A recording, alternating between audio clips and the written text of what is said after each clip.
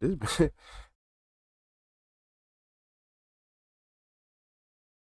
Mm. What's up, everybody?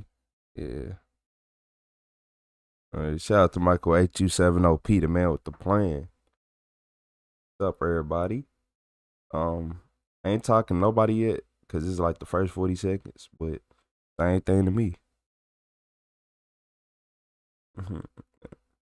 Mhm, I see the cheers coming in already. Hey, I knew it was Pattern. I'm like, I see the cheers. It's got to be Pattern. Hey, shout out to Pattern. What's up, Pattern? What's up, Ash?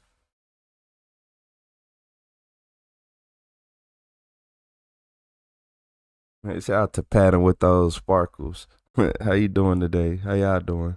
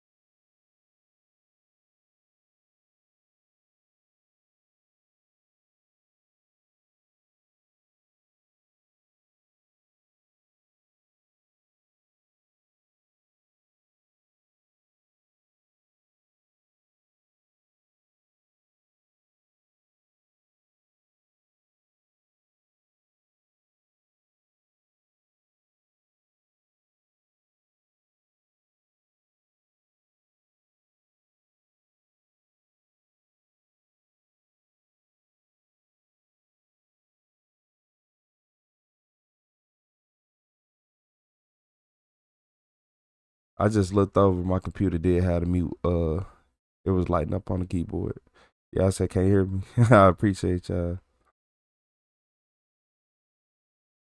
Hey, shout out to Trey with the high five. Hey, shout out to Trey with the high five. I be doing that. Y'all know, man. I'm gonna stay mute myself. Sometimes it be for the better. Sometimes it be for the better. I say something crazy, and I'm like, you know what? I'm gonna reword it. Yeah, I would have went ultra viral with some of the stuff that got muted, man. Especially when I'm mad. Yeah, yeah.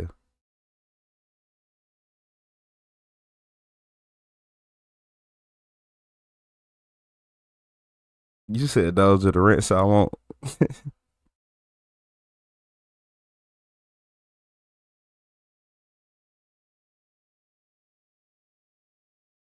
So y'all know what?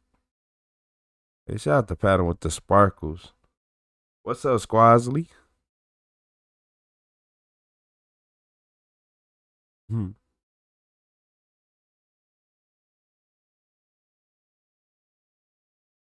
Look, it's still early, but why not? Why not start it? Why not start it?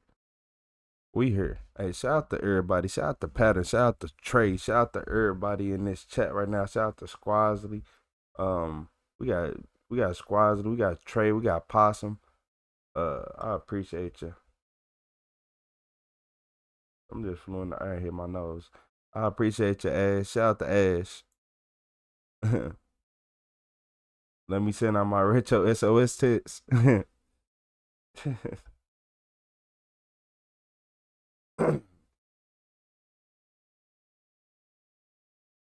Y'all hilarious.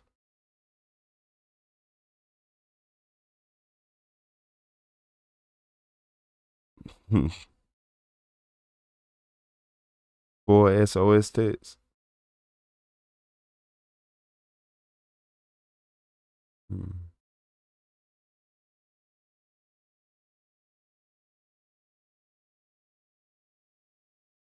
Yeah, I might as well go hit that button, huh? They want me to hit it so bad.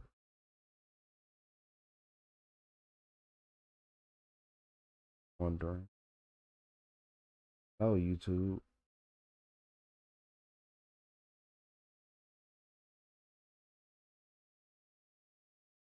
There we are. That's cool. That's cool with me.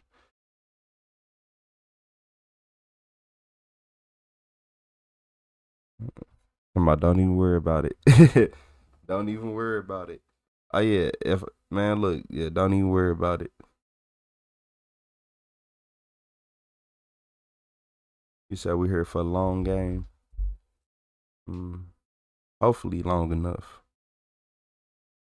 You said just jumped on. What's up, delightful? Y'all actually early. Everybody on time. Shout out to everybody being on time.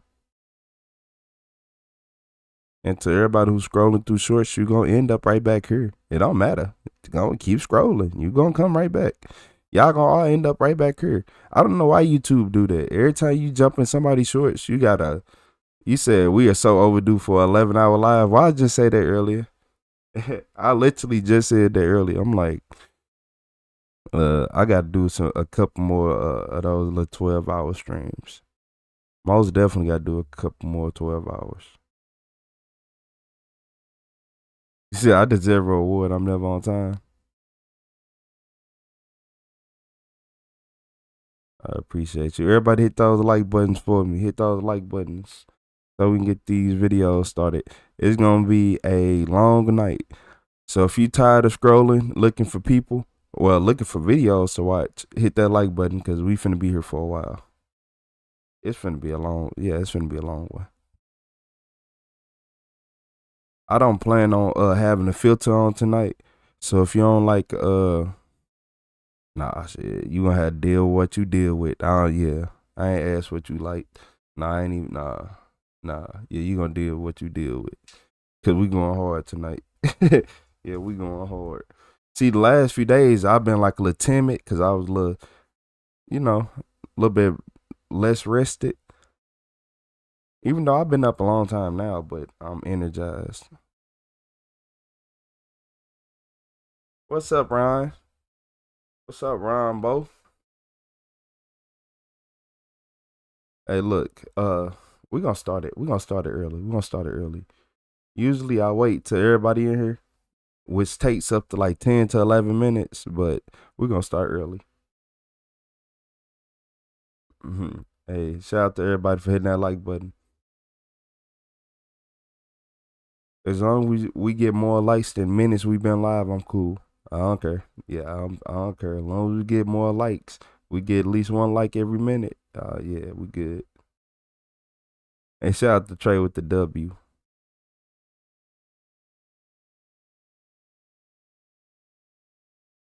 Hey, shout out to Trey. So look, y'all. In this video, this woman turned a simple citation into a felony. Hey, shout out to Pattern with them sparkles. A lot of people like to turn simple stuff into felonies, but I ain't gonna lie. This happened in March 2025, like March 20th, 2025. So by that point in life, you done seen enough police videos on YouTube, on Facebook, Instagram. You ain't got no excuse for it. I wonder if she drunk. 2025, while on patrol, a deputy observed a black Nissan Altima with a large fracture across the passenger side of the windshield. Due to the damaged windshield, the deputy initiated a traffic stop. Hey, Christopher, you hilarious. What do you think was my problem? Why did you put me out? Because your windshield's broken. I know that. It just got broken. That sucks. I'm sorry to hear that. That's why I pulled you over. It's a valid reason. Where's your driver's license? Pulled over for a broken windshield. That's why You pulled up for a broken windshield. It's 50-50. I ain't gonna lie. Hey, I had like a semi truck, like hit some rocks on the road and straight cracked my windshield before too. It's 50-50. Womp womp. womp womp. Valid reason to get pulled You're the over. registered owner of the vehicle? Here you go, duh. Duh. Okay. You got full coverage? What happened? How did it break? One of my children play baseball. I was at the park, the orange and blue park in Dainesville. They was playing, and damn thing hit out of there. I'm sorry that happened. That sucks. Yeah. Well, give me just a few moments, okay? Y'all said the car had Hey, got what's y'all up with your license. license? It's suspended. They get suspended on the 31st. I don't know why. Well, I had to get an SR22.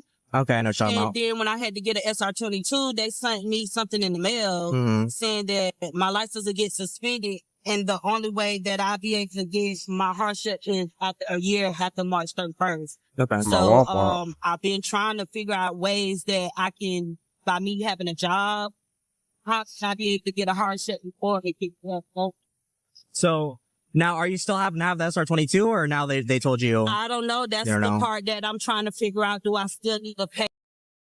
So it sounds so you don't have a license. He pulled you up for a cracked windshield, which is it's a legit reason. Especially, that's a legit reason. But you don't have a license and you don't have insurance because you basically just said you don't have your SR22. For my SR22 while they're suspended. And you supposed to have your SR22. Oh, so you got the SR22, then they suspended it, and now you're trying to figure out if you need to get a hardship. I'm not suspending it to 31st. That's what. On March 31st. Okay. March 31st. Gotcha. So I still have the SR22, but we got a lot of SR22s in this chat, though. See if I still need to pay for the SR22. And to be honest, this is my first time going through this. I don't even know what that is all the way. I know, of course, I got tickets, but I don't have any DUIs. Yeah. No, none of that stuff. So I'm still kind of confused on why they would be suspended because, of course, I know I get tickets. I know that I didn't have insurance the last time I got pulled over, so I couldn't bring something I did not think. Yeah. Well, what I can say, I've been in a situation like this before where I had to have the SR22, and it's at heightened insurance. It's more expensive. This non-judgment suspension that it has on there, possibly there was a lapse in coverage somewhere and maybe a ticket didn't get paid, something like that. That'll usually happen. It'll cause the license to get suspended. It's showing that it's currently not valid now. It's showing that it's suspended right now. Okay.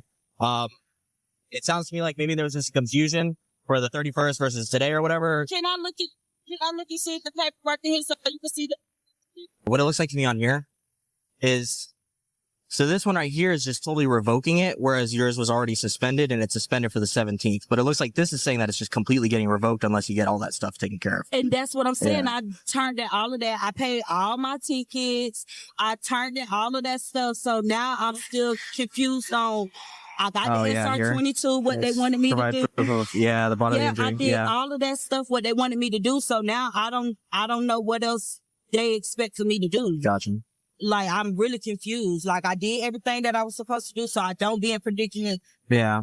So I don't be in predicaments like this. Yeah. But I really took care of everything, and I paid, when I got my taxes, I paid everything to make sure that the toll. I don't think she paid everything the way she studied at first. Anybody who paid everything would have been like, nah, I paid this, I paid that. And y'all want to know what's stupid? Even if she paid all that, did you pay your reinstatement fee? Yeah, that'd be so stupid, man. It was one for Palapa that I didn't know. I paid everything. Okay. It sounds to me like it was just honestly an honest mix-up because it is showing suspended. I'm going to go see what I can do about it. Technically, when it's a suspended license, I have to give you a court date and it's a misdemeanor. Okay. That's if it's driving with a license suspended knowing. Okay.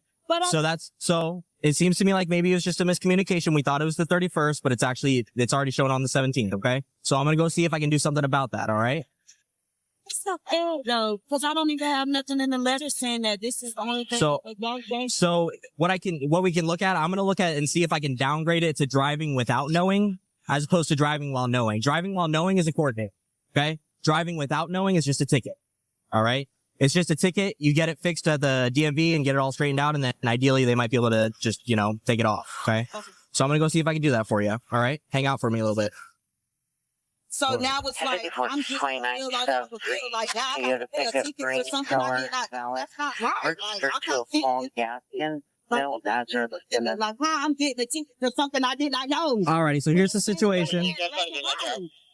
Why is she getting mad and he trying to help you out? Like, that's weird. So here's the situation. So I do have to give you a court date. It's going to be on April 29th at about 9 a.m. You're going to want to call the Bradford County Sheriff's Office, or the Bradford County Court. They'll be able to give you the specific time for the courts, okay? There's that right there. I just need your signature right here. This isn't an admission of guilt or anything. It's just saying that, yes, I did give you that.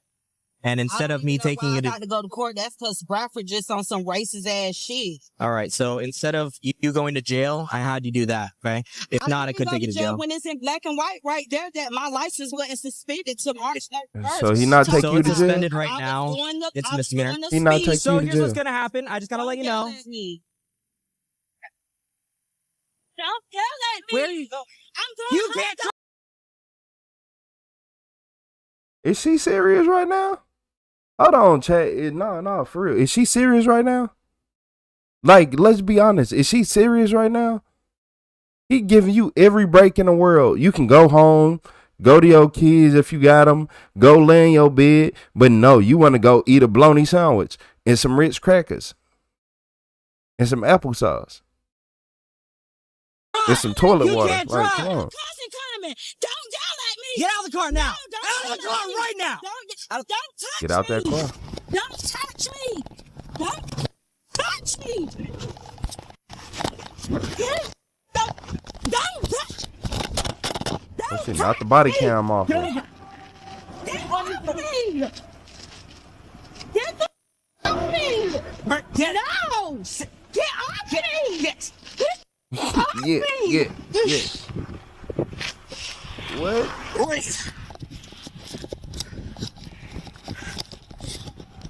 You got her in the back of the car already?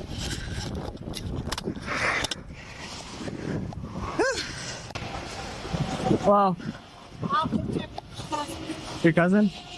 She's in the back here. She's in the back here. Can I just get her? No, she's under arrest. She's under arrest for resisting as well as driving with license suspended. She resisted. Yeah. Did I get her for?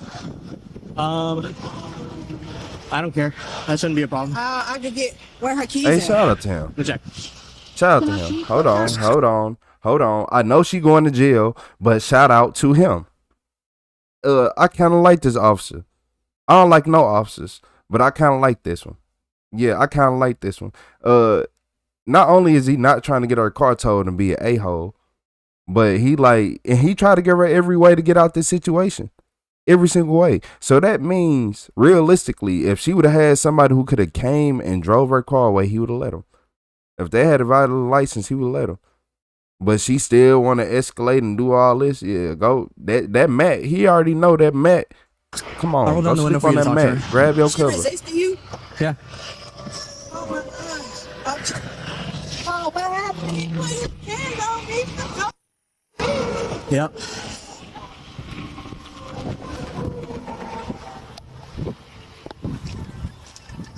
Oh my God.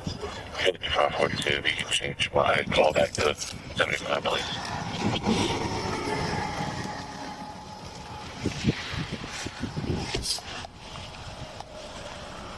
Sorry, what happened with her leg? It's probably from her fighting. Do you want your phone in the jail? Do you want your phone in your property? Do you want your phone or do you want your sister to have your phone?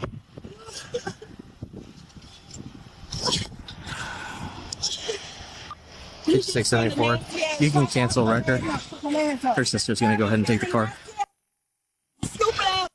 And they already had a wreck on the way. He just called him back. Called him off. Yeah. Background noise. That's the seat for the Nissan.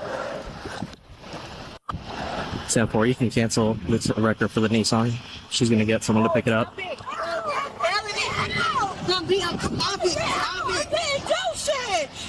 So what happened? Because I was just on the phone with her the whole time. She was given a ticket for driving with license suspended. But she was getting paid her court cost. It's suspended. She was getting ready to leave. She can't drive. And I told him my car. I said I was coming, sir. I was just on the phone. No, you didn't. So here, there. Nah, don't try to take up for your cousin. That's what's wrong with y'all. You know how your cousin be acting. You know how your cousin act. Don't do that. But not only just that, he's still giving y'all the opportunity to get the car. Take the W that you do have and shut up and leave before he get mad and be like, you know what, I'm taking the car too. Bye. And walk off. Yeah. It's all on video. Got it all. Yeah, you touch me. You touch touch me first. I did touch. Yeah, you didn't. You needed help. Sir, wait a minute. What's up, Matt? You needed help. Okay. You needed help. What's up, Morale? If you want. What's up, I'm Melon? done with this discussion. You couldn't even do nothing with me. What's your mama number, Cole? You can't do shit with me. You needed help from 2 other crimes. Yeah, what are you You gonna a do? nasty racist ass. All right. So, What's up, guys? Even though Sal? she had all What's up, Cosmic? He touched me. You still What's up, Mr. Towers? taking you to jail is resisting. That's all you can do. Touch me first. So I don't understand that. When did Touch me first. Man on my. you got the car and she? She was supposed to I was- touch me. I didn't do it Look. right now. Here's the situation. You can drive the car. Okay. That's all it's going. She's gonna be taken to the Bradford County Court. She should have first appearance first thing tomorrow morning. Okay. At that time they'll set bond and get all that other stuff figured out. Figure out how to get her out. Okay. Hey, bro. All right. Okay. Oh, let me just see your legs. It's my arm too, cause that. He better be glad I'm in handcuffs. Yep. Yep. Crap. Yep.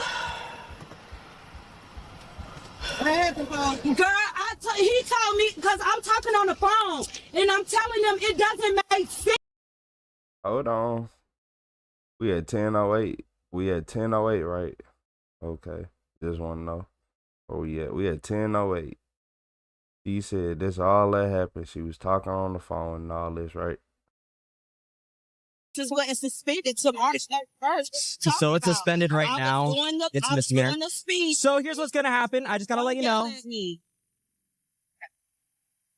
Don't yell at me. Where are you? I'm doing You can't don't drive. yell at me. You can't I'm drive. not cousin coming. Don't yell at me. Get out of the car now. No, don't Out of the yell car at me. right now. Don't touch me. Don't touch me. And I'm telling them it doesn't make sense. Why I gotta get a ticket if he read the paper black and white saying my license don't get suspended. What's up, for Casey? March 31st. I just paid all of this stuff. Insurance and everything. He getting mad because I'm talking on the phone. I'm aggravated. I'm frustrated. He telling me, "Oh, get out the car." Hey! He telling me to get out the car. What am I getting out the car for? I can express myself. The you talking about? I'm doing everything by myself. What do you mean? I'm frustrated. I just paid all this shit. Sir. That man grabbed me. Nah, she showed And ID. yes, I was telling him, She don't showed grab ID. me. It was just suspended. You don't think I don't think she got her license More than reinstated. likely not. Especially with this situation where the fact that she's resisting and she wanted to. Oh, listen, if she resists If you, she paid all them fees I'm and her saying, you license asked still to get out the suspended, car and she she ain't paid the resists you, reinstatement fee. Not very, stop! You're making it harder for yourself. Just stop. Hey, Just stop. knock it off. Knock it off. Stop Knock it off. No, I want to get. I understand, but let me She's under arrest. She's under arrest. She's under arrest? She's under Are you arrest. done with this guy? So, this car, yeah, she's gonna take that car. Okay, let her go. Take her straight to the jail. 10-4. All right, I'll meet you there. All right. Can you grab the car and you're good to, or Yeah, get someone to get it, okay? Go get my All right. Thank you. Why the did you touch me? This is your fault. You should have kept your hands to yourself. I didn't do shit to you. I can express myself. I don't give a. I did don't get the care. same mileage, yeah, and the jail's been notified. Fuck. She Fuck, spitting? I don't give a. I she don't care. spitting? I don't care. I don't give a. Oh, she's gonna need I don't care. I don't EMS. care. I don't give a. You need fuck. EMS? I don't give. Yes, because I'm hurt because of you. I'm hurt because of you. I don't give a. 5674. She's advising she needs EMS. Stop all that. What is wrong with you? You're acting a fool. What's up, Vitality? What's up, Morale? We got Morale too. She's What's up, advising she Kevin? like EMS. Nugent? It doesn't matter, dude. You're throwing a temper tantrum for something you did. We have to meet us outside the jail. Okay. Well, You know what you what? did. I I'll don't know let what to you tell have you. it. And you spit on me too, so that's another thing. That's disgusting. You're gross. I don't care. She came down with the case of incarcerated. I don't care. I don't care. I don't Yeah. care. And he was gonna let her go Hey, go home. knock it off. You want another charge? All right. You keep that shit up. When we get to the jail, you're getting tased. Let me out. Okay. All right, I'll let you out. Hang on. You talking about hang on. All right. So EMS is here. I need you to act right. Okay. You can act right. Are you hearing me? All right. Well, act right. Don't do anything stupid, or else you will get tased. Hey. What's going on? You got some scrapped up knees and stuff. Yeah, that ain't happening. Yeah, so, on that note then. So, he instantly slammed the door, what didn't he? What happened is as I was explaining to her, she signed the ticket. Y'all said she been an a-hole. You behave. Oh, sorry. You're gonna get this. We're here to help you, okay? Not kick. So you was explaining the citation? Yeah, so she signed it, then she put up the window. I said, stop, open the door. She goes to close the door. It looks like she's reaching over to shift into drive. Pulled the door open. Hey, what are you doing? So then I pulled her out. She's resisting as I'm trying to get her in handcuffs to get her to stop. She was evaluated by Bradford County Fire Rescue and signed a refusal of medical treatment and/or transportation form. She was charged with driving while her license was suspended, resisting an officer without violence, and battery on a law enforcement officer. Share your thoughts in the comments below. And don't forget to like. This was the most useless arrest, point of getting arrested I ever seen. The officer was gonna not only let her keep her car, but she was gonna get a ticket. That's it. She was gonna go to court for it, get a ticket. She said she already paid it. The cousin said she paid it. She probably just didn't pay her reinstatement fee. Imagine all this because of a reinstatement fee. A lot of people don't know that when your license gets suspended or anything of the such, you have to reinstate it. Yeah. I don't know if that's in I'm pretty sure that's everywhere.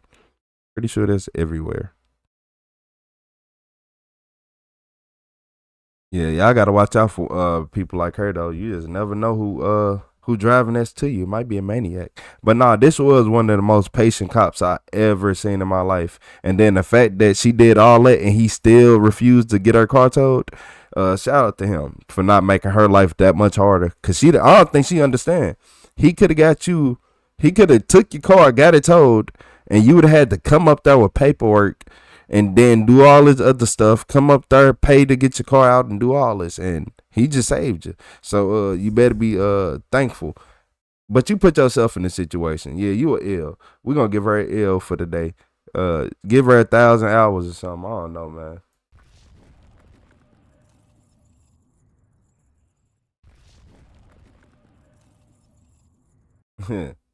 Hey, speaking of that, shout out to Trey with the high five. Hey, shout out to Trey with the high five. She would have just got a court date. Exactly. Imagine not wanting a court date. Imagine instead of going along on your merry way, you choose to go to jail. Okay.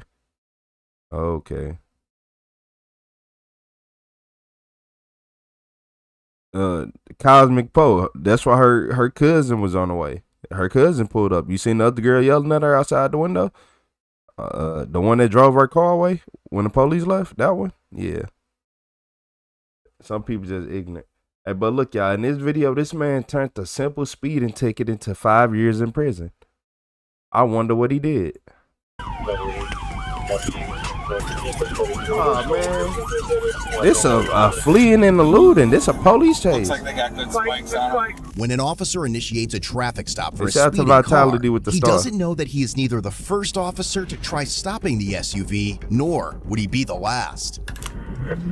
The first or the last? I'm not sure. Copy.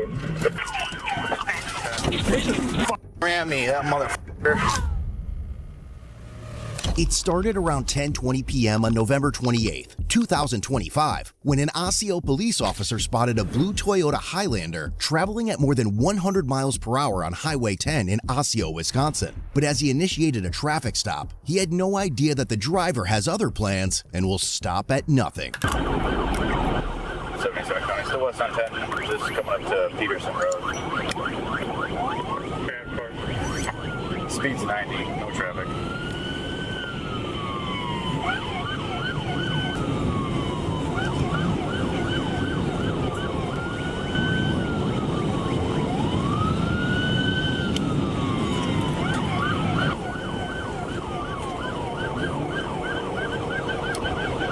We're coming into Strum, he's braking again and slowing down. Copy, coming into Strum. WSP is also been notified. Keep me updated. Speed 70, 75 and climbing. Looking to get it to maybe first 3 or 415. It's going to be an older style play with 3 numbers in the front, 3 letters in the back. And for any description of the vehicle? Blue Kia SUV, I believe. It's passing the Cenex and Strum, slowing 60 and still slowing. Try 915, either Paul X-ray or Frank X-ray. Speed's 50, just got out of Scrum. Hispanic male driver. The driver of the SUV is 29-year-old John Copland, and as he continues driving erratically and swerving through lanes, the officer is about to find out that he has already been doing this for much of the night and has no intention of stopping. 841 should be out ahead of you with spike solid shoulder. 10-4. There's a possibility it might go south on 93, right? See it. Left turn signal on at Alts Road and passing it. Left turn signal still on and just being picked up. What do y'all mean by that? He's looking for a place to bail here somewhere. Scoop Road. Look here. Wait. Did he really say he been doing this most of the night? So y'all telling me it's been a vigilante on the loose, just causing havoc in traffic, just got y'all chasing and responding to calls and reports, and he just here chilling. What's up, Kathy? Like, nah, man. Oh, I didn't accidentally hit that button. I gotta go back to it.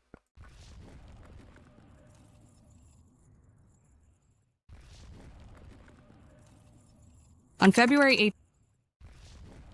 10-4. There's a. I hit the wrong button. Yeah, I hit the wrong button on y'all, man. I need to disable that button.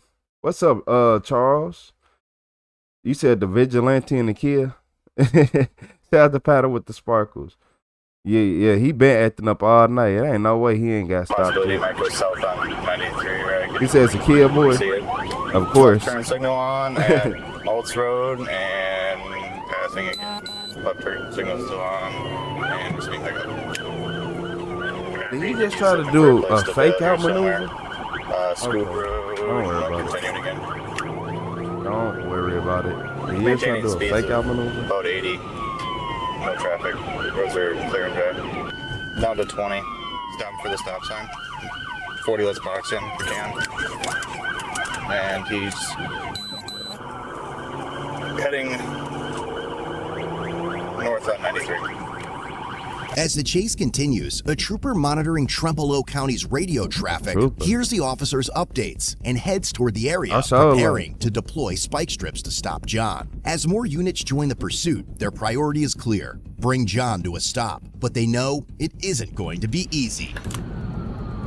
I ain't gonna lie. Yeah, I see why they ain't want to keep chasing him all night. He doing too much.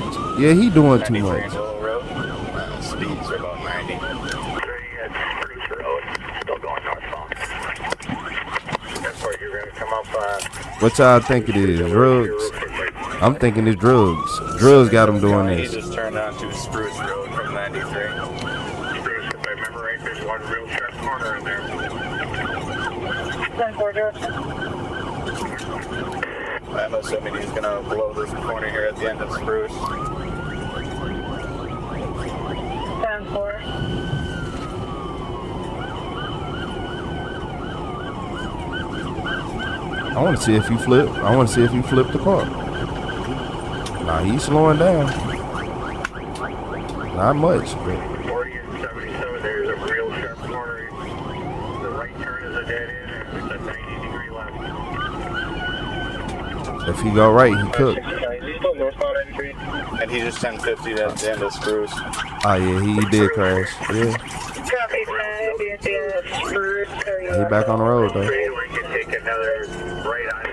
He was able to get himself out of the ditch. We're continuing on Spruce. And so he crashed into the grass, but it ain't do much.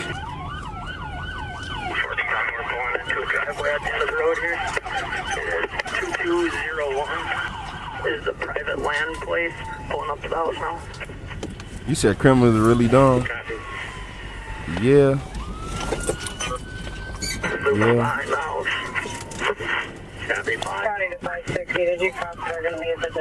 This gotta be a drug fuel. This not alcohol. I think if he was on alcohol, he would have crashed a long time ago. To be honest with you. He drive like a meth head, I ain't gonna lie to you. Yeah, man, nah. He's coming back out. Copy,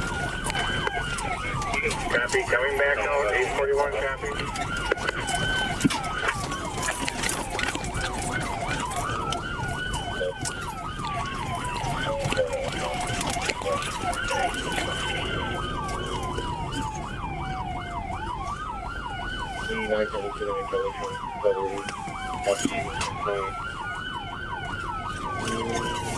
Hey, shout out to Judy with the Unk Alert. Hey, shout out to Judy with the Unk Alert. I appreciate you. Hey, shout out to Judy with the Unk Alert. I do appreciate you. If they don't get him right here, I'm losing all faith in them. Cause look, this officer coming up right here, I ain't gonna lie, GSP would have had him out the way 5 days ago. I'm just saying. You think he was gonna be able to slide around Georgia and do all this maneuvering and gimmicking? Man, come on. They would have put that man in the ditch 9 hours ago. I'm not gonna lie to you. Man, he should have came up and cut him off. Made him go in the ditch again. This mold field ain't that's traction.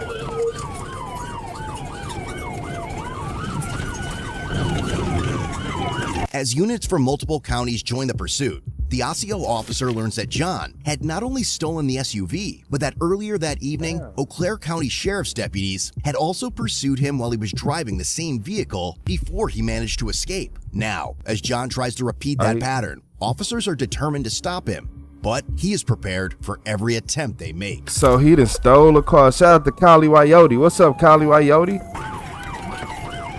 He's just going back to Spruce again, heading So look, north. y'all telling me he already got one high speed under his belt and he just been driving around doing y'all dirty and he stole a car?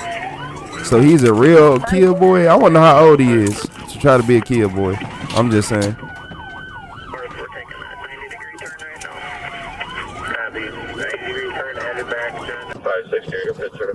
Yo, what's up, Kyle? What's up, Gillis?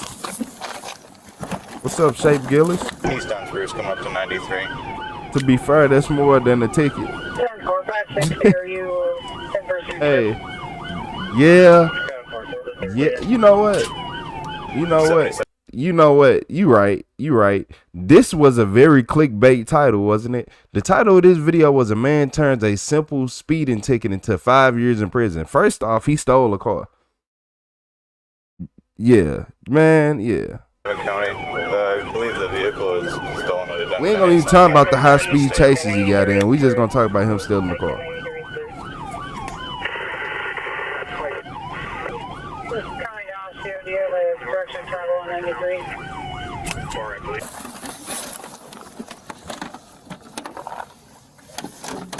He probably got a USB cord just hanging out the ignition.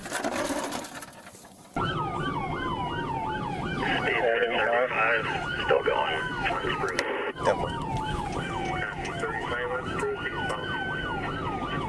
Imagine you trying to charge your phone up in your car and somebody steal your charger to steal your car.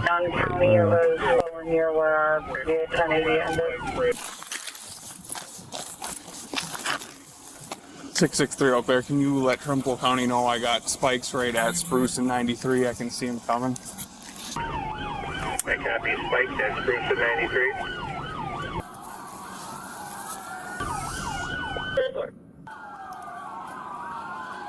State Patrol spikes at 93 and Spruce. Damn, he went off road. Did he get him still? Northbound on 93 from Spruce. I don't think he got him right there. He missed state spikes. He went into the ditch. I don't know if he had him in the ditch or not. Passing 93 and double agent ring. He got to be running out of gas, right?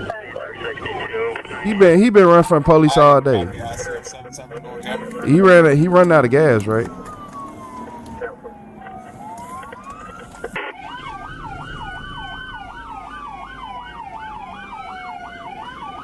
I'm gonna pit him. Oh, you're going to pit him now? Oh, okay. Okay. He's going southbound now. Okay. Absolute mouth. He just got hey. Hey, whoever in this car, just know this officer just called you a mouth breather, man. I ain't say it. Absolute mouth. 663 is gonna pit. They should have been pitted him. 663, okay, he sped back up. 10-4, we're at Redwood, 93, speeds of 70 miles per hour. Sounds like spikes are at 93. With a pit-certified trooper now leading the pursuit, the unit is finally about to get the breakthrough they've been working toward. But they soon realize that John is just as relentless as they are and will not give up without a fight. 93 and tomorrow, still heading northbound, still at 70 miles per hour. Traffic's light.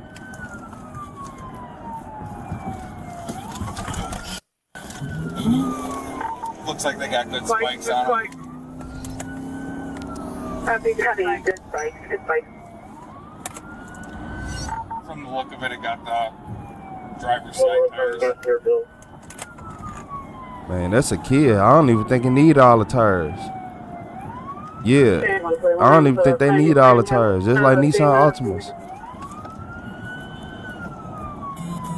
Yeah, I don't even. Hey, for real. It ain't many cars that keep driving with 3 tires, but hey, Nissan and Kia, y'all need to go to jail for that. Is where we're at now. Speeds are 40. Like, how you drive a car with 2 tires and it's still going? No airbags deployed. Stage is pitted. Ain't pitted good enough.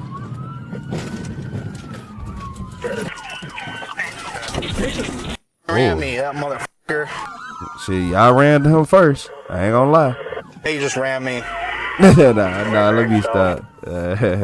Nah, they did ram him though. Yep. They get ran back, be like, mother. Oh my lord. 663, he's going southbound now. Probably still northbound 93. Copy, you had a good pit. Vehicle back southbound. He's going to be in the wrong lane of traffic now. Copy, southbound. Copy, yeah. Southbound in the wrong lane of traffic. I'm not sure. Ram. It's a Kia. It's gonna keep driving. They might not have the best engines of all time, but just like Nissan Altimas, they can take a lot of abuse and keep going. Look at him. He finally put his hands up. Let me see your hands. You finally put your hands up. Let me see your hands. Where are you at? Let me see your hands. Roll your window down. Roll your window down. Keep your hands outside the window. Nothing but running, dude. You're gonna slowly unbuckle your seatbelt. You get that gun out of my face. Slowly unbuckle your seatbelt. You guys got him? Yep. Hey, shout out to Kali Wayoti with the headliner. Yeah, he finna get about 5 years in jail for this, for all the running he did and a stolen car and all this. If it was his personal car, I think he wouldn't have got that much time. I ain't gonna Got lethal? Yep. What's the fact he stole a car? You're coming out. Been running, All right, multiple I'll pursuits. the door. You ain't gonna be able to get out through the door. All right. Get I'll out. I'll get out, man. Come on, man. You ain't gotta be so rough, bro. Come on. Get out. Get out of the vehicle. Get out. All right, I will. Sir? Dude, you're gonna get tased. Get the fuck out of the car. Get out. I'm going to get tased if you don't get out of the car. I'm trying to get down, guys. What the f***?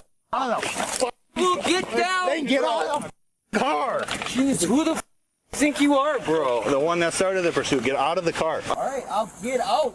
Quit yanking me on the ground. Who do you think you are? The one that started the pursuit. Do it now. That's such a cool comeback. This is right now. Get out, bro. Get out. I will, sir. But I don't need to be yanked to the concrete. Get out of the car. Get out of the car. I'm trying, bro. God damn it, now it is.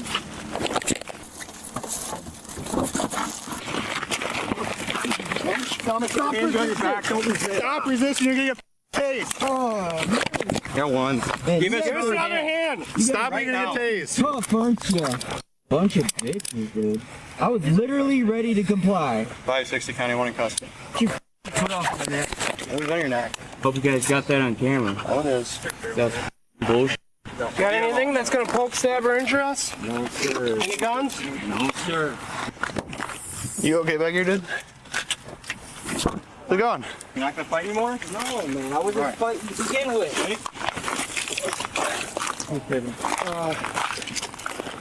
Wherever his car is. Right here.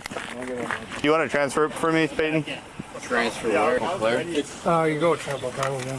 We'll go to his squad and then back here. You're gonna come with me, okay? Yeah, he on We're gonna go drugs. back to this one, all right? Drugs made him do this. Yep. Yeah. And he took drugs. He's either on some type of painkillers or some of the sorts.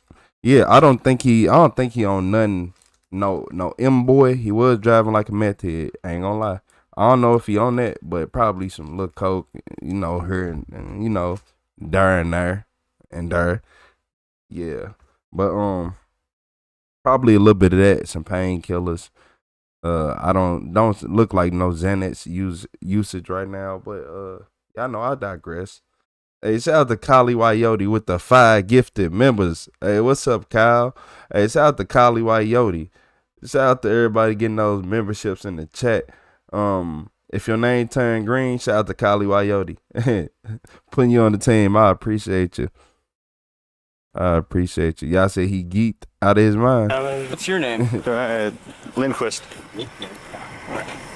Step into the door there. I got it pretty good. Oh, I got some fun for you. He went the wrong way. Ran me after that too. After you pitted him, he ran me. Yep. Yeah, once he was in the wrong lane, it's fair game. There was cars coming and stuff, so over here and he was hardly moving in the grass, so I'm like, I'm gonna hit him again. Came blowing through Osseo, 60, 65. I got him on laser. I was like, holy shit. I was like, this car's moving, so I hit him with the laser. I was sitting across some quick trip there. Yeah. We got an ID on him. I didn't even see. Who lost the body camera? I did. Sure. Thank you. I think so. I mean, it's messed up on this side. Yeah. With John finally in custody, the unit has at least the immediate threat under control, but there is still much to sort through, from the damage left behind to everything that unfolded across multiple counties. And as officers compare notes, more of the moves John pulled throughout the night begin to come to light. John was terrorizing the city, wasn't he? I never grabbed it. He just said his name was John. It's John Copley. We chased him. Oh, it's him. Yeah. You didn't just chase him. 663 up 1043. This is going to be John Coplin. This was from the CFS earlier. The assist other that ran from Eau Claire County. Do you have his 27 at all? How did they know his name? Wait. Did he pull over and give y'all an ID already or talk to an officer already? Or did he just flee? And if he just fled, how did y'all know his name? Unless he was just a problem child. It's a lot of those around. Hey, shout out to Patton with the sparkles. Hey, W Kathy in the chat. I appreciate you. Hey, shout out to Kathy with the floating heart. I don't. All of on top of the There's hood of no the car. deal on there. No. I'm gonna assume you don't. Somebody has it, I saw him, I think. Just at Eau Claire County, give Tremplo the info, I guess. Yeah, I didn't catch. I guess I don't know what originally started the pursuit, or what was that? He was flying through Osseo at 65 in the 30, like 60. It was like, this car's cooking. I got him at 60 and locked him at 63. Yeah. Or 60. Is it drugs or anything? Oh, it's stolen out of Dunn County. Just really hot and sweaty and like. I told you. I don't know if he's just. That's all stuff in his pocket. Yeah. That was on. I don't know if he's there. So he's just way high. I don't know if he's just extremely sweaty. I didn't know if he was. Is any drug history? He hit 33 back there. I'm like, hitting him. He's going slow enough now. I heard your V8. Yeah. Who's this? And then I saw you. I'm like, you could hit him. Yeah. Give me my license. There you go. Are you the one that hit him in the front? Is that you? Yeah, I hit him after you got him. I was like, we're not going to continue this. No. So we're done. Popped up and he wasn't going to move that truck. No. It looked like he was aiming for this car. I know. I was really worried that he was going to pull Jason Rupert. Yep. The hop balls and try to steal that. Yep. That's why I pit him again right away. I'm like, no, we're not doing that. You're in. I know you're in. Never been a victim. Just happened to be the only one pit certified in the entire crew of cars. It's not horrible. No. So basically what happened, this tire blew off, slowed down to, I was going 33, he was going slower because I started almost passing him. I pit him. He flipped around, shot through, started ramming squad cars on his way through. Went southbound in the northbound. I was going southbound in the southbound. Cut across that larch there. There was cars coming, so I pit him again, and he came back across into here. There was a car back here. He was in the grass going real slow. He started aiming for that car, so I came up over and this is where we ended it. Oh, you had him. He's pinned in there. Yep. Did he hit any of their cars too? That one, he rammed one other squad car. What was the deal? I remember there was a pursuit earlier. Pursuit. He's got a let go. DOC warrant. Stole this car. This one. Yep. Went through Osseo. Started the 1080. So. Is it just this side? It's mainly this side. I know. I was like, how am I already back up? They were going like 20. As the scene winds down, the Osseo officer transports John to the hospital for medical clearance before bringing him to jail. And while he remains cooperative, officers catch a brief glimpse of remorse as he learns that one of the patrol vehicles he struck had a canine inside. Oh yeah, he don't like the police, but the dog ain't do nothing. Y'all forced the dog to join. Life would have been a lot better had you just pulled over. Trying to talk to my girl, man. For your squad was the one that was pulling up. Tried to swerve out of the way, and you just went. When did they fix that? You guys. What's that? When did they fix that? That car's probably totaled now. That's our canine squad. The dog got a little shook up. Damn. Sorry. Why would you keep coming at me? You had the canine? Yep. I'm sorry, dude. Not bad. No, that's good. The bumper took most of it, thankfully. Oh, that ain't so bad. No. There'll be some damage, but not, it's fixable. Can we get the wraparound bumper back again? I like that.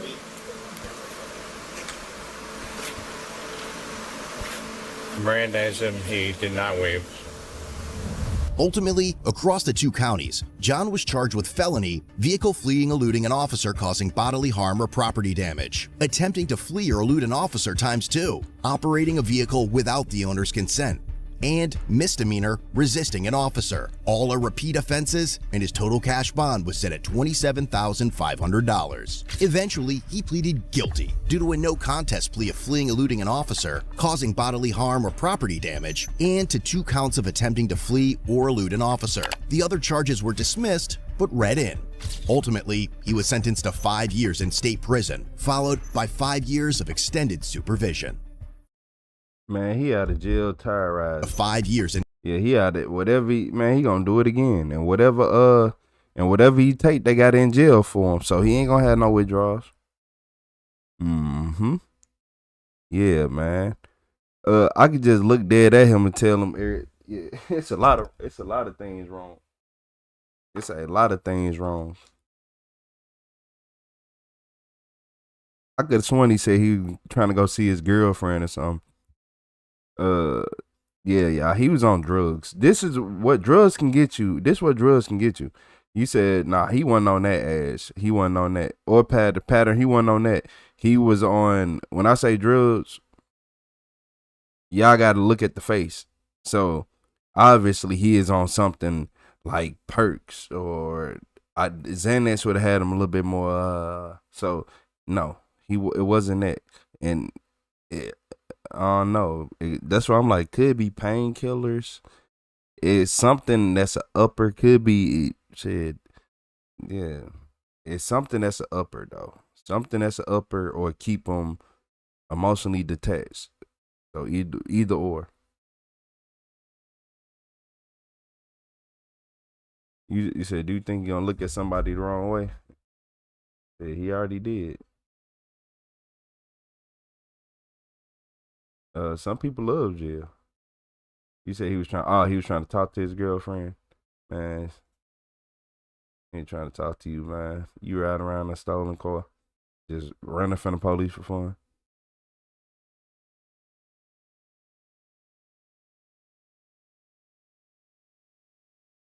What's up, Matthew?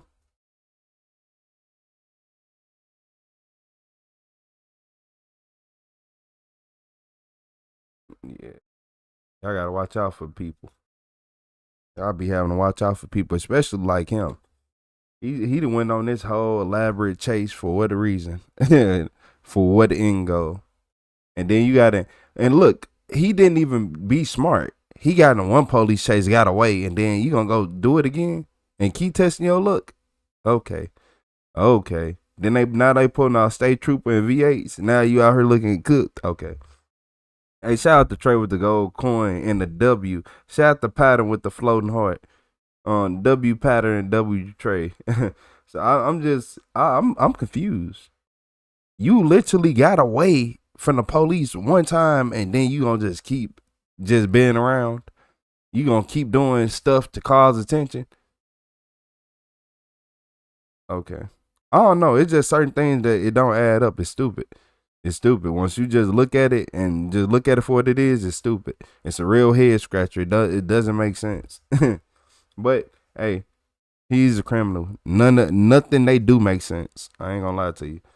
A dumb criminal at that. He ain't even an organized one. You an unorganized criminal. Like, it's just terrible.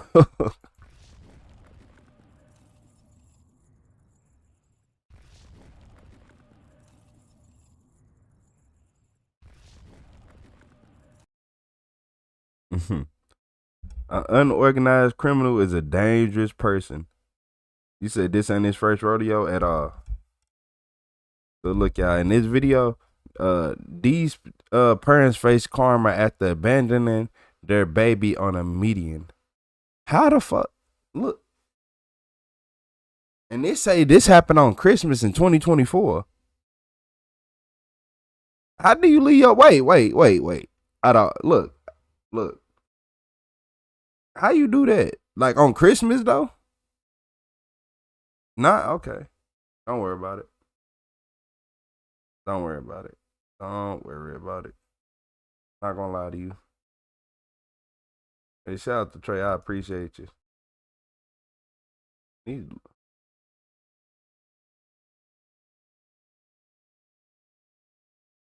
I appreciate your ass.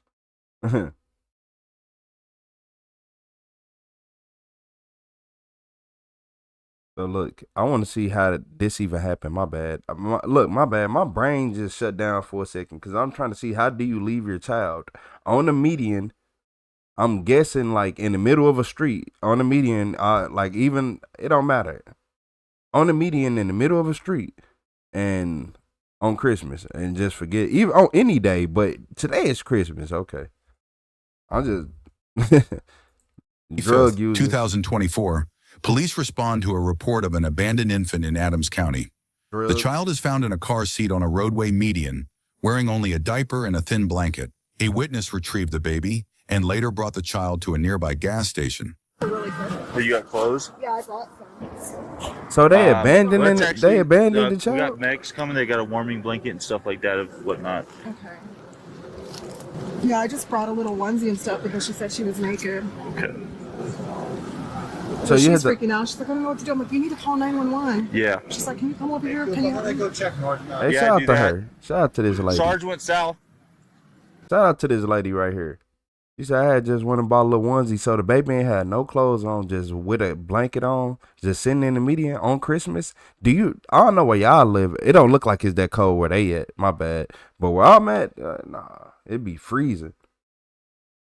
And so that's I a didn't little want. baby I know too. there's a fire station, but I didn't want to move. No. Yeah, thank you. Well, I don't even know like if her umbilical. I don't know how old she is. I don't know how old she is. I didn't even want to like really touch too much, but That's some drug addict behavior. That's what drug addicts do. Do you know what she was wearing? Could you tell? 6 for male is gonna be black male. I don't know. I'm not sure. Honestly, I wasn't. No, I got you. I was just paying attention to the guy. They set him down right here in the median? So I kind of just like, what the heck, you know? Okay. You need to sit them down in the back seat with them She wearing all cuffs. black? Ball cap and a large purse. Ball cap, large purse? I'm not sure. I don't know. I'm not sure. I can't remember. Sorry. RP's unsure. She said when she picked up the car seat. Go in there, see if you can get surveillance cam. She said when she picked up the car seat that he told her that's her baby.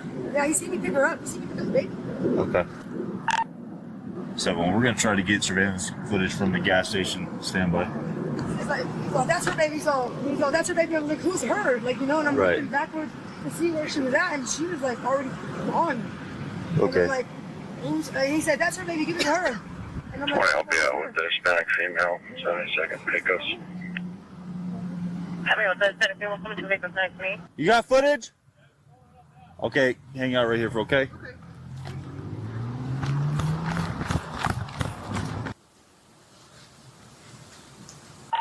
So when checking cameras now, stand by for description. Let me see that video. Up here. Thank you. Is that a fuzzy chair? Let me shut up. At 6:28 a.m., video surveillance captures a man carrying the infant in a car seat crossing the street. He places it on the center median and walks away. Soon a woman is seen running toward the median. He do drugs. On my life. He does drugs. That's a crackhead walk. He walk like a crackhead. That's a crackhead. Y'all done left it, take him to jail and make him have withdrawals. Y'all don't get no coke or no cigarette. Captures a man carrying the infant in a car seat crossing the street. He places it on the center median and walks away. Soon a woman is seen running toward the median. She tries to speak to the man, but he keeps walking away. The woman then carries the car seat with the infant inside and walks away from the scene. Officers then spoke to the mother of the child, Christina Thurman. Right, so then he saw you. Shout out to the lady for immediately going to grab the baby. Shout out to that lady who immediately went and picked that child up, because that, like, when look, we need to have videos like this, sadly, to show the kids who think that their life is just so hard. Because some parents, this is how some parents act. Imagine if that kid was older and the parents like, I'm tired of taking care of you. Which happens. Sometimes this don't happen on day one. Sometimes they take care of you till you 8, 9, 10, 11, 12 years old. Not even 12, 11, 10, 11. Once your feet start getting too big, yeah, okay. You coming back. Them clothes start costing too much. He started walking back. Yeah, so then I started walking the other way. I knew my stepdad was coming. And then he said that he talked. They some terrible parents. So I just thought he had the baby. You know, he didn't say anything like, oh, the baby was in the street, nothing like that. Drivers didn't tell him like, oh, it's hard to go get the baby, nothing like that. He said me and my mom were up to some and that he would talk to him about it later. That's what my stepdad told me. Yeah, what's your husband's name then? Robert Nubins. Robert what? Nubins. Spell Nubin for me. N-E-W-B-I-N-S. B-E-N-S? B-I-N-S. What's his date of birth? So Jarvis, how do we get a hold of Jarvis? I thought his phone was dead because when I was calling him, it was going straight to voicemail. Did you contact 9 News about this? I did not. I called the police. Well, yeah, when you called us. Yeah, I didn't call the 9. The news crew there? I was like, call the cops. I was like, don't have a report. At least like have it on record that you're looking for your kid. Yeah, no, we found him pretty quickly. So Robert came. Driving check and trash bag. Everything, yeah. Yeah. I didn't know. You know what I mean? Like, So he lives at. Yes, sir. Now, who's a restraining and restraining order? It's between. So we each have one against each other. So when he went, ours are supposed to mirror each other that we could have contact so we could drop the babies off And that's it. Oh, so you guys are allowed communication, Yeah. but you guys just can't know or harassing all this other bull. Like Okay. that. Yeah. All right. So next step is we need to find Jarvis. I would check bus station. Yeah, the train station. He don't have an ID, so I don't know if he would be able Anything to he get can on a get on to plane. get out of Colorado without an ID. I don't know. We were. I looked up the bus schedule, and the Yeah. next one is at 7. What does he look like? He's about 5'11". I'll look up his Facebook. Oh, I have a picture. Yeah. He's about 5'11", 250. Christina dark just posted a skin. picture, remember? Who we talking about? 5'11", 250. Who we talking about? Would that figure 250 pounds? Nah, we ain't talking about the same crackhead. Who? I'm confused. Yeah, dark skin. Talking about Jarvis, straight to jail. Mm. Jarvis, go to I already jail. know what the baby looks like. No, I'm saying of you him gonna with get the up out of baby. Oh, okay. Like I have a picture right here. So this is him. What he looks like. So Okay. Hey, he don't know anybody around here?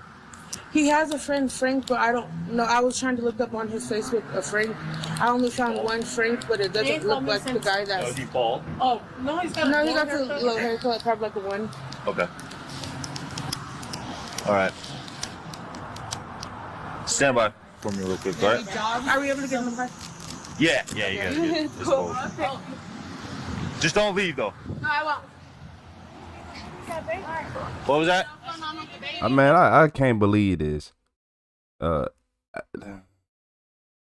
mom want the baby, man. Yeah. Come talk to the police. Come talk to the police about it. Y'all don't care enough about me. Y'all ain't freaking out enough. I would have been mad. I would have been, man. Yeah, y'all ain't getting mad enough for me.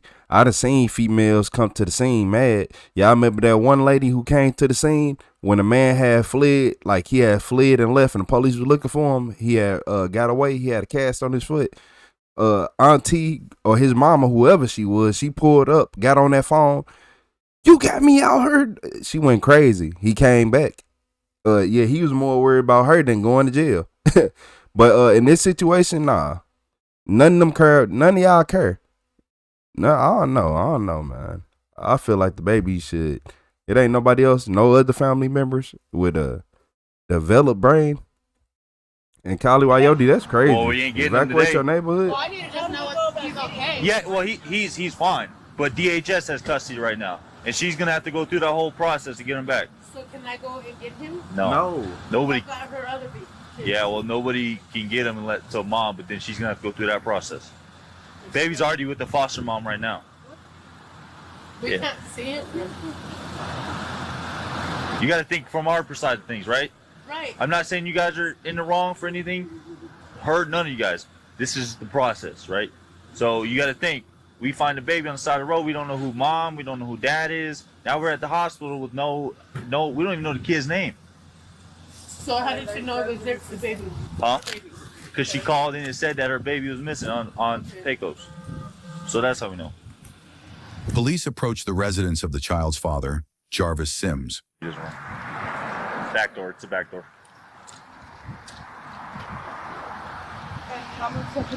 Hold on. So just that bottom one, the blinds are shut. That's when she said those were closed or open earlier. Okay. What window do you think you can get in? This window probably going to be open. This window's open. Y'all Does think he he drive in a there? car? He doesn't drive. Y'all think he, man, yeah. Y'all think he in there? If he in there, he doing drugs. Yeah. Do you have a key? No, he has it. Are you on the lease? No, I get mail every. I've been here since we moved in last February. Do you have any mail or anything that says you live here? I do. All the keys are together. You gotta unlock the mailbox. But yeah, I do get mail here. Actually, I think I might have it. Fantastic. He's over there to make sure he doesn't run out there. You guys name? Jarvis Sims. Jarvis? Jarvis Sims. 275. I had a picture of him. Black male, 5'11", 180. I'm sure like he ain't no 250. She talking about he was 250. When? Not before or after the use? No, they used to. Okay. Gotta see if I can find somebody to get in. No. You live here? Can you let me in? Gracias.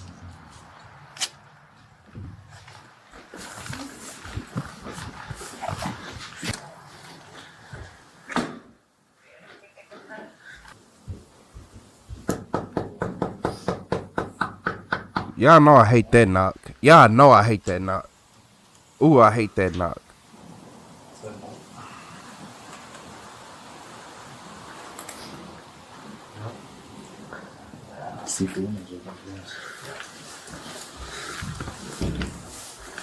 Locked. I think he's in there because these blinds were open and everything. When we came.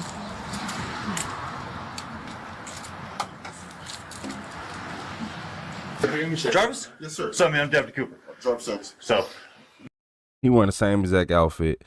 Lock him up. we had an incident this morning. Give him man. 1,000 years. Okay, with your baby. Yes, sir. What happened with that? All right, let me explain to you gentlemen. Okay. All right, this morning, the baby mother shows up, right? I say, look, she's been gone all night, drunk, high, on crack. They finna lock him up. He got the same outfit on. I said, man, you need to take baby with you. I got to go to work tomorrow. Okay. She walks off, she grabs some shit, she leaves. Man, you ain't shit. Oh, I hate people like you. You need to take the baby with you. I got work tomorrow. It's tomorrow right now. It's tomorrow right now. It's tomorrow right now. And by the time on the body cam, it's only 4 p.m. You couldn't at least took the baby back at 9, 10. You know, be like, can you come this or that, or 11, or depending on what time you work the next day in the morning. Take the baby with me. She's going this way. I'm following behind. I said, hey, take the baby with you. I said the baby down. I said, man, get your baby, man. And I turn around and come back to my goddamn house, bro. Where'd you leave the baby at? Right there behind her. She said, I'm not taking this. You are. You're gonna take him. Never leave a man. Never look. Was that like in the meeting? Not even just a man. Never leave nobody with a baby they don't want. If somebody don't want to take care of a child, don't leave the child with them. Shout out to Pattern with the honey emoji. I'm sorry you in that situation now. Yeah. That's You like right stuck. there on the sidewalk, right where she was at. You gotta do what's Yes, sir. best, because obviously he left the baby in the middle of a busy That's street it. in the I came median. back home. I got to work tomorrow. So what do you think? What do you think she was on? You said you don't. Man, whatever she does, bro. But this is her third time doing this, bro. Last time it was 2 months she was missing, bro. The other time it was another month, bro. I got to work. Sure. This shit isn't free. I got you. Well, you ain't going to work right now. So get this straight. You guys had an argument this morning, or what time was that? This was at maybe 7-ish, going on 7. 7? Yep. Okay. What was you guys' argument about? About her, she need to take the baby with her. Uh-huh. So what was all said in the argument? I'm just trying to get an understanding of what's Hey, going stay on. safe, Kylie Wyote. Okay. Like I said, Those she grabbed crazy her stuff. I wildfires. said, you need to take the baby with you, bro. I got to work tomorrow. Okay. She said, I'm not taking it. No. I said, yeah, you are. You're going to take him. Okay. You got a responsibility too. You just as much as I am. Sure. You know what I'm saying? And you're not working right now, bro. Take the baby with you to your mama house. I got to work tomorrow. Okay.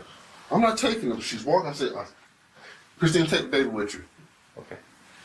And then you just walk back to your apartment? Yes, sir. You didn't have any regard what happened to your baby on the road? Regard?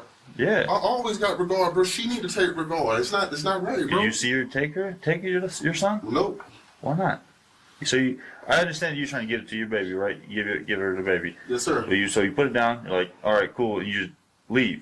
So you didn't have any kind of regard, like, hey, I want to see. Man, he do drugs. I'm telling y'all, he do drugs.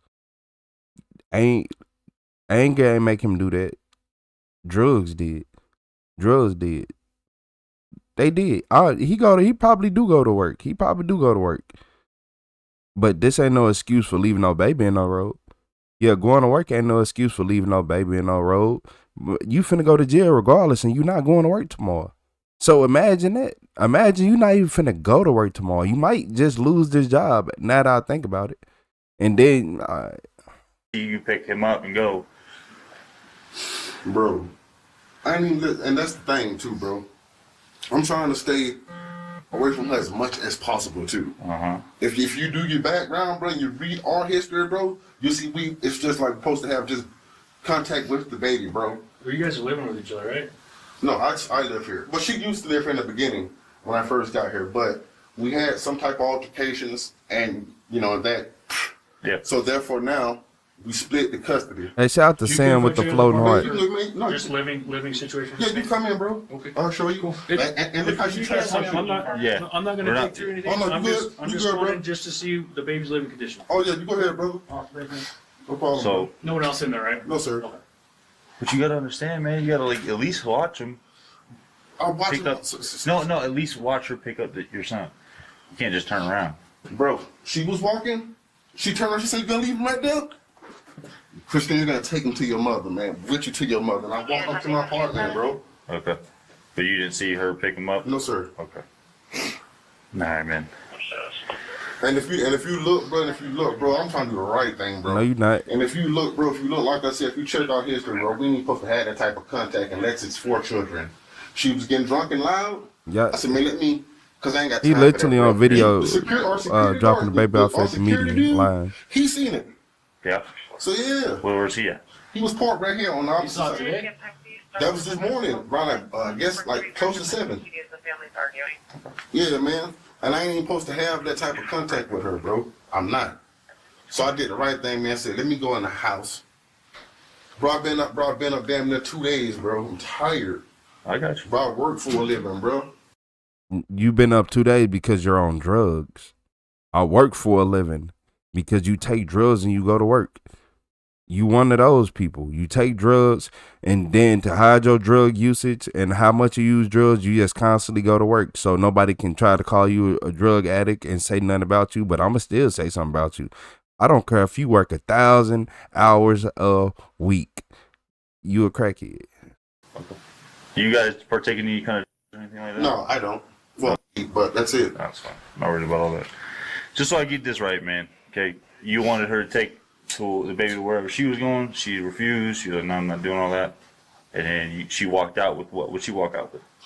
I have to walk out with I guess that's a balance beam for Christmas. Balance beam? Her daughter's is into gymnastics. Yeah. Oh, okay. It's a balance beam Hey, and shout it's out to a Trey with the W. and folded thing, bro, like a mat. Sure. Bam. She started walking out? No, I walked up with it. So Okay. I helped the dog set. So I went and grabbed the baby. By the time I shout out to West Side with the gold coin. That door button, I came back with the baby. She was maybe at the front of it, like right there at the edge of the, how you turn in right here. Yeah. So bam, I followed by. I said, man, you gotta take the baby with you, Christine. Right. Come on, man. Okay. Bro, like. Okay. I said, man, you gotta take the baby with you, Christine. Right. Come on, man. Okay. Bro, like, come on, bro. And then what happened I after had to that? make sure I You just hear kept following her? Yeah, I said, man, you gotta take the baby with you, Christina. Come on, man. She steady. Man, listen, I don't have time for that. I don't. Okay. And then just confirm you didn't see her come back and pick up the baby. You just left and went back. Yeah, she was coming. She didn't pick him up, but she came. She was coming towards She was coming towards you. But she was getting loud, bro. Okay. And I just left because I don't, bro. Because when she's drunk and high like that, bro, she like to fight, and I ain't got time for that, bro. I don't. Okay. I don't. Did you guys talk on the phone or text or anything afterwards about your baby?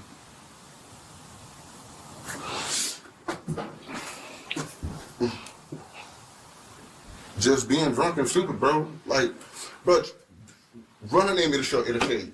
Come on, bro. I don't have no time for those problems, bro. I don't. I just don't, bro. I just don't. Alright. So, Jarvis, do me a favor, man. Just put your hands behind your back, bro. Okay? What are you going to jail for? I'll tell you. Child. Yeah. Child, bro. Yep. How is that child? Just hang on. We'll get to all of it. Okay. You can't leave your baby on the sidewalk like that and just walk away. But ask the people. Ask anybody who's seen it. Nah, I've seen it, bro. There's camera footage at the Conoco. I got it, man. So it's my fault, bro? Yes. You just as you said, they it's do just as much as her to be a word. parent, so it is you. Can you do me a small favor, bro, please? Because I'm, like I said, bro, I'm just trying to do the right thing. Can you get my phone Yeah, you got it. I know. We're gonna take it. It's a number in it because, like I said, So when you go to jail, you can get numbers out of your phone. That's easy. Yeah, No, oh, we're good.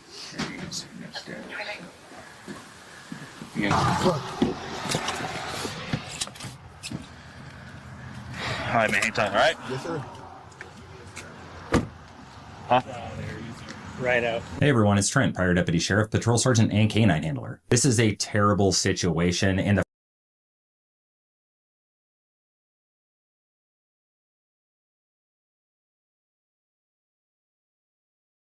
I want to see 25. Jarvis Sims formally pleaded guilty to child charges. Who they both got charged? That's right. Guilty to child. So that was the mom the whole time. I knew I wasn't tripping. I'm sure it was the mom the whole time. She didn't. You know why they charged her? Because she wasn't concerned. She was the least concerned mom I ever seen. She didn't remind me of a mom who was losing her child or nothing. Yeah, she didn't remind me of none of that. Then the fact that you see him like, take your son, and you walking off, I'm not doing anything. Look here. If a woman tell me that, I'm leaving. You know what? I'm leaving. I'm finna leave.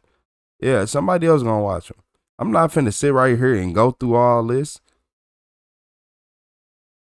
That's just me though. I think my brain more developed than theirs, cause they brain couldn't have been developed. He in there. I work for a living. I work for a living. You gotta take a day to decompress. I ain't gonna lie. You have to take at least a day to decompress, cause it don't make no sense. Shit. But like I told y'all, man, look, everybody I know who is working, who just love working, I'm talking about as of today, they got addictions. Whether that's a gambling addiction, a drinking addiction, drug addiction, a women addiction, it don't matter. Or they addicted to something. It don't matter if it's cars. You addicted to something. Oh, you're addicted to something. Yeah, man. What's up, Duran? What's up, gorgeous? How y'all doing today? What's up, Duran? How you doing today, gorgeous?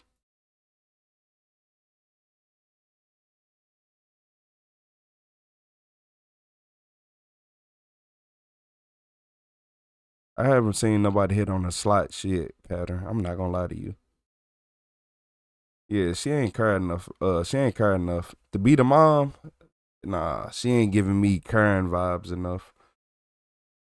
That child was growing up in the doom situation, but it sounds like it's a grandma in the picture. Hopefully, yeah.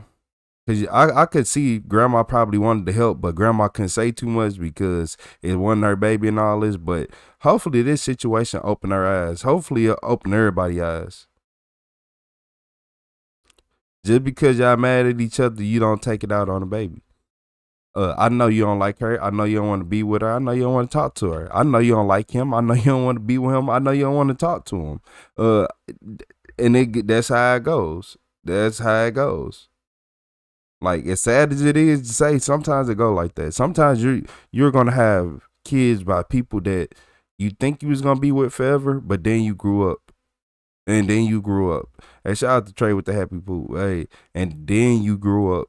You see, a lot of people don't grow up. That's why you see a lot of people still in their 30s and 40s now on social media, standing in the bathroom, posing in mirrors like they 20.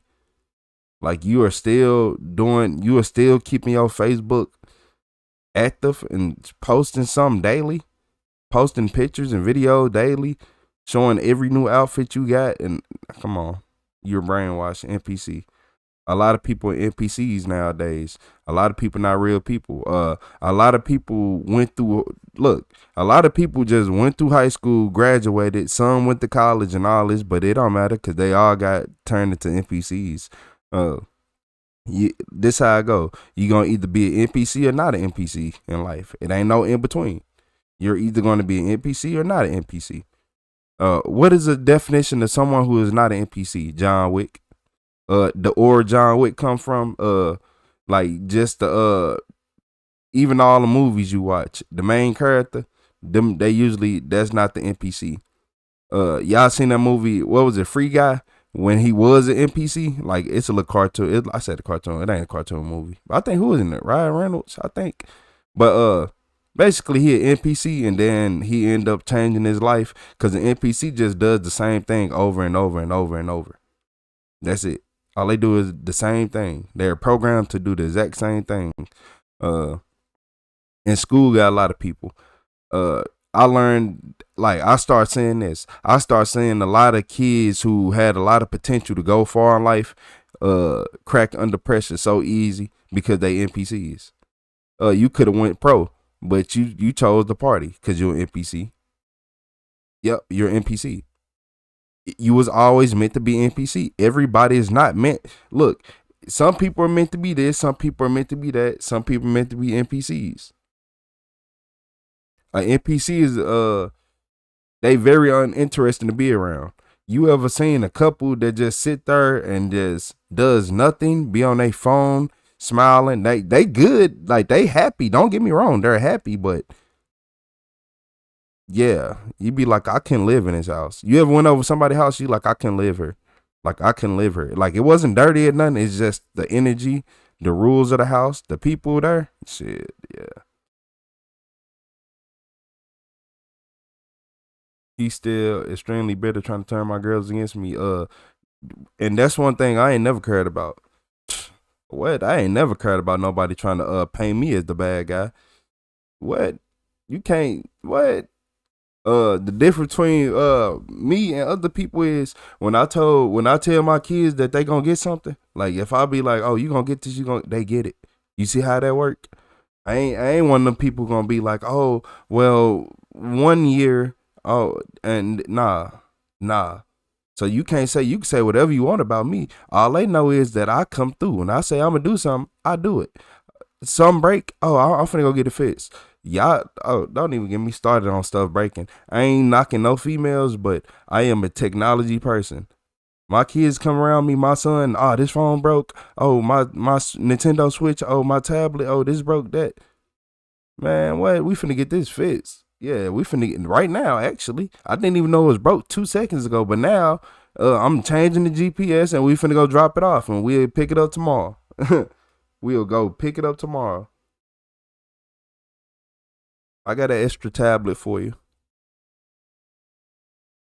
Yeah, man. Yeah, don't let nobody don't care about what nobody say about you, saying if you're a good or bad parent. The kids understand. Yeah, the kids understand. And for all the people in the chat, like, this is one thing you don't do. Don't overthink it. Don't overthink it, because a lot of people you'll overthink and literally make yourself in a bad situation. Whether that's not want to pick up, like, say your job offer you some more hours. You ain't going to even pick it up if you ain't feeling good. If you ain't got the right mental space, you can't pick up them hours. You're not finna get paid. You going to sit at home, feel lonely, feel sad, and do nothing. And then the day that your kids need you, you ain't gonna have nothing to show for it because you sat right here and was mad every day. Y'all don't understand. Y'all don't understand. I understand that, believe it or not, your kids don't need you the most when they young. They need you, but from the way this world look and my age now, oh no, I needed you most when I was 18. Oh, when I was 18, that's when I really need, like, cause I'm grown now. People looking at me different. I can't understand that. I think no matter, I can't understand it. I don't understand this. I'm literally they just went from looking at me like a minor to adult instantly. Like at 17, they be like, yeah, you look like a little adult. You can get charged as one. You can get charged as an adult. But now I am an adult. They ain't got to call you. I get in trouble. They ain't got to do nothing that no more. So I learned that when we young and we kids, man, look, you need your parents, but you need them more as you age. You need them more as you age. You need them at that 15, 16, 17, 18, 19, 20, 21, 22, 23, 24, 25, 26 mark. You need them.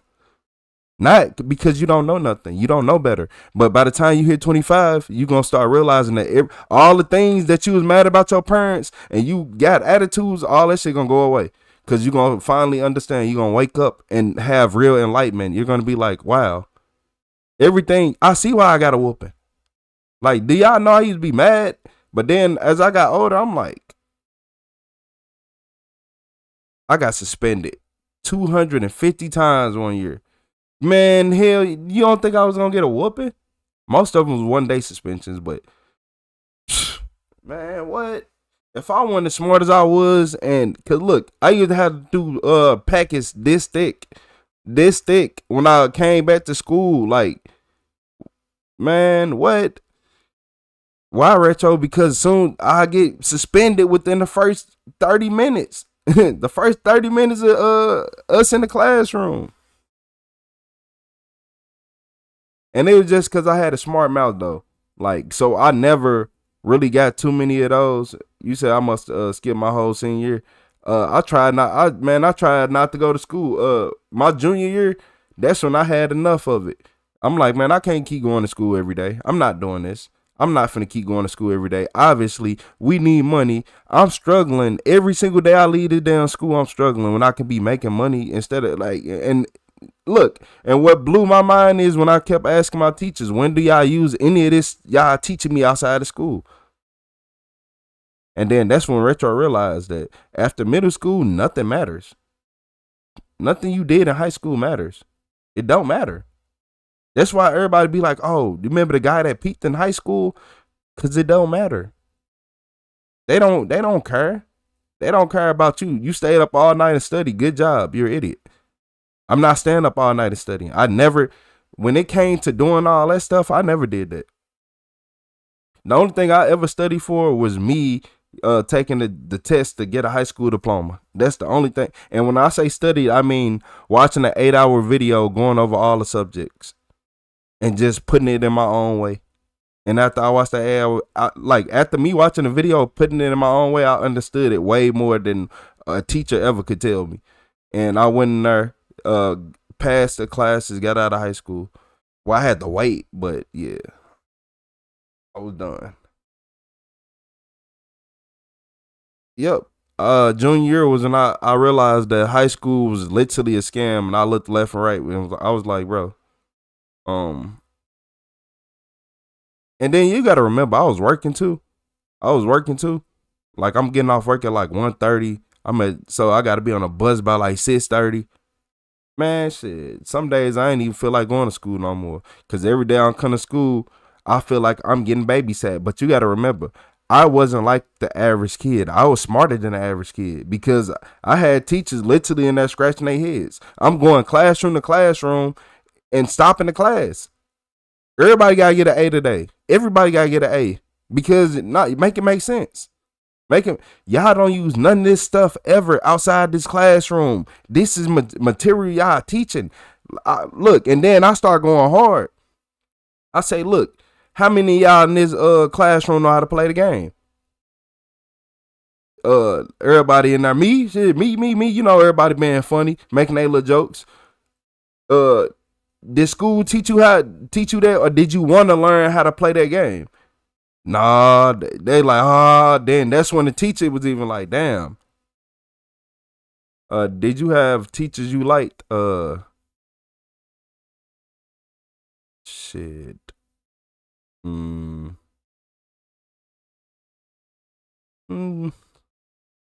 Yeah.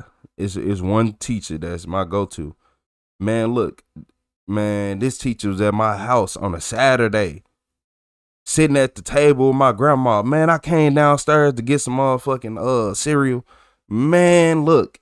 I'm 10. I'm like 10 and a half. I'm like 10 and a half, man. Look. Man, I come downstairs. Man, tell me why my 5th grade teacher, was it 5th grade? Yeah, I think it was like 5th grade. I'm like 10 and a half, 11, one of them. My 5th grade teacher sitting at the, she's sitting at the dining room table.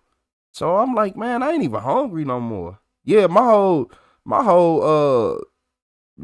appetite was gone. You said what was my favorite grade?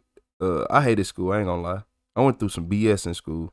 Yeah, I hated school. I ain't gonna lie to y'all. I went through some pure BS going to school.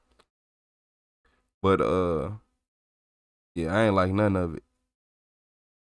My high school was cool. Not when I first started. Cause when I first started, how much that lunch cost? I'm like, man, shit, yeah, nah.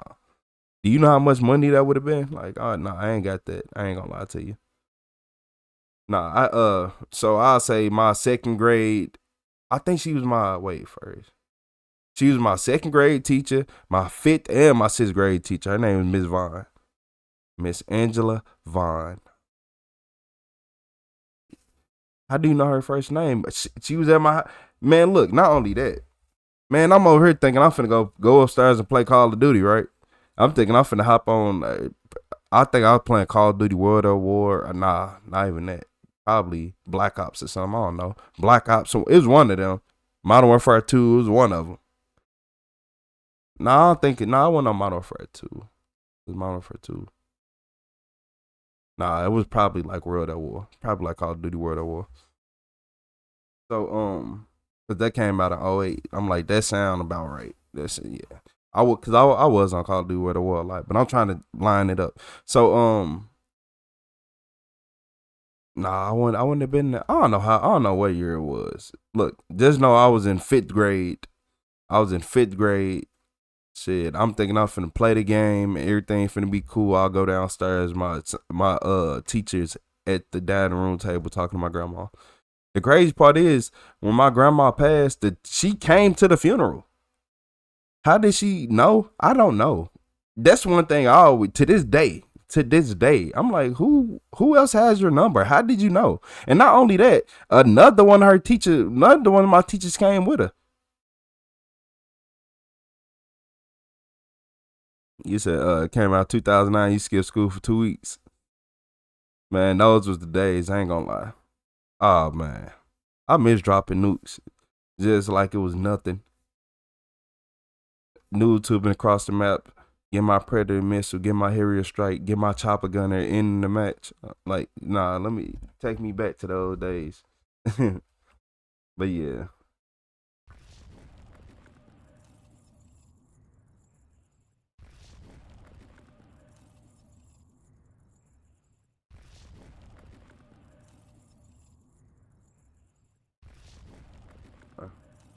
I ain't gonna even lie. I just skipped the video for this one. I might watch that tomorrow. I might watch that one tomorrow when I'm done doing what I'm doing. I'm ready to get in the interrogation room. Shout out to everybody in this chat. We ain't got many people in tonight, but it don't matter. It don't matter. They come and they go. They be back. Hey, shout out to everybody in this chat. How everybody doing today? You said, damn, I feel old. Shit, who you be telling? I just realized how long, even just thinking about how long you've been playing games on, like video games online. Like I've been playing video games online consistently, like on an everyday basis. Like, well, I ain't gonna say every day now because of course, but for a long term, from 2008 until 23 or 24. That's when probably 24, close to 24, 2024. Yeah. That's a long time. That is a long time.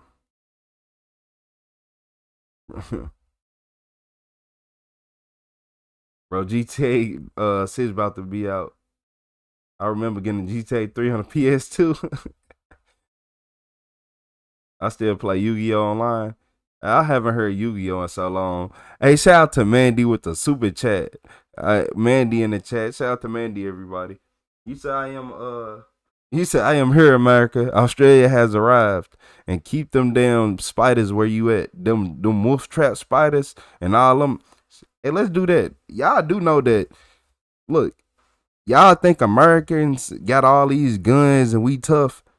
I promise y'all that y'all can take over the whole America with them spiders. The only people who ain't leaving Only people who ain't leaving is the Florida people. Y'all ain't got a chance with them. It's something wrong with them. I ain't gonna lie to y'all. Yeah, it's some in that Florida water. Australia, nah, man.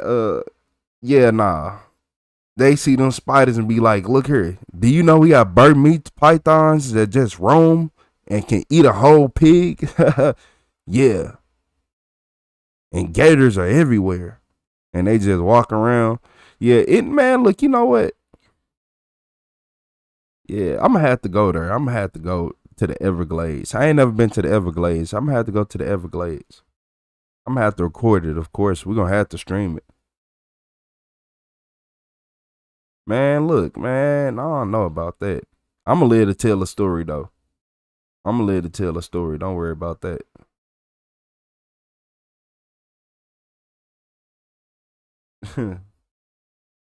But look, y'all, yeah, in this video, this killer team had no idea he confessed on camera. Yeah, he did it on camera, folks. It's good, man. What you been up to? Hiding from the cops? What happened? Getting inside this car is... Oh, man, his friend had set him up. Got the dash cam rolling. He don't even know the dash cam on. 19-year-old Liam McAtasney, unaware that he is being recorded. Just days ago, Liam's best friend, Sarah Stern, mysteriously went missing, making Liam the last person to ever see her alive. What's going on with her? Oh, she didn't want to be with you. I wish I could tell you. I'm gonna keep it 100 with y'all. He didn't want to be her best friend. He wanted to be with her, but she kept friends on to him. Never gonna give you up. Never going. In the past, he has tendency to have self-destructive behavior. Liam believed that he had planned out the perfect homicide, covering up his tracks and evading authorities. But as the secret confession continues, it will hold answers to where Sarah is and what has happened to her. Bro, this is like movies, bro. Yeah, I got the FBI on. Dude, what are they questioning? A lot. About what? About killing Sarah. Sarah's whole deal was my thing. But you can't blame me for doing this, right?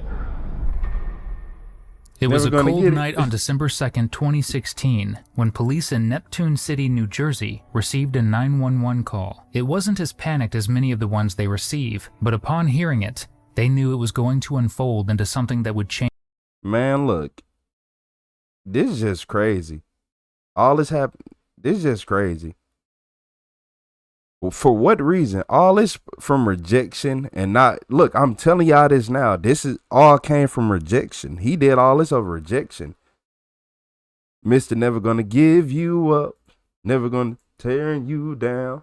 Never gonna turn around. Get it? You said nice voice. I appreciate it. Yeah, I've been working on my singing voice, especially since I seen this guy. Yeah, this guy right here. Change dozens of lives. Y'all say he got friends on. There's a car that's abandoned. It's off to the side of the road. The abandoned car wasn't just sitting anywhere, it was along a bridge. And when officers looked inside the vehicle, they were met with something even more concerning. The keys were still dangling from the ignition, and the car was in working order. Whoever abandoned it chose to do so, and the car's placement on the bridge painted a disheartening picture as to why. Desperate to find out if they needed to be searching the frigid river, police traced the car and determined that it was registered to a man named Michael Stern. Police raced to Michael's home, which he shared with his mother, as well as his 19-year-old daughter, Sarah. Announce yourself real well. Neptune City Police! Hello? Hello? Neptune City Police! Hello? Police Department. Oh, nah. So look, man. Don't tell me he did that. Don't tell me he that evil. He took out the... He ain't take out the family, did he? But after a thorough search of the home, there was nothing but a locked room and Sarah's dog, Buddy, to be found. Unsettled, police managed to actually get in contact with Michael, who revealed he was in Florida and that 19-year-old Sarah was the one using the vehicle. They had to deliver the horrific news to Sarah's father, that they believed Sarah may have parked on the bridge and leapt into the icy water below. Police immediately began searching the water, risking the lives of dive and search teams as they combed through a raging river that was just 38 degrees Fahrenheit, cold enough to cause a loss of motor function within just 4 minutes. But ultimately, they were left with nothing. Sarah was nowhere to be found. They had no body, Just 4 no minutes? note, and no answers. So they decided to go to the last person who saw her childhood best friend, Liam Makatassi. He almost had the perfect crime. Cause the police thinking she jumped in the water, they looking for her. If y'all don't know, you can get like carried far away. So I was working as a security guard, like right next to the Mississippi River, right? So a man ended up falling into the river and he got found like at least 30, 40 miles away. And the crazy part is he was the neighbor to my friend. He was one of my friend's neighbors. I seen him before accidentally just going over there. And then he was like, you know, it was him. Like he had fell in the river. It was him. Like, I'm like, oh, nah, never. So yeah, that was crazy to me. Liam. Nah, he did something. You got a second? Can I He come and did talk to you real something. quick? Yeah, no problem, boss. Is Sarah here by chance? No. When was the last time you talked to her? I was with her today. What time? Before I went to work. So it was earlier today? Yeah. When was the last time you had any kind of contact at all? You said he was obsessed. Y'all think? If you don't mind. I mean, So he was. I don't know. Happy. We went to get food today. I think so though. In some You type went of to way. work at what time? 4:30. Okay, so you haven't talked to her since 4:30? Do you have a cell phone you can reach out to her on? I actually haven't been able to find my cell phone.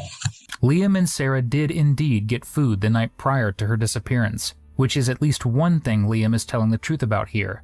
The two were captured on surveillance footage pulling to a Taco Bell in the mid-afternoon. Since dropping her off at her house, Liam claims he hasn't seen her and hasn't talked to her because, conveniently, his cell phone is MIA. So you I ain't gonna lie. You don't know where your cell phone is. Yeah, I ain't gonna lie. Think about it. You got a 19-year-old girl at home alone.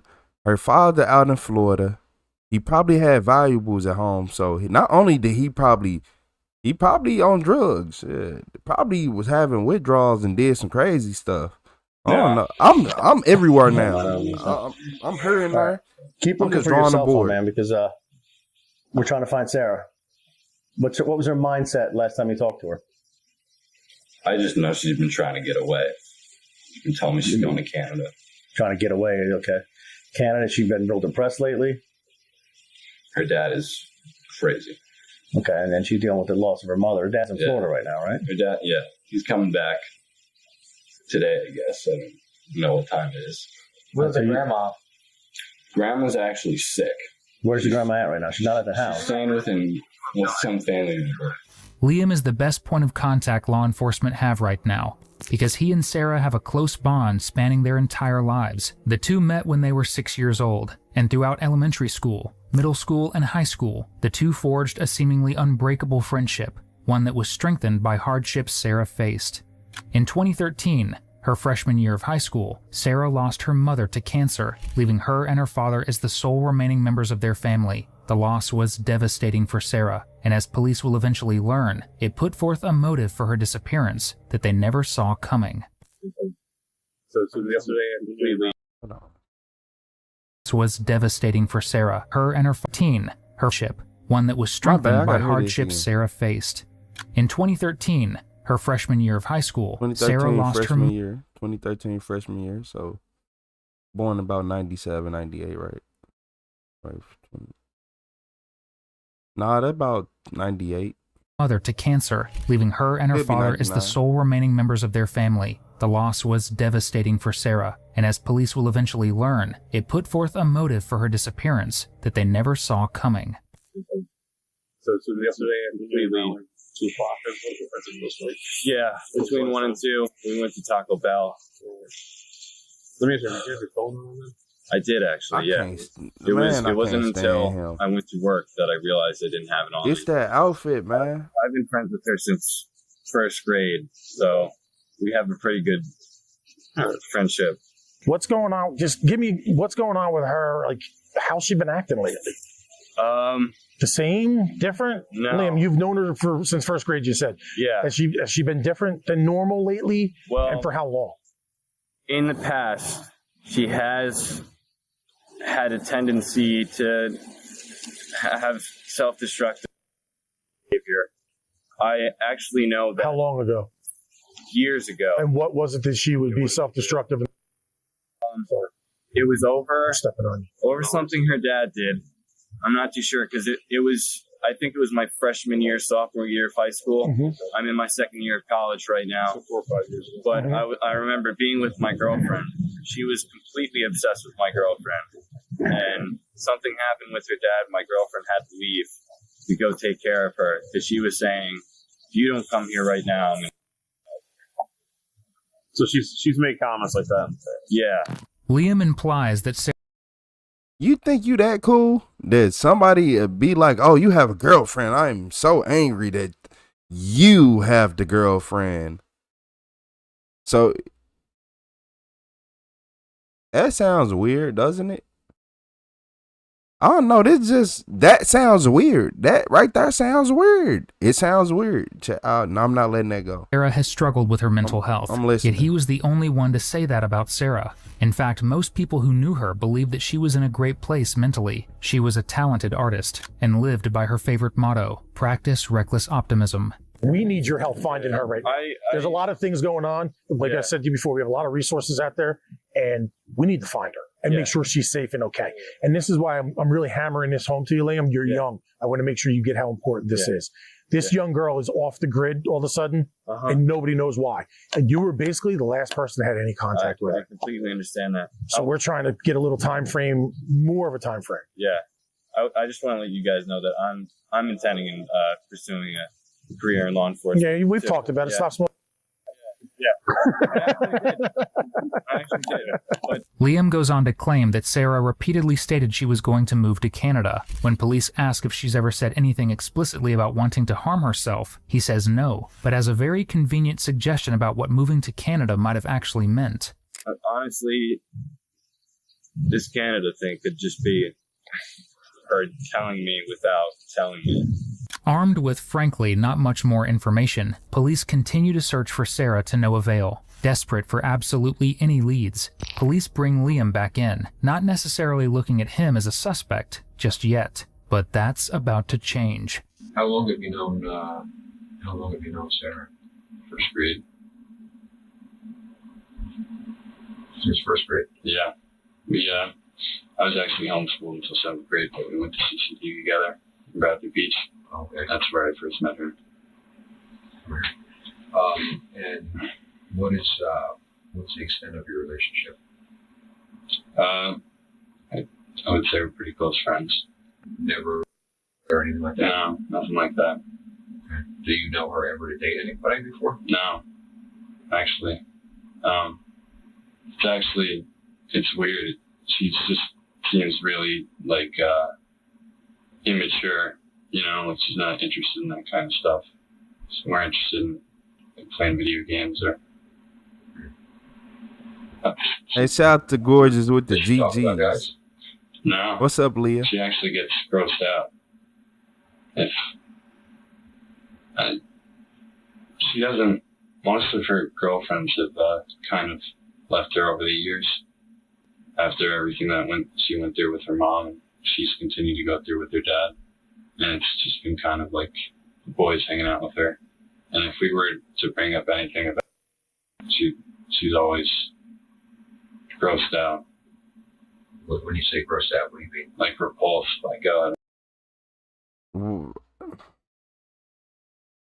We weren't talking about that, but now we are. Yeah. This might be, I might not be able to get a read on this killer. He might be more sick and twisted than we even imagine. Don't say that. Look at them gloves that's sitting in the back. Anything about it. Ready to be put on. One of the most immature people we've ever covered is calling someone immature because she wasn't interested in intimacy. When she was surrounded by boys like him, can you really blame the girl? And if you enjoy killers like this, realize they're not winning an Oscar. Subscribe and check out our Spotify, where we upload podcasts every week. Hey, nah. We're gonna look at that Spotify. Subscribe and check out our Spotify. Yeah, if you use Spotify, go watch Red Thread Interrogations, especially if you're driving around and you can't listen to Retro. Hey, shout out to Red Thread. Hey, shout out to let me see. Hold on. Let me put this closer so I don't strain my eyes. What's up? I'm Tay Tay. Hey, shout out to I'm Tay Tay with the Sunday. I appreciate you. Hey, W Tay Tay in the chat. You said personality disorder. Nah, he Man, he a creep. There's something off about him. He has some dark energy. Where we upload podcasts every week. She went to Brookdale last semester. And shout out to Gorgeous with the floating heart. Not last semester. Yeah, last year she did a full year of school. And this year she hasn't even registered for classes. You know why? Canada, I guess. She's just been saying she needs to get away, go to Canada, get away from her dad.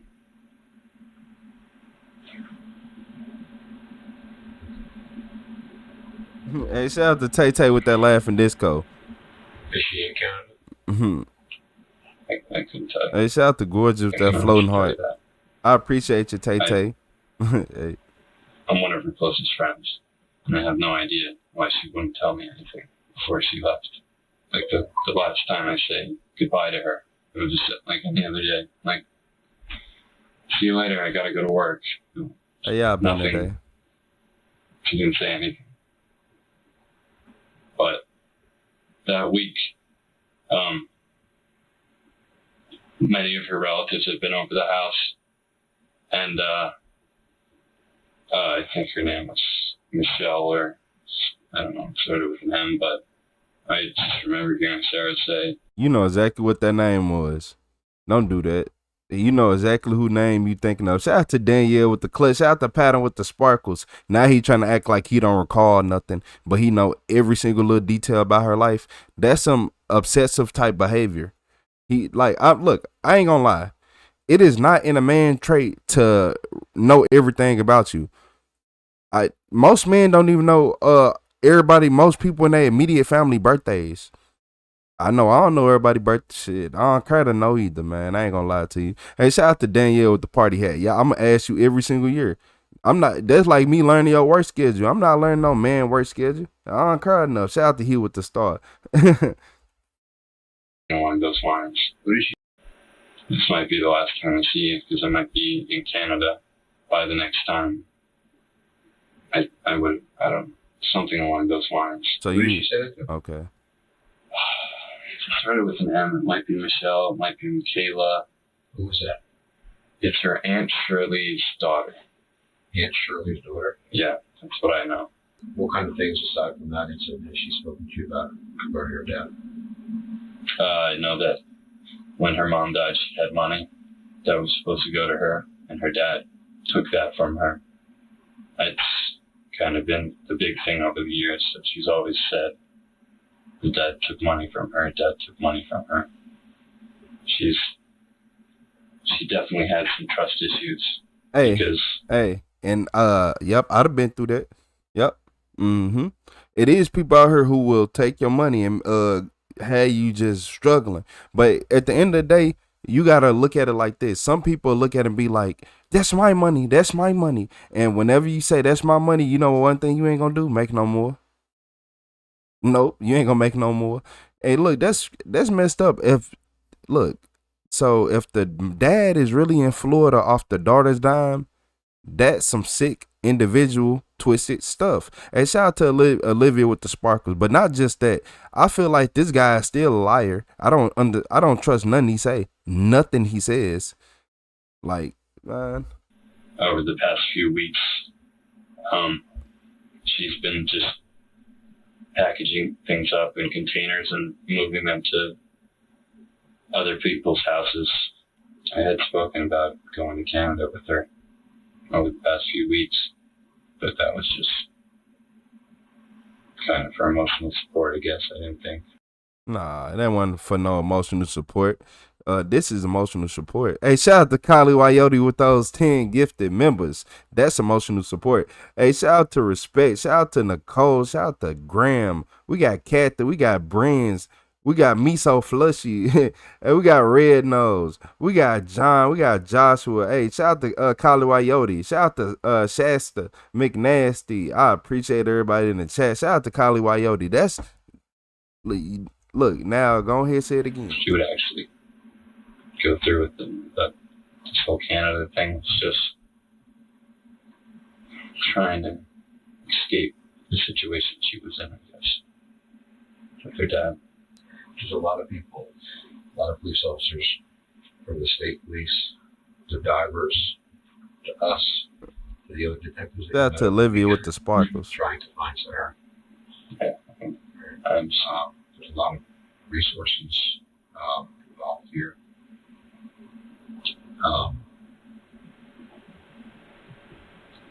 I want you to make sure that I want to give you the opportunity, okay? Yeah. To be ahead of all of this. Mm-hmm.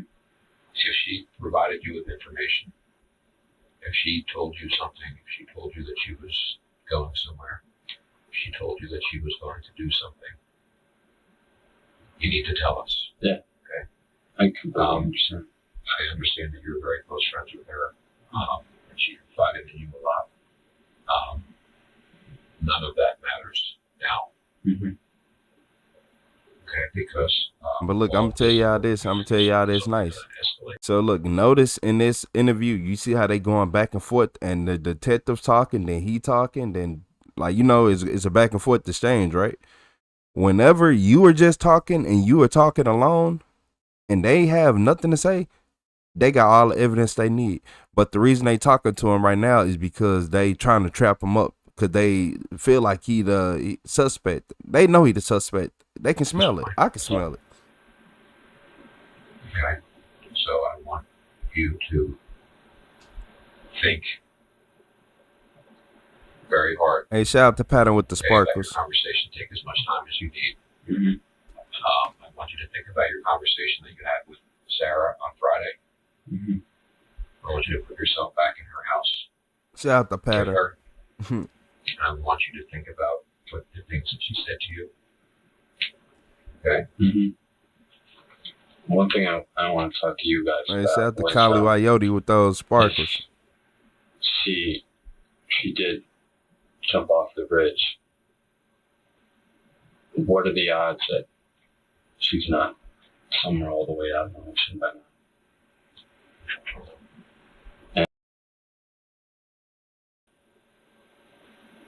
And what are the odds that she's not somewhere all the way out in the ocean by now?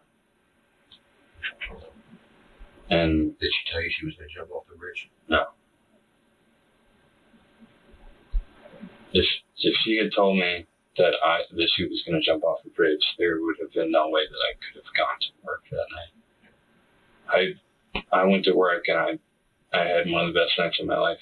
I made a bunch of money. All my tables were good. I had a great time. It definitely, I would not have been able to do that if I knew something. He said one of his best nights. Remember that, chat. He has just slipped up even more than he can possibly realize, because at this point, police suspect that his asking if her body is all the way in the ocean by now isn't because he's concerned she's dead, but because he's concerned about her body being discovered. And look, that's what that's why I played it back, because I'm like, why did he ask about her body going in the ocean? That's why I went back and replayed it again. I'm like, wait, did he just ask that question? Was it prompted or? Yeah, like, come on. He tried to stage. He thought he was staging a perfect crime, but he don't watch Retro Channel. Evidence linking him to it. Don't beat her. Little does he know, there's more evidence where that came from. After going to Taco Bell, Liam and Sarah were caught on security footage going to a bank. At this point, police know intercourse and unrequited love likely weren't the motive for Sarah's potential murder. But money? Well, there's a secret about money that Liam has been harboring. You haven't told us about you a gambling. You got a gambling problem. How come you haven't told us about the bank? Well, I told him about the bank. Hey, shout out to everybody hitting that like button. I appreciate y'all. I was with her. Okay, it's the way back from Taco Bell. What bank did you go to? It's in Bradley Beach. It's called Carney.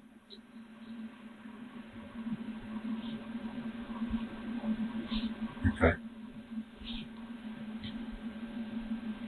And what did you do with the bank? No idea. I didn't go in. You stayed in the car? Yeah. Why did you stop at the bank? What did she tell you she was stopping at the bank? Something to do with her money. I don't know. She had found money in an Avon house a few months ago. And she has a lockbox full of money in there. I don't know. She was taking money out, putting money in there. Lockbox full of money where? In Carney Bank. How do you know? She's told me. What did she tell you about that? It's just that that's where her money is. Whose money did she find? She said that it must have belonged to her mother, which she thought was her mom left it for her, hid it in the house. So if her dad were to take her money, she would still have money left for her by her mom. That's how much money? I couldn't tell you. She never told me. She said it could be. She told me a range. She said it could be from 20 grand to 100 grand. She wasn't sure. She wasn't sure how much money she found? Yeah. How does that make sense to you? That you would be sure how much money you found? Well, she told me the condition of the money was pretty bad. Like it was all stuck together. Well, it was old bills. So that could have been a reason for not knowing. No, some of it was destroyed or water damage. What's up, kid? Whatever could happen over the years. She told you she didn't know how much it was? Yeah. Did you ever see it? No. If I did see any money, it was in the case that was in the Draper's, the safe that was in the Draper's house. There were some old dollars and coins, and I believe there was He just sound like, look here. If this is your best friend, right? Just think about this. Your best friend is missing, quite possibly dead. They just found her car. You don't care. That's why you are getting interrogated. Y'all probably wondering why the police have him in the room. He is showing no emotion. He's not showing zero emotion for his best friend not being there. Imagine your best friend die. I don't care who it is. Your best friend can be your dog. It can be your cat.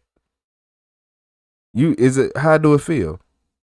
Do it feel like a blank stare? Would you be able to be normal in the interrogation room? Would you be sitting in there like, hey, yeah? No, he is in the interrogation room trying to make himself look good, and everything is just falling and crumbling. If he act like a concerned citizen instead of trying to look, he forgetting to be he forgetting to do all the right things because he focused on the wrong stuff. He's so worried about the image that he actually doing everything wrong right now. Instead of you worry about what you look like and how your face look and about you in this, he got his poker face on because he think that's the right move. You stupid. You thinking too much because it's not genuine. And stuff. But we found that recently. She had asked me to help her go through her attic, try to get some of her mom's stuff out. Hey, shout out to Gorgeous with the floating heart and gold coin. Sarah's mother died in 2013, leaving her with an inheritance that she had told her friends about. Liam believed that the inheritance was somewhere around $100,000, which is a motive if I've ever heard one. However, he soon discovered that the inheritance he was willing to kill for wasn't all it was cracked up to be. At any point were you in Sarah's backyard? Yeah. I tell you, what were you doing back there? I actually left and went out the back way. Why? Her front door's broken. What's wrong with the front door? The deadlock actually doesn't lock. I think the police came through that with no problem. They have problems with the front door. Shout out to Gorgeous and with now the they flower. don't even have a key, so I just went right out the back door. We went to the front door. There was no problem. So I don't know. I thought there was a problem. She called your number from her house. That's another lie. A couple times. Myself. He said the front door didn't work. I went out the back. There was something wrong with the front. The police went right through it with no issue. But okay. What's up, Normal? Why was she doing that? Why? It would be during the time that you were there at the house. While I was at the house? Well, what time would that be? Because in the afternoon or right around the time that you left to go to work. Did you tell her that you lost your phone? I didn't even know that I lost my phone. Well, when you went to work? No, because there was no way I could have communicated with her. Do you know her house number? No. Good fight. You understand the importance of telling us everything. What's up, Ron? That Sarah shared with you, right? On Friday, if you did the time before that, right? Yeah. What's up, Soulbots? That's why I'm trying to tell you about my ex-girlfriend. Stuff that would normally just be nothing. I just want to make sure you guys know everything. Just when police are beginning to corner Liam for his lack of emotion, lying by omission, and the fact that his story isn't lining up, his mom and dad both come to save the day. Your mom and dad contacted a lawyer on your behalf because you're sitting in his room for absolutely, I don't know. Contacted an attorney on your behalf, and your dad contacted an attorney on your behalf. So there's now, you now have two attorneys that are expressing an interest to represent you.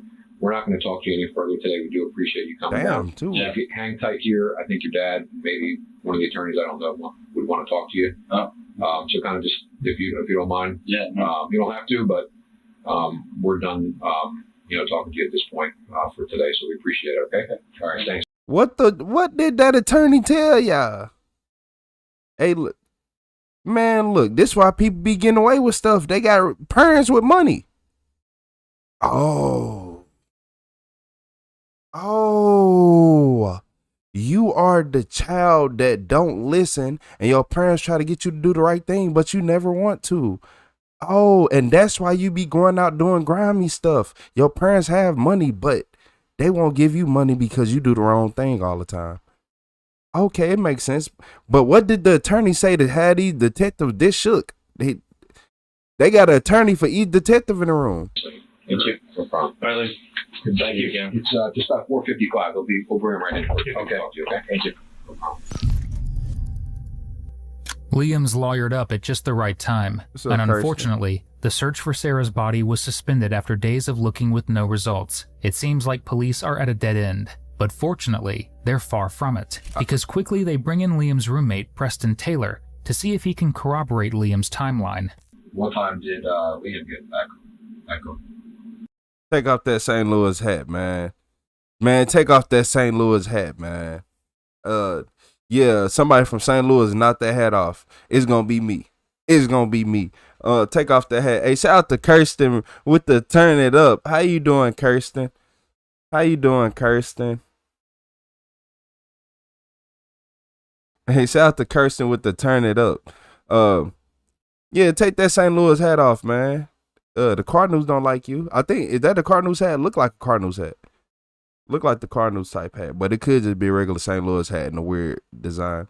But I think the roommate helped him. It's St. Louis hat. I don't trust nobody from St. Louis. I'm from St. Louis. I mean, you ain't even got to be from there. You got the hat on. That's good enough. Hey, shout out to Kirsten with that turn it up. I appreciate you, Kirsten. It's 11 and 12. Yeah. You got home. Okay. Do you remember what you were doing when he came home? That's no judgment. That's when he came home. Yeah. You play Xbox for W. hours. Kirsten. Yeah. Okay. Does he normally get home that time, or? I don't know. We're just moving into the place, so we're just getting used to him, like, in his work schedule and everything. Okay. But it's like the best way to do it. Okay. Now, what makes you think between 11 and 12 versus 12 and 1 or 10 and 11? Like, how do you know, like, between 11 and 12 he came in? No, I appreciate you, Kirsten. Kirsten, I It was call you definitely Kirsten. before midnight. Hey, shout out to Kirsten Brown. I appreciate you. And clock saying, like, at least 11 o'clock, somewhere around 11. Yeah. Hey, shout out to Missy. I'm from St. Louis also. Shout out to Missy. No, he got home at 9 o'clock. Would you think that would be wrong? How about 10 o'clock? Do you think 10 o'clock was wrong also, or? Not as wrong as 9. So, you guys go to bed, and what happens from there? Hey, shout out to Misty. Well, the next thing, around 4 in the morning, the police came pounding on the door. And they asked him a couple of questions. St. Lunatic is wild. I didn't even hear it. He just came in, woke me up like 5 minutes after everyone left. What do you say? It's like, dude, the police were just here. It's like, about what? And it's like, we're just asking a bunch of questions about Sarah. So, then the next morning we got the news from his mom. So that happened. So you're fast asleep at this point? Yeah. And he comes into your room? Yeah. How does he wake you up? What's up, Lucy? He just opened the door and I woke up. Okay. And you were looking at him like, what are you doing? Yeah. So, what? Liam goes to work and you're at home. You're playing Xbox or you're taking a nap or whatever you're doing. Does Liam come home at any point? Yeah, there were 2 times he like ran home to sleep, like down the phone. He was trying to look for you. Okay. And then both times he was trying to get back. So he came back home twice? Yeah. Both the first phone? How long did he stay each time? Not long. 2-3 minutes. It's like, all right, that's work. Turned off. I think did he tell you helped. where he thought he may have lost it? Did you go anywhere with him looking for the phone? No. I looked like around the house, like in the driveway, in the front yard. That was it. In the driveway? The timeline doesn't match. Hold on. Liam claims to have been home at 10, but his roommate Preston didn't get the memo. And Nah, I don't trust Preston either, because now you say you was in the house. Now you saying, okay, I could looked out in the driveway. Yeah, you ain't like, nah, I stepped out for a minute. I was looking for something in the grass. surprisingly, he too has a close connection to Sarah. I did that last The three were night. all close friends, and Preston even took Sarah to prom their junior year, which means you would think that Preston would be concerned about her disappearance. Instead, he seems mostly concerned about saving his own butt. They backdoor her. They backdoor her. They backdoor her. They was both living together, down on their luck, broke. They like, bro, she got the money. Look, we can get the money from her, do this and do that. I feel like he helped. I don't think he went as far. I feel like he really was just sitting there playing Xbox, but I think he knew how he thought, like his roommate mindset, and I feel like he helped after the fact. Hey, shout out to Kirsten Brown with the high five. Hey, W Kirsten again in the chat. I appreciate you, Kirsten. You saw I'm trying to catch up. I was feeding doggos. I think he did. I think he helped the killer. And if y'all don't remember what the killer looked like, he looked like I'm gonna show you. I'm gonna show you what he looked like. Hold on. I can show you exactly what he looked like. I had to make sure I had it pulled up because of course I didn't have it pulled up. And I didn't have it pulled up again. Because I gotta hit the button. My bad. Nope. Y'all can't see. Y'all can't see. Never mind. There you go. Now I want to work. That's what his roommate looked like. His roommate looked exactly like. That's how you think I'm playing. You think I'm playing. His roommate looks like this, and so yeah. I don't trust nobody. I'm sure you had a million questions about what happened. Are you welcome, Trey? So I would imagine if there's any reasonable person, friend, whatever, family member, you probably asked a million questions, right? Y'all think I'm playing? What kind of things did you ask? Okay. Well, once that actually became like an investigation. You got called that for. Hey, good night, guys, child. They backdoor her. Hey, good night, guys, child. Hey, shout out to Kitten with the gold coin. Questioning for no reason. Like, you gotta tell me. Like, if you know something, like, you can trust me. And just stuck to it. I didn't know anything. And I pulled in. What did he tell you? Somebody said they thought that was an old ass picture of Chris Hansen. Hey, look here, man. That's why I don't be looking at the chat no more. Well, he started asking a lot of questions, but he really doesn't know anything. Okay. You just call that man Chris Hansen. Asking questions. Not much.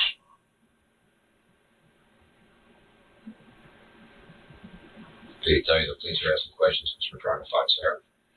Yeah.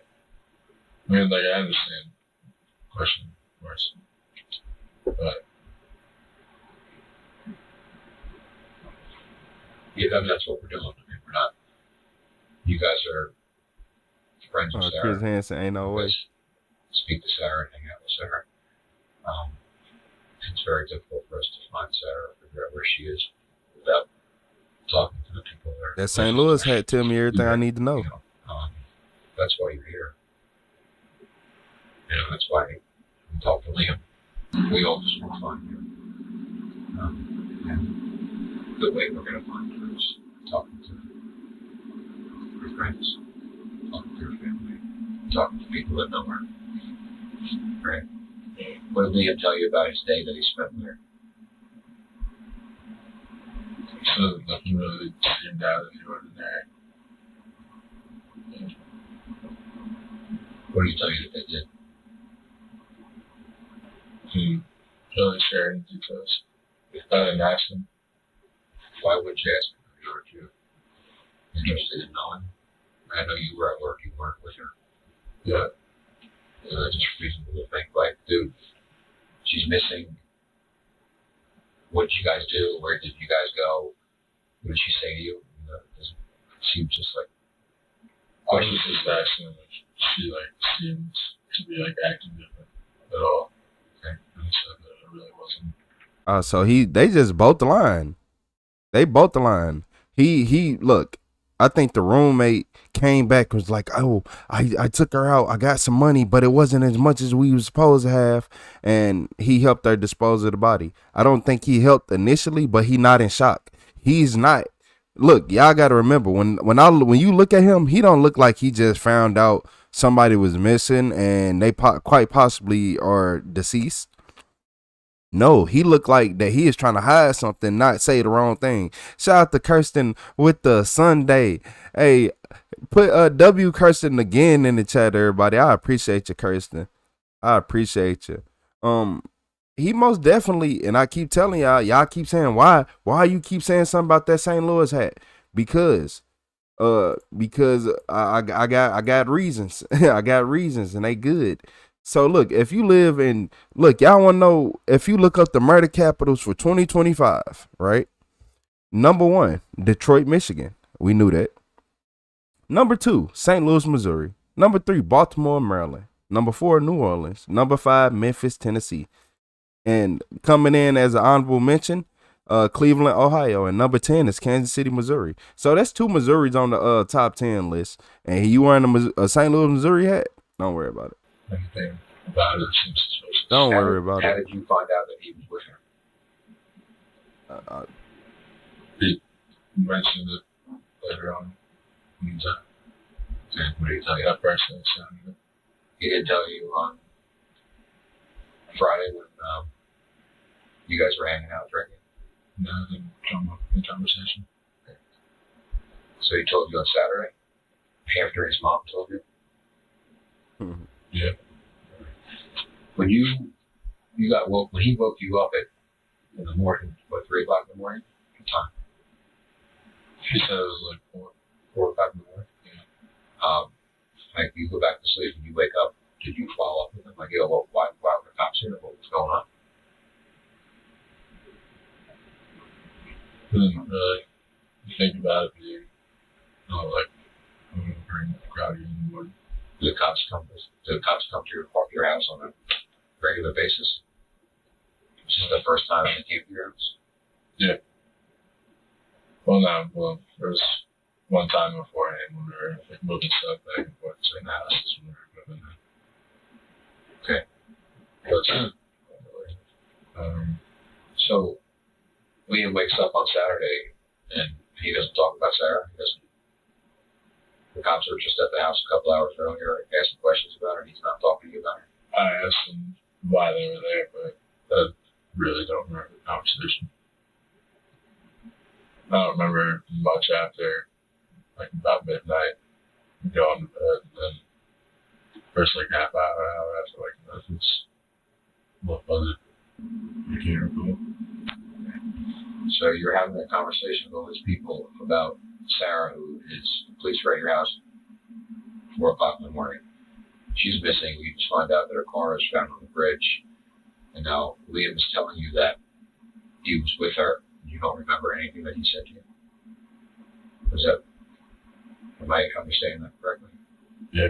You have no recollection at all about what he told you he did with her? Didn't specify anything about what he did. Did he say that he was at her house? Did he say that they went to the movies? Did he say that they went to... You wanna know what? They gonna get him a crack. They gonna get him a crack. He ain't got the money for 2 lawyers. Y'all both in the house. All right, don't worry about it. Don't worry about it. Just know that his parents got him that lawyer, but he is going to be the reason he goes down. And I'm all here for it. I ain't gonna lie. If you did say anything, I missed it. Okay. How did you know that he was even with her? It was asked why they questioning you, and you said, well, that's my first mother. Yesterday. Okay. And did anybody say, what did you do? Nobody? I don't think so.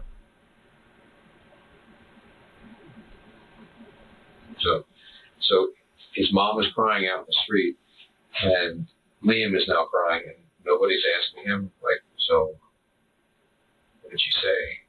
Well, there's no questions at all.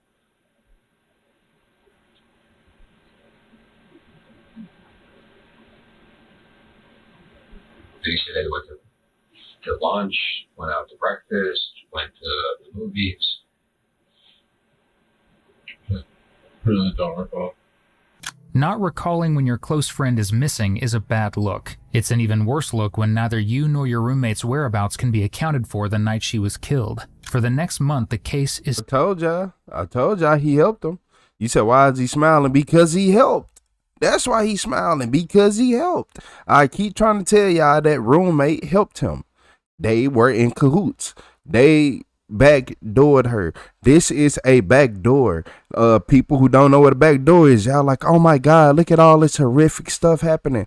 It went from me thinking that she wanted to, she rejected him, and to me looking at it like, oh, this is a backdoor situation. So just take notes. If you ever hear the little young people saying backdoor and all this, this is the type of stuff they mean.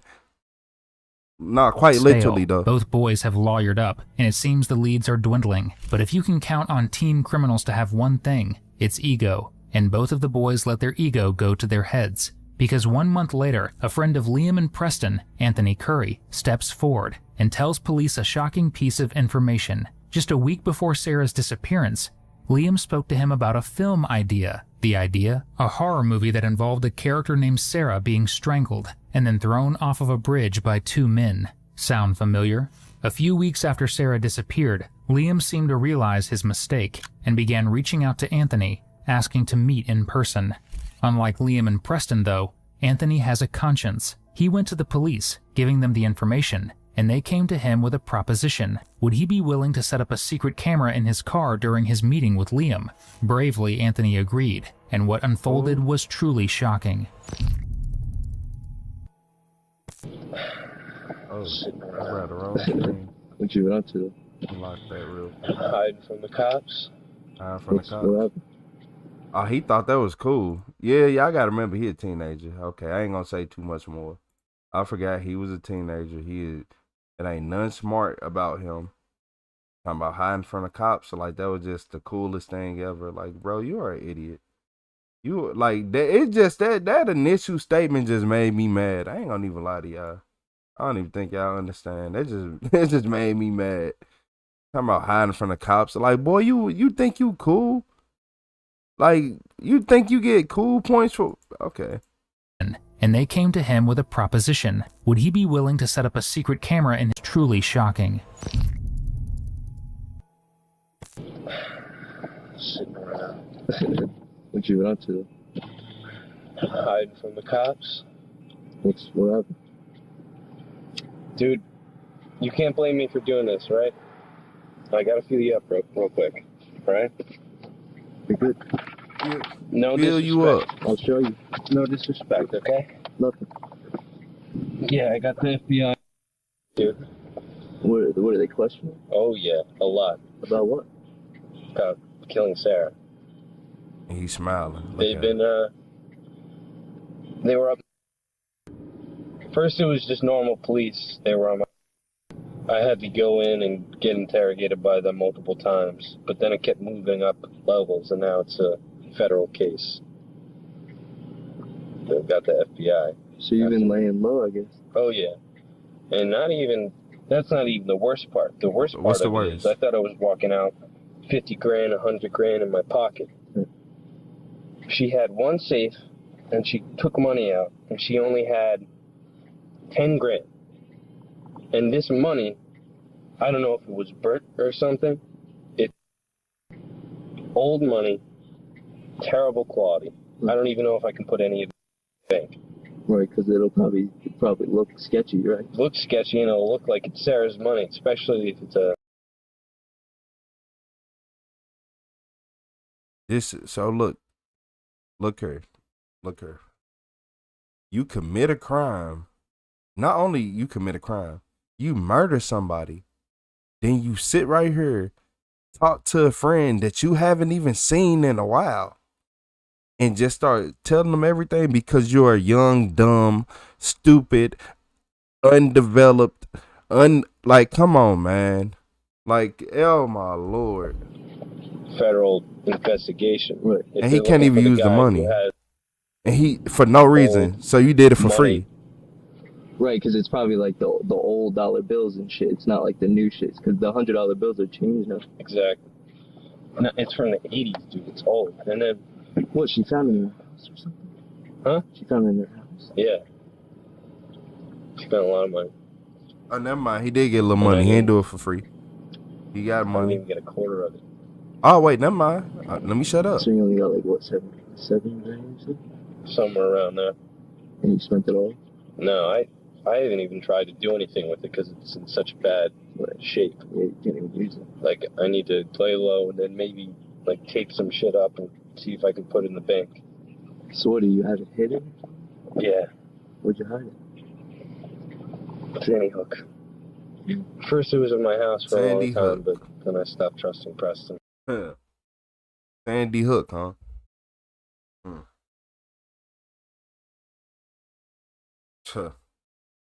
It ain't never none. I ain't going there. I ain't going there. The whole state. Liam and Preston both walked away with just under $10,000, most of which couldn't be used due to the fact that they were damaged old bills, which means ultimately, for a few $1,000s, they killed a close friend who trusted them, who had her whole life ahead of her. And Liam chats about it like he's describing a movie where he's the lead star. Who said he had DB Cooper money? Who said he had DB Cooper money?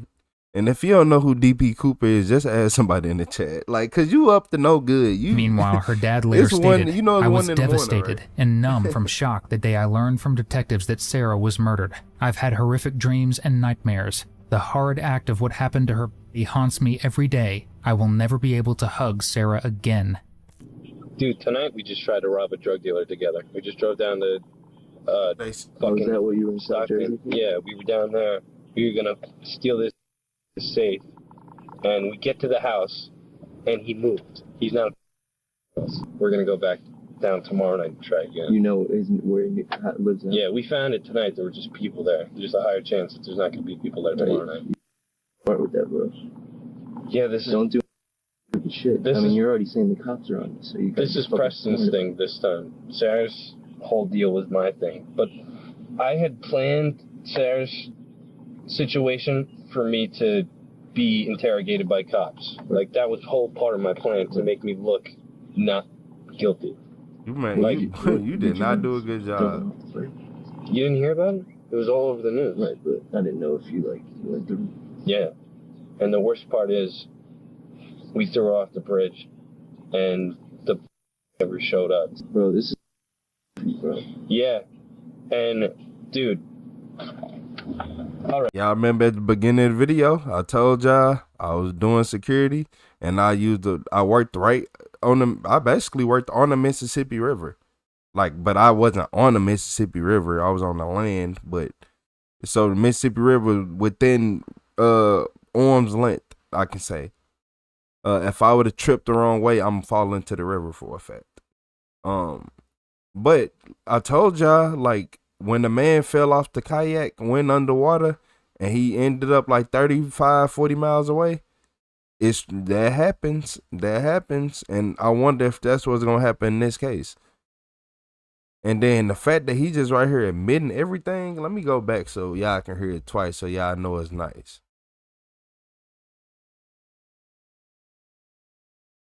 Shit. I mean, you're already saying the cops are on you, so you. This is Preston's thing this time. Sarah's whole deal was my thing. But what's up, bro? I had planned Sarah's situation for me to be interrogated by cops. Like, that was whole part of my plan to make me look not guilty. What did you end up throwing off the bird? You didn't hear about it? It was all over the news. Right, but I didn't know if you went through. Yeah. And the worst part is, I don't watch none of them. And none of them. The never showed up. Bro, this is bro. Yeah. And dude. All right. So I'm hanging out with her. She has we went to the bank. She took some money out, not all of her money. We're counting it out, and then she goes to walk out the front door. Out, drag her. My biggest problem was the dog, and her dog laid there and watched as I her. Didn't do anything.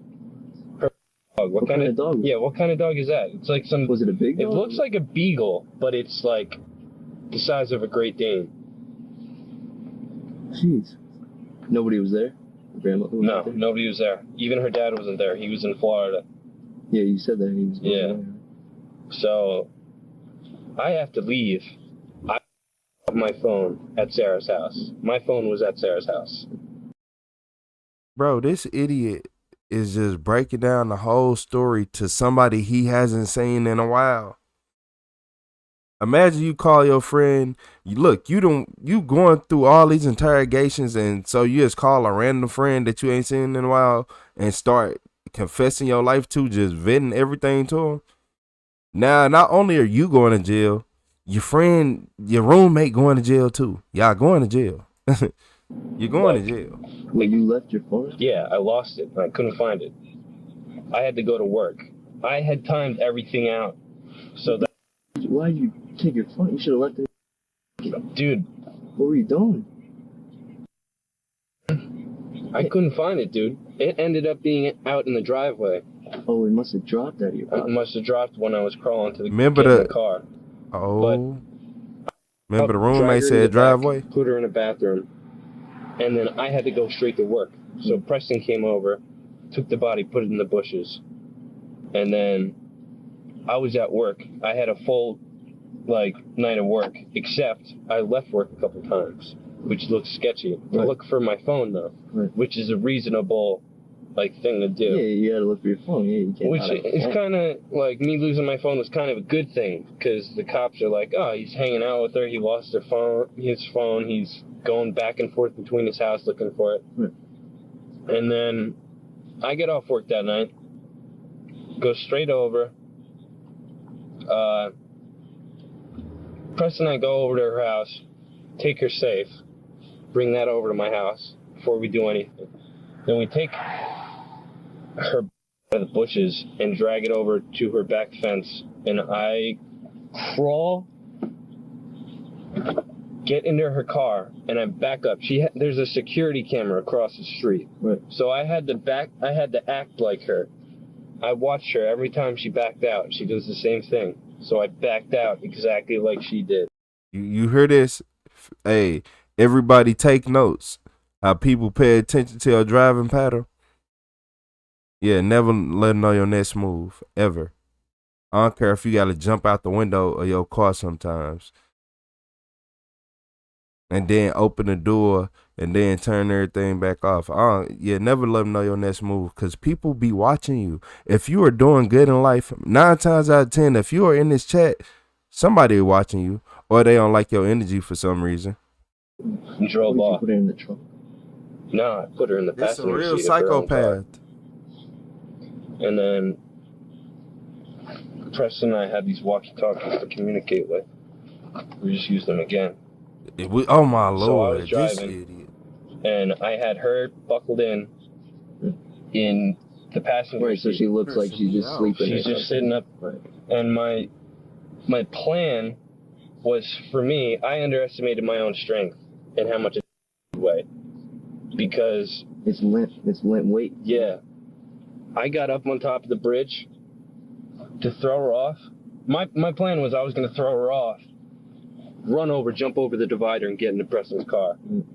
And I go up, open the door, unhook her, pull her out, start dragging her to throw her over, and then cars start coming up.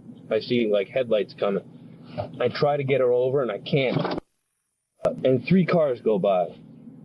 And my shit, because that easily could have been a cop. Yeah. And then, I mean, the police station is like right there. Yeah. And then Preston comes over the bridge, goes around, makes a U-turn, comes up behind me. The 2 of us start over, and then we're out.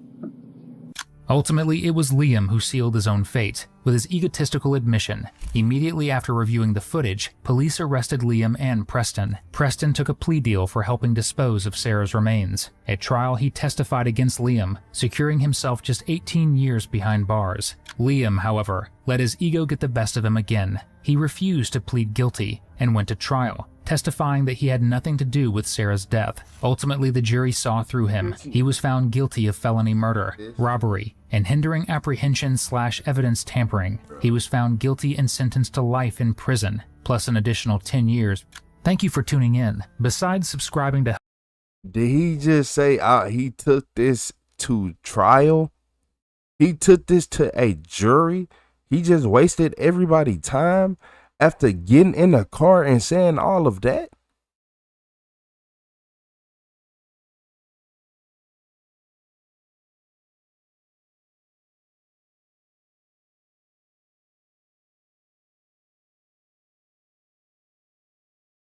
How you get 18 years? How you get 18 years?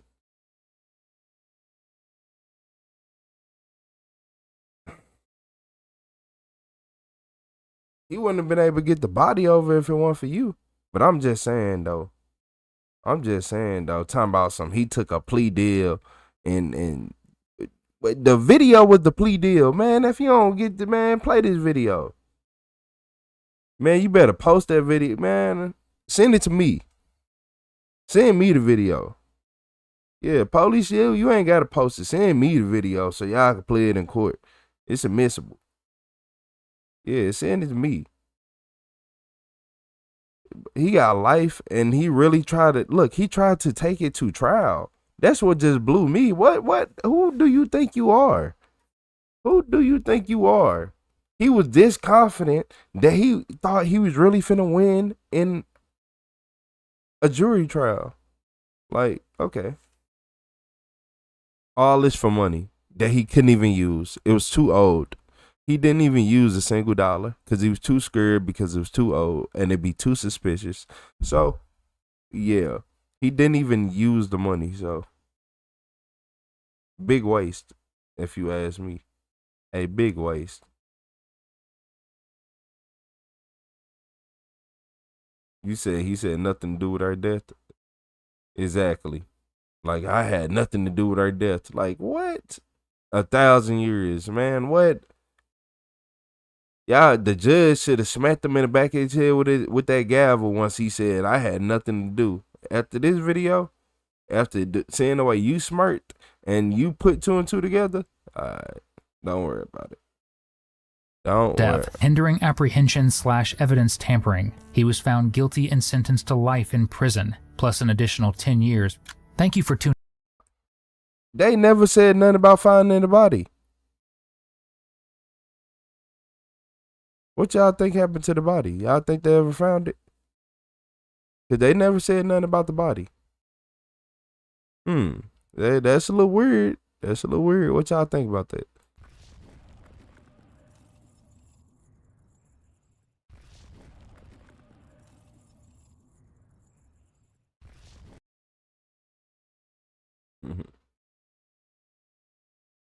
You say you don't think they did? They never found her? Jennifer said that's crazy. What's up, Jennifer? What's up, Leah? What's up, Cali Boy? What's up, Mentally Me? What's up, Sean Edits? You said drifted away? You said on Dayline it said her body has never been found.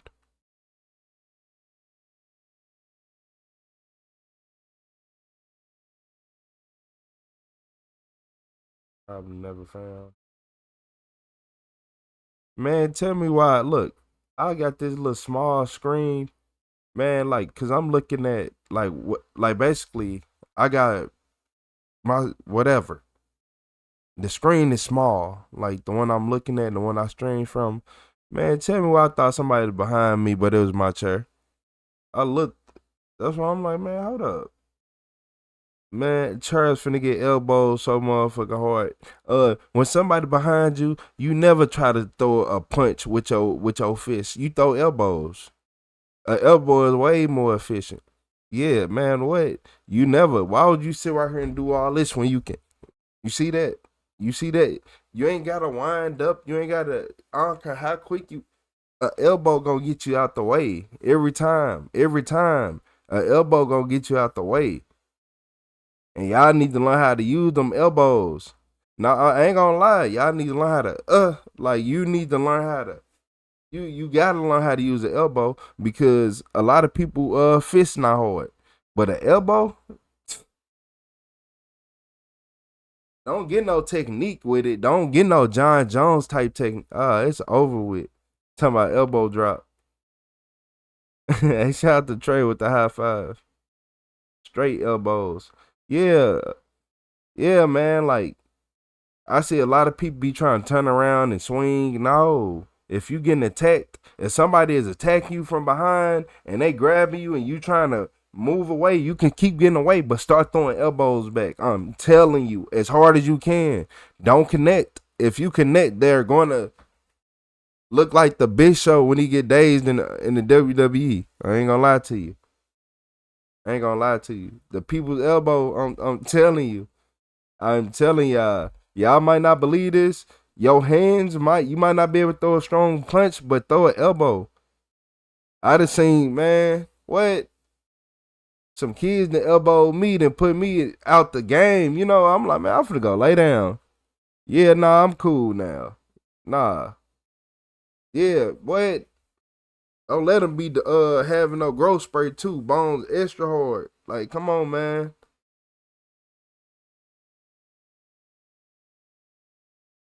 You said break a jaw with an elbow. Hey, good night, Leah. What's up, Jennifer? Hey, my friend. What's up, Jennifer?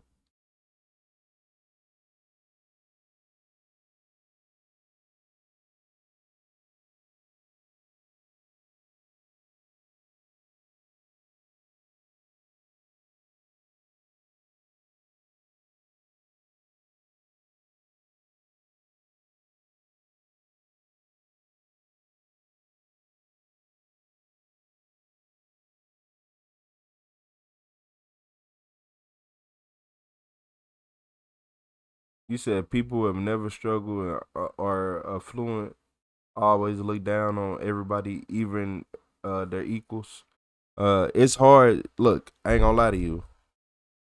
Man, I heard somebody say they made enough money to. There was somebody said this, to have a ego, to have their ego. Yeah. I know, right? I know, right? I don't know.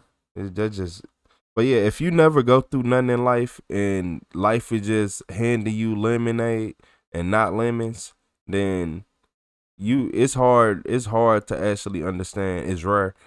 Some people can, because some people can understand regardless. Some people are just born understanding people. Like, you remember I said the NPCs, some people are NPCs regardless, no matter what.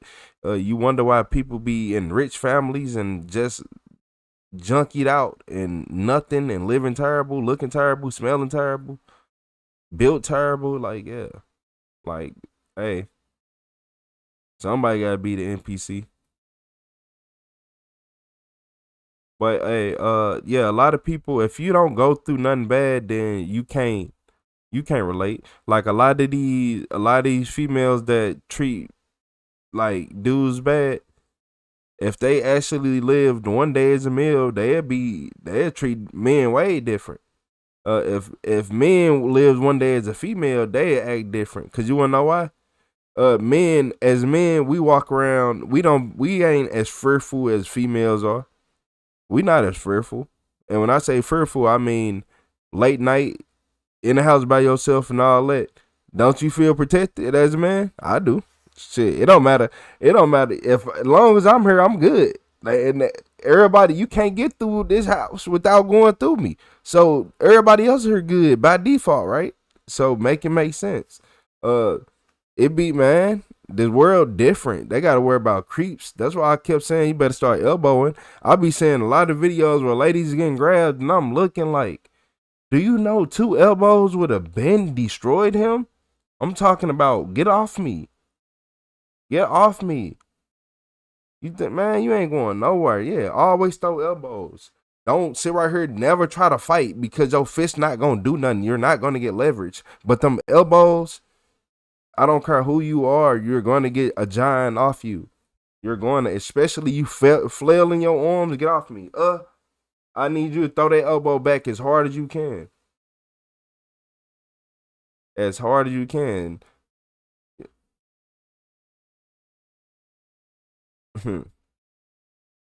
But nah, for real. It's just a self-defense mechanism. Because most of the time, like, say, if you probably a good person, so you most likely get attacked by somebody just up to nefarious things. So always be aware. Are you talking women fighting men? No, we talking about defense. We talking about shit, women defending themselves too. Shit. Yeah, we talking about women actually defending themselves. You probably didn't hear, but yeah, women. I seen videos where men being creeps come grab the women and all this, and the women running and fighting and doing all that. No, yo, you not a boxer. You not a boxer, but your elbows, they certified. Your elbows are certified golden gloves, and plus the elbow is sharp. So believe it or not, even if no matter how your elbow is sharp. So it does a lot more damage than you think. So I'm gonna need you to break your elbow on their head. Both of them if you got to, but if you break your elbow, they going to bed. I ain't gonna lie to you. You hit them hard enough to break your elbow, they going to bed. A headshot too? Getting elbowed in the arm hurt. Getting elbowed in the head? Yeah, all right.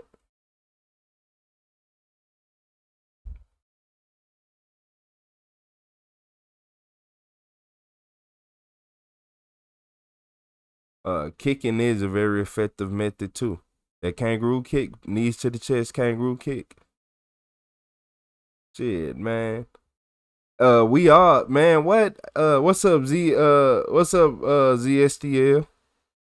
So look, we all was kids at one point.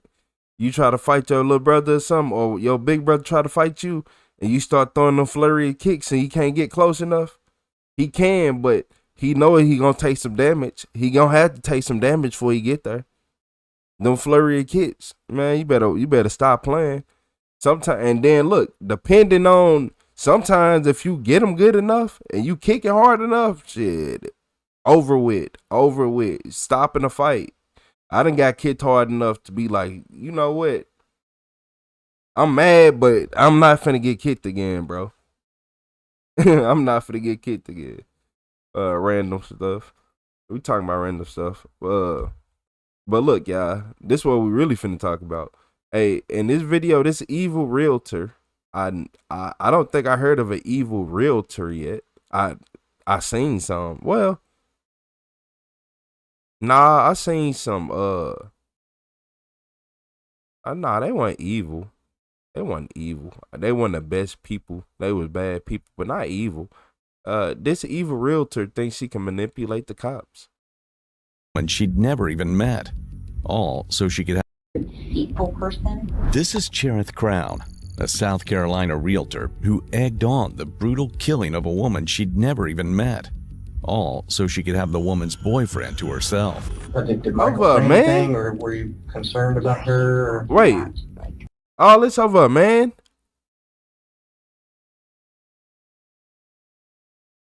Oh, she did this and she did that and she stupid this. But she doesn't know that detectives recovered more than a few disturbing messages she sent to the killer. Messages she thought she deleted. About 1,100 messages were deleted. 1,100? Just to let you know, we have recovered them. Just to be completely honest with you, the best word that I can describe it is, honestly, it's a little disturbing. Now, Cherith will do everything she can to downplay her role in one of the most gruesome murders South Carolina prosecutors have ever seen. So in your messages, there's nothing of you telling him to stop. Not a single message. Hey, shout out to Monique Stone with the Unc Alert. 4:30 a.m. on May 28th. I appreciate you, Monique. Shout out to Monique with that Unc Alert. 8th, 2024. EMS in Travelers Rest, South Carolina, received a call for medical assistance at a home on Velo Way. When first responders arrived, they found 40-year-old Colleen Dortona in a condition that would haunt everyone who walked through that door. Colleen had been beaten beyond recognition. She didn't survive. Her boyfriend, 39-year-old Michael Clarkson, was quickly identified as the killer. But tracing his phone records and text history, investigators identified a second person of interest, Cherith Crown, a local realtor and mother of two who'd been having an affair with Michael since meeting him on Tinder 7 months earlier. Cherith had been inside the house that night while Colleen lay dying. She received videos of what was being done to Colleen, and before police got to her phone, she deleted 1,100 text messages. What was in those messages? And this just goes to show you how some people just leave high school, going to the free world, and they don't know anything. This why I be saying high school was a waste of time. They could have been teaching people about law and all these other extracurricular activities that actually mattered or that can actually educate people. Like, you know, some of this stuff is actually cool to learn about, but they don't want you to know nothing about real life. That's why the police, they just want to keep tricking you. But they go to this academy for this. Look how short the academy is. The academy ain't even long. I don't care if you got to go to the academy for 2 years. What is that? And you don't know nothing. People got to go to college for how long? I don't care if you had to go to no academy for no 2 years. How long do people got to go to college to be a lawyer? And not get laughed at and laughed out the courtroom and told they credentials not good enough and this and that. Okay, don't worry about it. And deleting the 1,100 messages. Oh, I will be with you. Just how involved was Cherith in what happened to Colleen Dortona? Okay, so if you could kind of walk me through exactly what happened last night that led into you showing up this morning. Yes, so I do know Michael Clarkson. And he found out some information about what she had been, like, taking money and hiding it in bank accounts that he did not know about. And there was also a boyfriend involved, like an ex-boyfriend that she was communicating with. Okay. And he called me very upset. And I was made privy to the fact that he had been hitting her, and I wanted him to stop. And so at 10:30 p.m., I went over there to help calm him down. Okay. No, you didn't. You went over there to help give him a hug and say, yeah. Cause like, what's wrong with you? What's wrong with your mind? You got tired of selling houses, so now you just want to go to jail and live in a big house? Okay. And that's something that, like, I'm able to do, that I know. And so my son was asleep. He was asleep in the car. Okay. when I initially walked in, that's where my 4-year-old was asleep in the car. And I made sure to check too, like 3 or 4 times. It was probably the 4th time that he actually was awake. But Michael was very calm. He was pleased to see me. He was still, I could still tell that he was shook by like what the circumstances were. His hands were swollen. I brought with me a lunch packet on the counter with an Igloo gray and with a blue zipper. And I had brought 2 pulled pork sandwiches that are in the fridge still, a bag of Doritos, some electrolyte supplements, and also an ice pack. Okay. Was when you came over at 10:30? Was Yeah. Okay. Where was she at? She was on the couch. Okay. And she was laying on her back. And one eye was open, and she was still responsive. She was still talking, not very coherently, but her face was very swollen. Colleen Dortona and Michael Clarkson had been together for 9 years. They co-owned a business, shared a home on Velo Way, and to everyone around them, they were partners in every sense.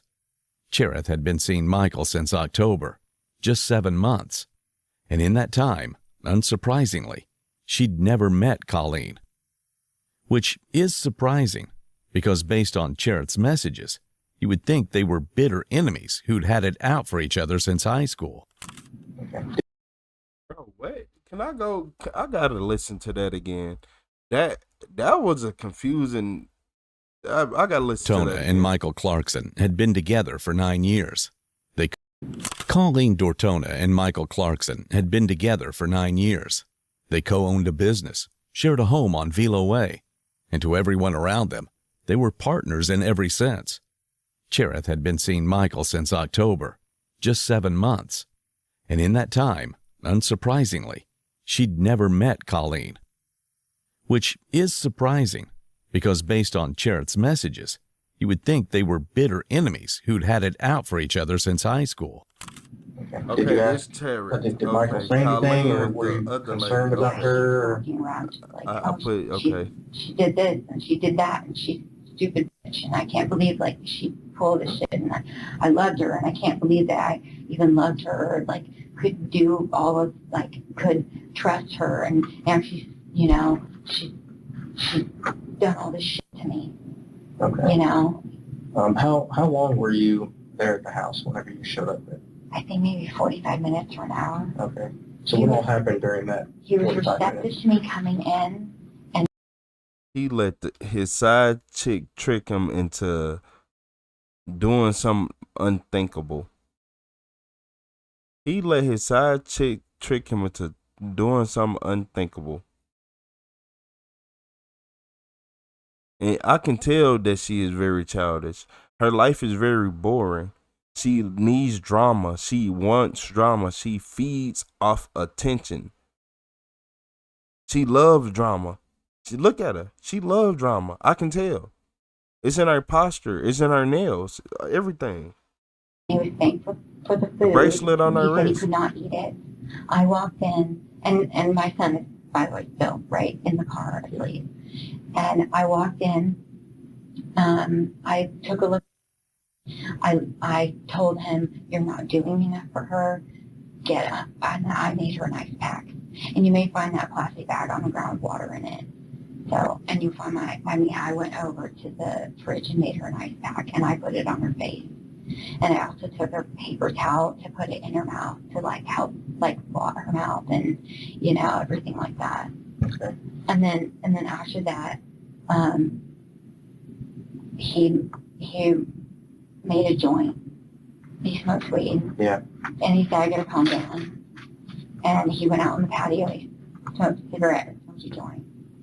And then at some point, Ian woke up, and I brought him in out on the patio. Now, you said she joined.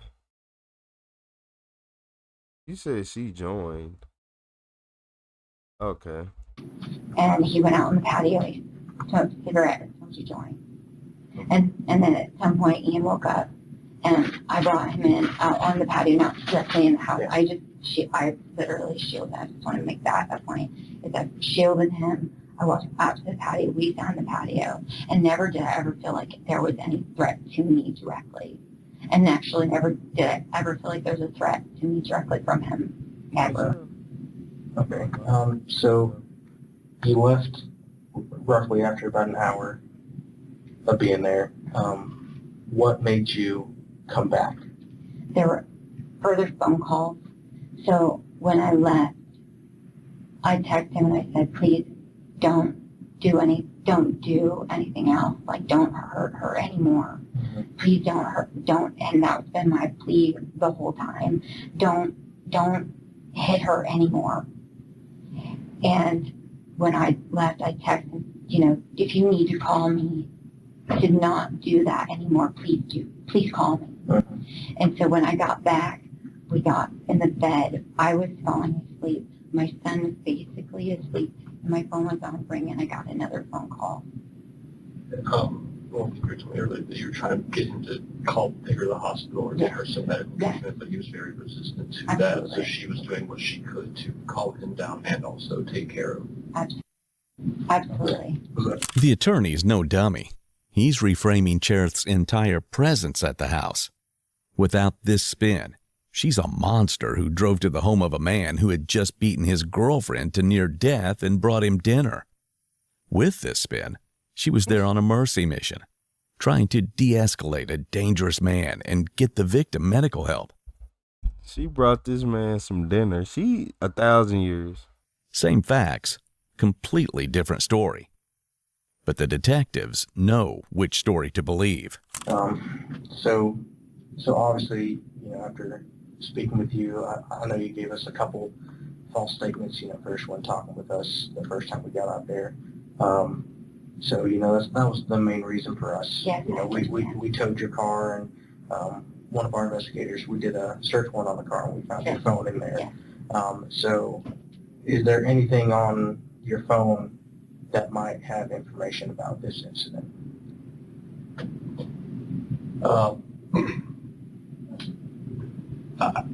She, in a panic, and at the request of, I believe, Mr. Clarkson, due to emotions being high and stuff, he had sent her some images that would incriminate him. By the way, your lawyer keeps saying,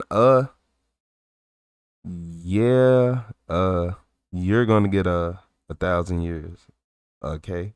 In the crime, and he asked her to leave them, which my understanding is those might delete off the phone at this point. You delete them from your phone?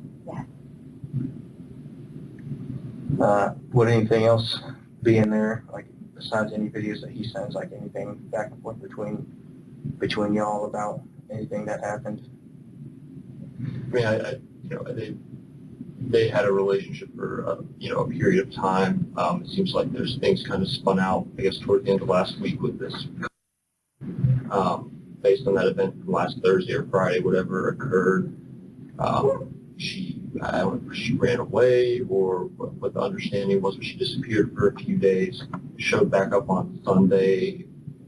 Seemingly they had repaired everything, and she was actually ending the relationship with Mr. Clarkson, and then gets a call Monday, him irate, finding out she's still texting the ex-boyfriend, and I'm not fully clear on the situation with his business yet, but they were not common law married, but had lived together for about 9 years, had a business together, and last night, I guess late last night is when he found out the extent of... Yesterday afternoon, he texted me, was looking for somewhere to go.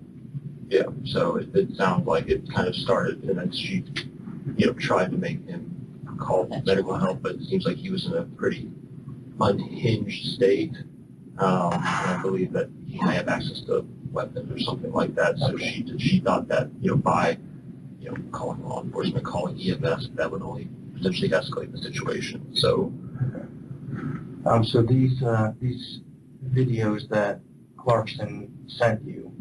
Yeah, her lawyer in the room. Yeah. So can you describe to me what the videos were and what they were of?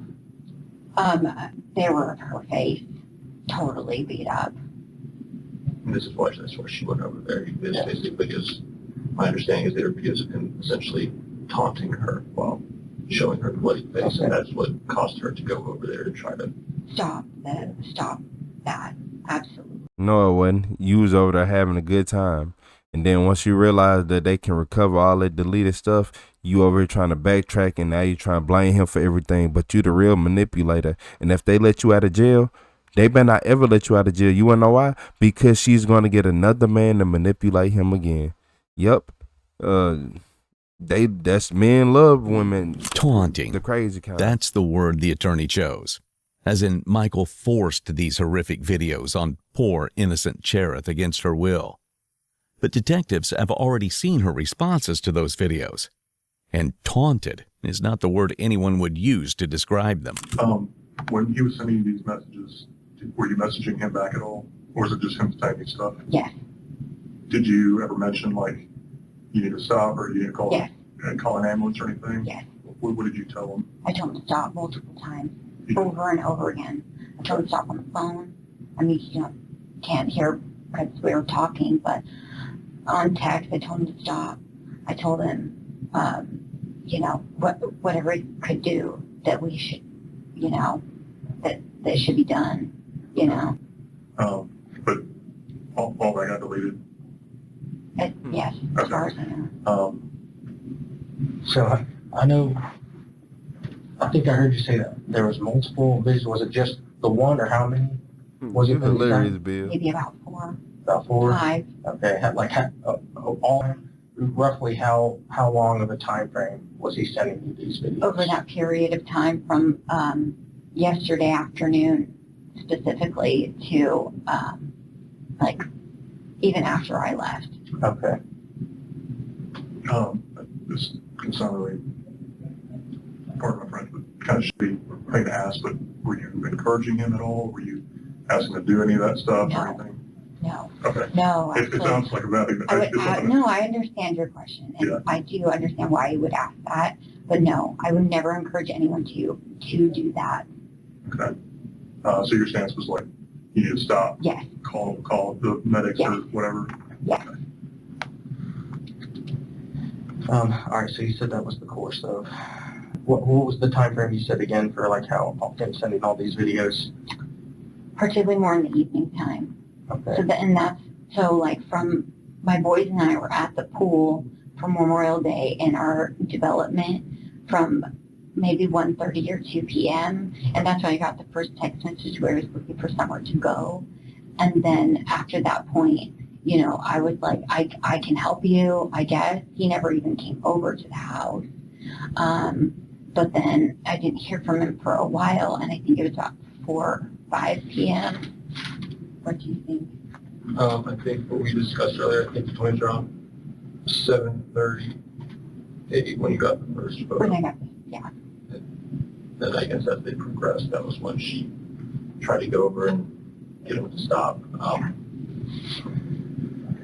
And to her knowledge, she thought she had calmed him down, and he told me he was going to stop before I left. Okay. Is there a reason you didn't call the police or anybody until 4 or 5 in the morning? I would say that's more probably just like a lapse in judgment. They were in a relationship. I believe it was her trying to do the right thing without potentially, getting in some more serious trouble. Obviously, she did not know that it would lead to this. There's not any indication it would lead to this. And I guess my concern is that when you went over there, I ain't gonna even lie to you, man. I'll be so mad. Yeah, this lawyer ain't got no spine in his body. I can barely hear him when he talking. And y'all hear him? Cause I can barely hear him. He ain't got no spine in his body, man. He ain't trying to tell I'm finna turn him up. But yeah, cause there ain't no way I can't hear nothing. From kind of the stuff on scene, I mean, she was severely beaten about the face, and that you were there and you saw that. You even said that, she was awake, but she wasn't coherent, like she had some severe head injuries. I guess one of my concerns is you haven't seen that she was coherent. She was responding to questions. Cherith makes it sound like Colleen had a bruise and a bad night, but the prosecutor would later state that the videos were some of the most graphic evidence he'd ever seen. Here's what actually happened to Colleen Dortona. She was beaten continuously for 10 hours. Her 10 head hours? swelled to 3 times its normal size.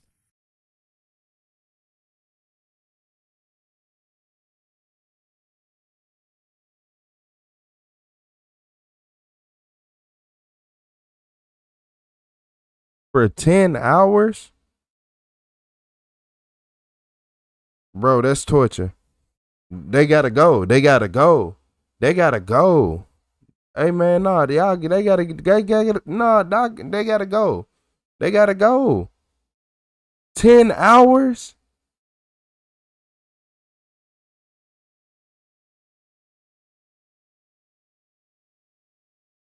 They said her head swelled to 3 times its normal size. You said replay? Like, oh my Lord, bro. What is wrong with she's sicker than I thought. State that the videos were some of the most graphic evidence he'd ever seen. This straight evil. Here's Real life what evil. actually happened to Colleen Dortona. She was beaten continuously for 10 hours. Her head swelled to 3 times its normal size. A fork was heated up and pressed into her face over and over to brand her. And Cherith Crown watched the videos, brought the man doing this snacks, and went home to bed. And now, detectives are done listening to her and her lawyer's fairy tale. So, like I said, and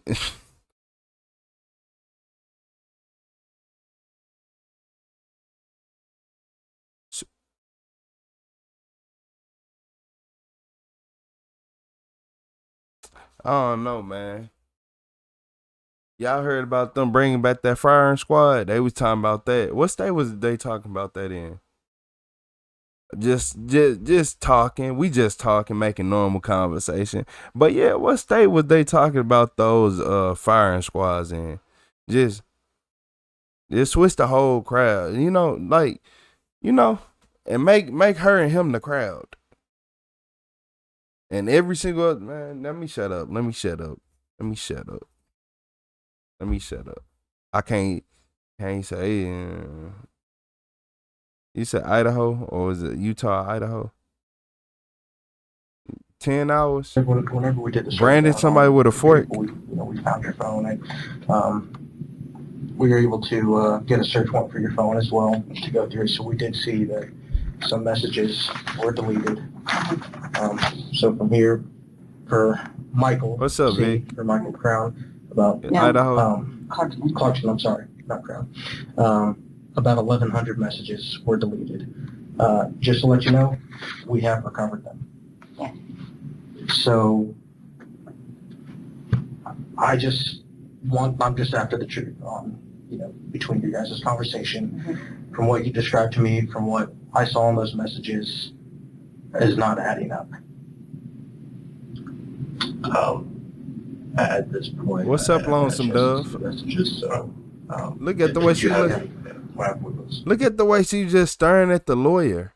Look at the way she is staring at the lawyer. Cause she knows she's guilty. She is staring at him. Do your job. Do your job. Well, I guess that's what he's there for. But that face right there should tell you everything. I'm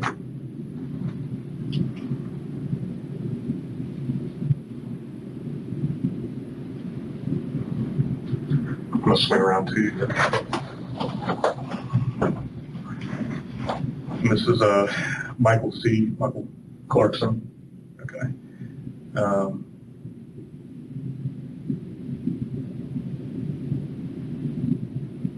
With a listed phone number of Eric. Picture of him just coming from his phone just to show you. There's quite a bit of messages in here leading back until I think early May. The opportunity that we're giving you right now is we're attempting to give you an opportunity. Some of the information that you've told investigator Noon here does not match the evidence that we found.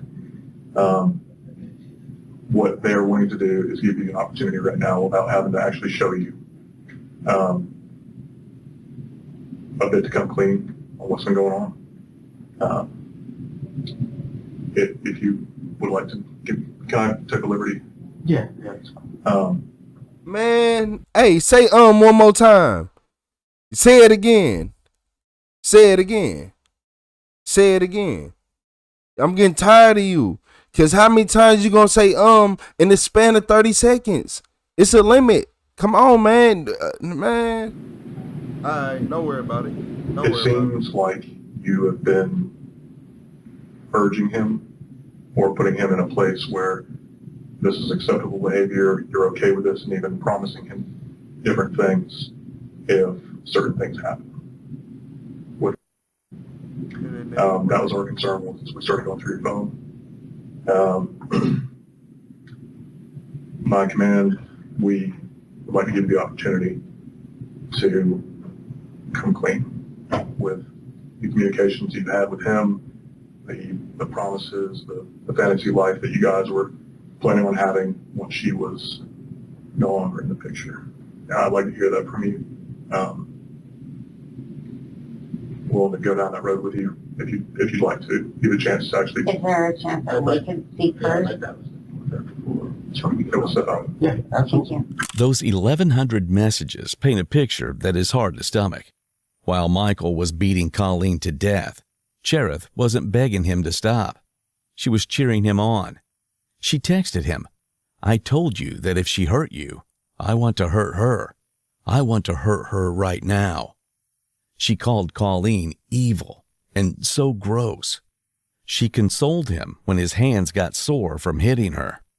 And then she planned a future with him once Colleen was gone.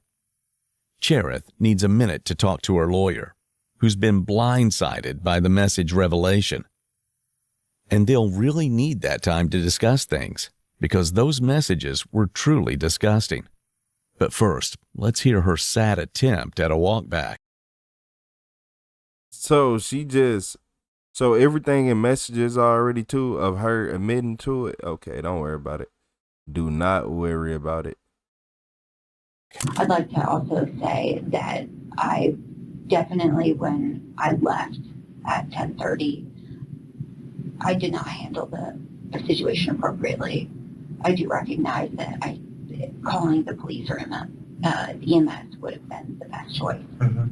So I wanted to, state that right now, right off the bat. So, I wanted to. Yeah, I wish I would have done that. I mean, nobody's perfect either. I can't say you can't be a perfect person. And, I make mistakes all the time, every single day. So I completely understand from that standpoint. Yeah, I should have. That's something that should have been done. Mm-hmm. So, anyway. You said she thought she was cute. If we can just kind of, like I said, I just want, if we can try again, just give me the full picture on everything that's kind of happened. So starting where? Really. I mean, I'm work with you. Just give me a starting point, because there's a lot of things. I got you. Let's start probably right around the first times that you realized, or did you know that Michael was with immediately as you guys started dating? No. Basically, when did you find out that they were together and that it started coming up that they were having issues? Not until, I actually didn't know they were having issues really well until March. Okay. But I did not even know of her until late November. I was under the impression that it was he and I in a casual relationship of sorts. Yeah. That was something that came to a head that,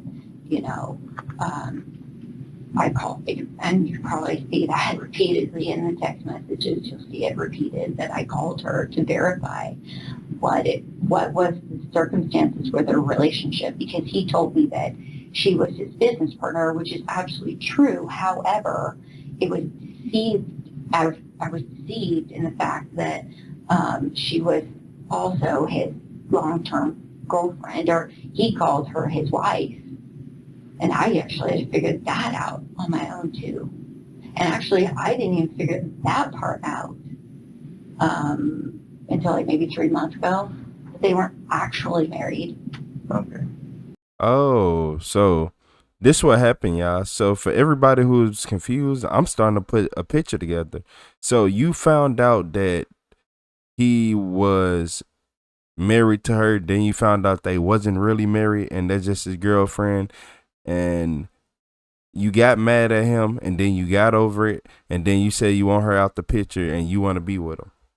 So they're like basically anything for drama and competition. It's not even common. Like, I can't even call it that. Anything for drama and competition. Long-term, you know, relationship of sorts. So. You're talking about an open relationship. Yeah, absolutely. And she was privy to all of the things that he was doing, as far as I knew, too. And as far as he told me. So. Okay. What all would y'all normally do since you... Yes, that is Chick-fil-A on the table. Well, I mean, in October, we first went out for drinks, Tinder, you know, and it was, I had no expectation. It was he and I having sex, like several different times until November, but then we had a falling out because I called to find out what was happening. And so, and actually all the times that there was sexual interaction was from October to January. It was only he and I. Okay. So any of the other relationships or like quote unquote like swinger lifestyle kind of things happened after that point. Okay. So whenever he would bring up problems between him and what did he tell you? He would say that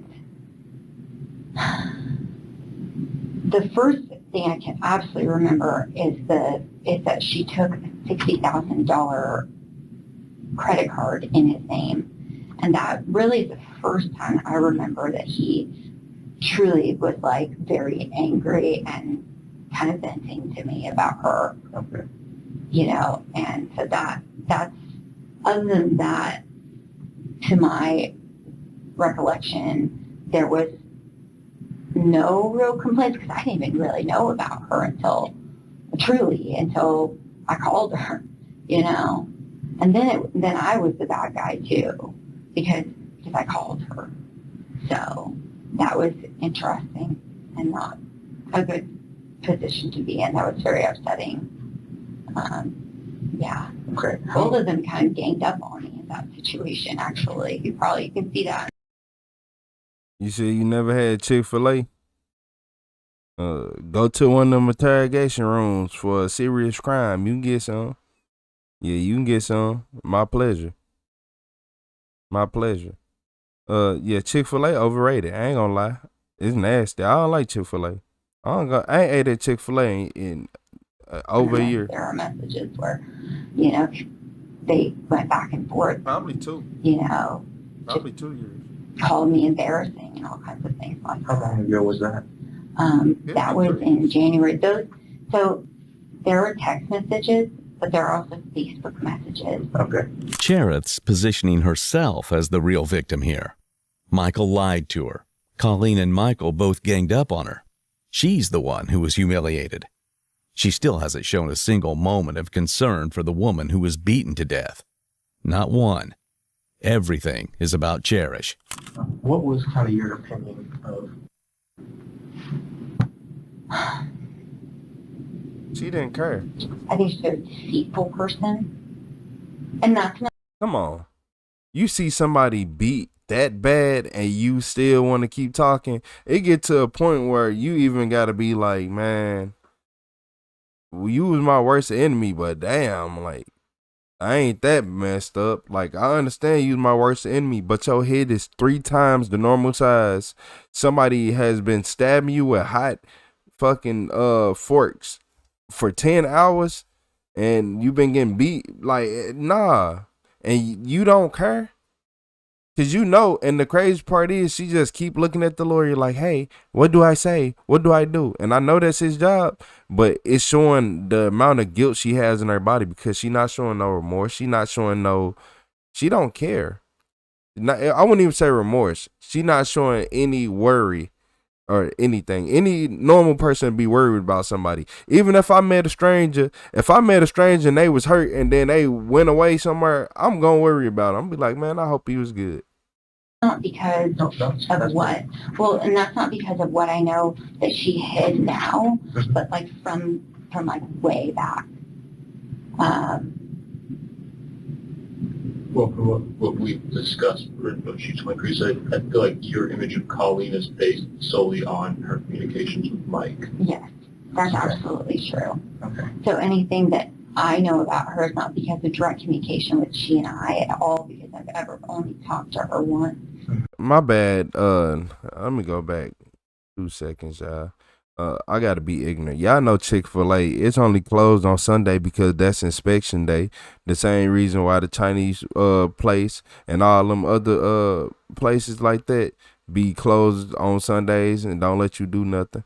But I ain't gonna talk too much more. Yeah, that's absolutely true. Okay. So anything that I know about her is not because of direct communication with she and I at all, because I've ever only talked to her once on the phone.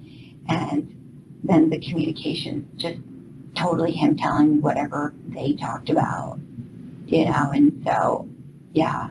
Okay. I never even seen her in person before 10:30 last night. Okay. I've only ever seen pictures of her. Okay.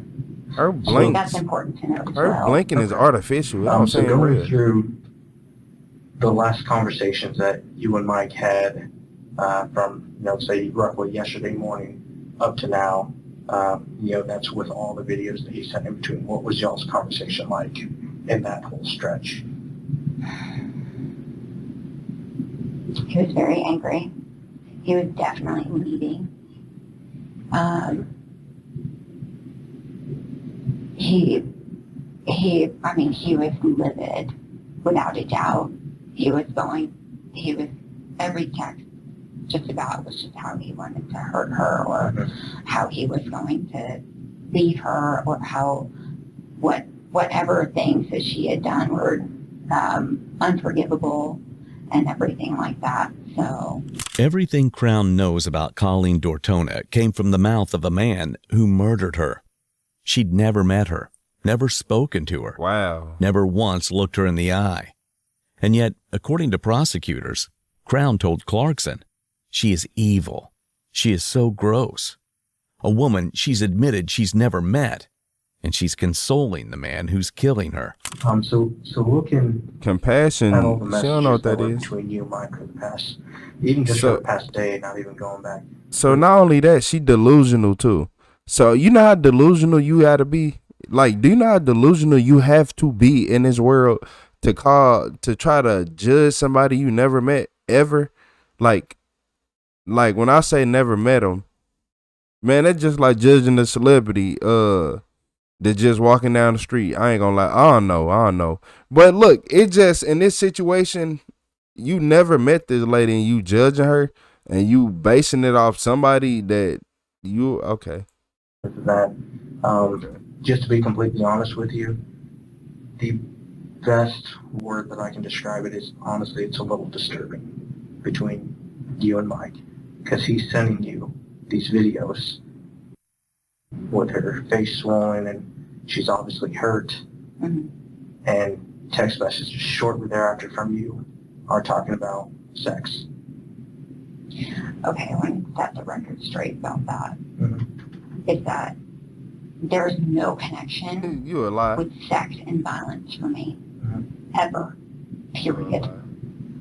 So where I'm coming from, I just think, coming from my perspective, it's just a little odd. If somebody's sending you videos of somebody who's obviously physically hurt, why would you just, let's just start talking about sex? Not saying that that's connected anyway. It's just odd. What was inferred? That potentially the sex and the violence were a connection. Okay, yeah, I'll tell you, I don't have that standpoint that they're connected. Just to clear that up completely. I'm just curious. I'm trying to find out from your standpoint, after he sends these videos of her, why would the next topic point be talking about sex? I think that hours of spans between whatever he sent me and the point that there was talk about sex. And so there was no connection because there were different things going on that were not even in connection with whatever. I mean, that thought doesn't even come to my mind. By any means, if I sent some like sexy picture or video or something like that that came after a picture or a video or something of her being hurt, it was not by any means in connection. Those two things are completely separate. So yeah, looking through all of the videos, but actually the earliest video he sent was, for yesterday, roughly around 6:30 p.m. And I think you were pretty accurate where he sent roughly 3 or 4. And that's between 6:30 and roughly 10:30, I think, when you get there. So 4 videos spaced out throughout that time. So several hours, I mean, his videos are spaced out pretty good, and that's just why it's kind of odd why you're one and it's right in there in the middle of all those videos. I think I briefly watched some of them and then maybe didn't even watch all of them. I'll be completely honest. Do I even want to see that?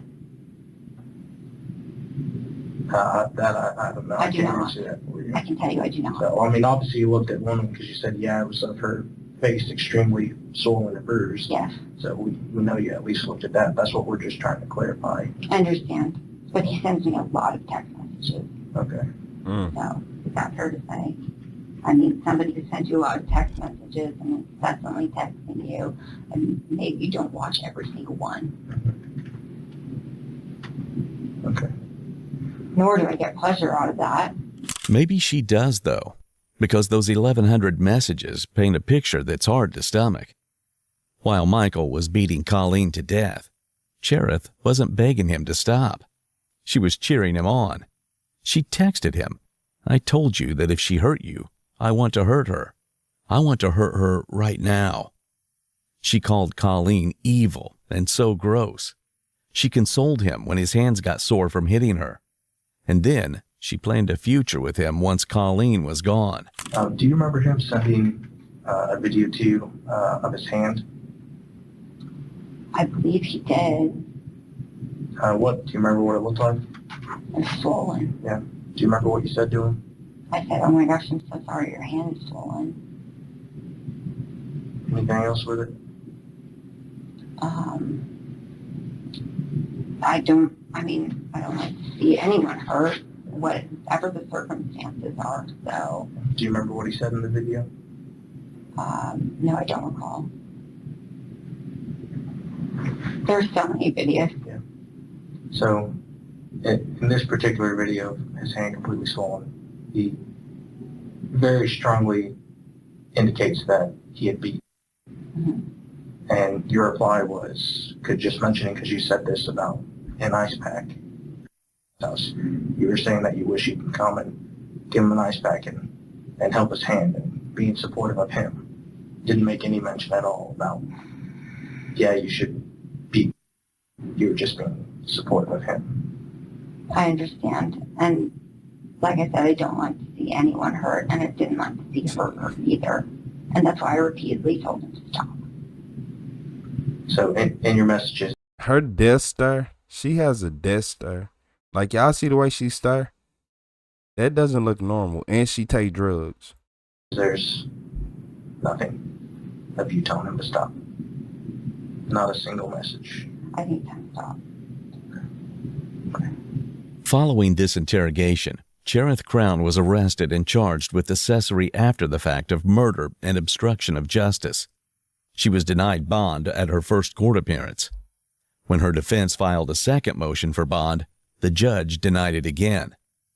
At her bond hearing, prosecutors laid out the full extent of what those 1,100 messages revealed. The videos Michael sent showed Colleen Dortona being tortured over the course of 10 hours, beaten continuously, branded with a fork that had been heated up and pressed into her face multiple times. Cherith Crown's case is still awaiting trial. Michael Clarkson was charged with murder, but he took his own life in jail before he could face trial. His death was ruled a suicide by the coroner's office. In June of 2025, Colleen's family filed a wrongful death lawsuit against the estates of both Michael and Cherith, seeking damages for the pain, torture, and emotional distress Colleen endured. Our hearts go out to Colleen Dortona's family, all who knew her, and all who loved her. Thank you for watching today's. Because somebody was jealous. All this over jealousy. All of it. Every single second this happened over jealousy. And a twisted woman, like a twisted individual, that's not normal. It's not normal to get a kink out of that. That's not normal. No, she got a kink out of that stuff. She was one of them people.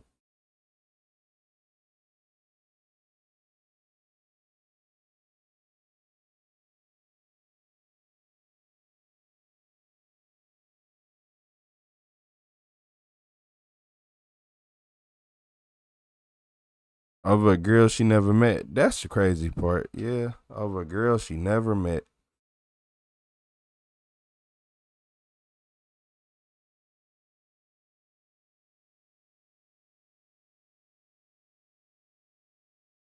you hilarious, Bill.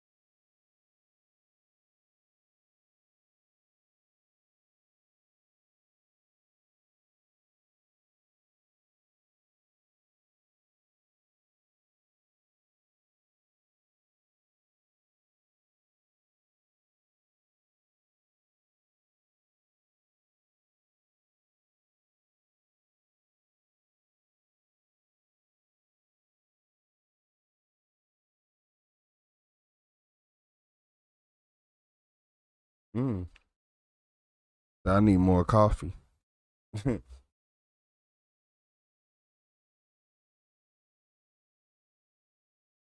I can't stand her. She better not get out of jail. Because if she get out of jail, she going to do that again. She get a kink out of that. She get a kink out of that. Literally gets a kink out of it. But with all them damning text messages against her, man, he ain't getting you out of there. Yeah, he ain't getting you out of there.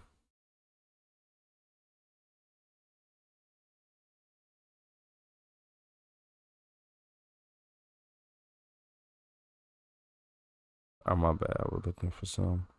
I need to lock that. Yeah. Okay, now good. This is why how evil people can be. I don't understand how people can do that. I feel bad when I make my dog sad, let alone torture somebody. Nah, for real. Accessory after the fact. Shit. Some people just wired different. I keep telling you. Some people are born evil. Some people, hey, you no one is born evil. Shit. Yeah. You seen them signs at birth. I ain't gonna lie to you. Yeah, I ain't gonna lie to you. She had no sympathy, no compassion, no anything. know anything. The emotions was just off, just non-existent. What emotion? I don't think they exist. But yeah, these are two crazy people. This is how they do drugs too, y'all. If y'all didn't understand why they act like that, look at, you see that? You see that face? And that ain't just because she ain't sleeping. Listen to me well. She gonna be like, I only did it a couple times. Okay. Yeah, okay.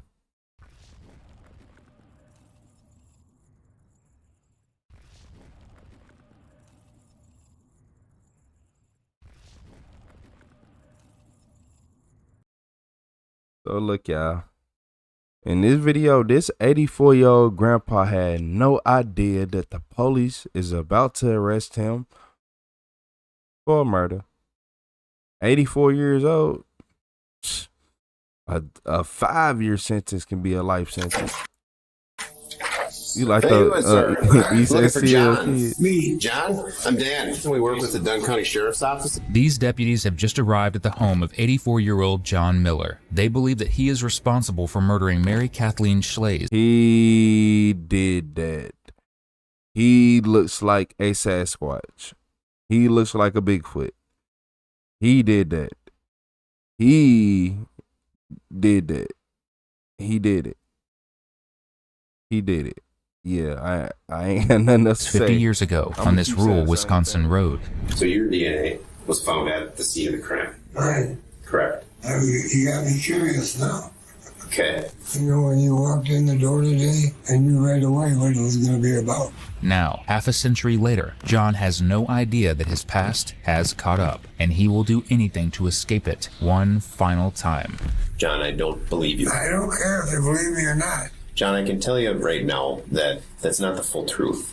And if you know, I got lucky, but luck runs out.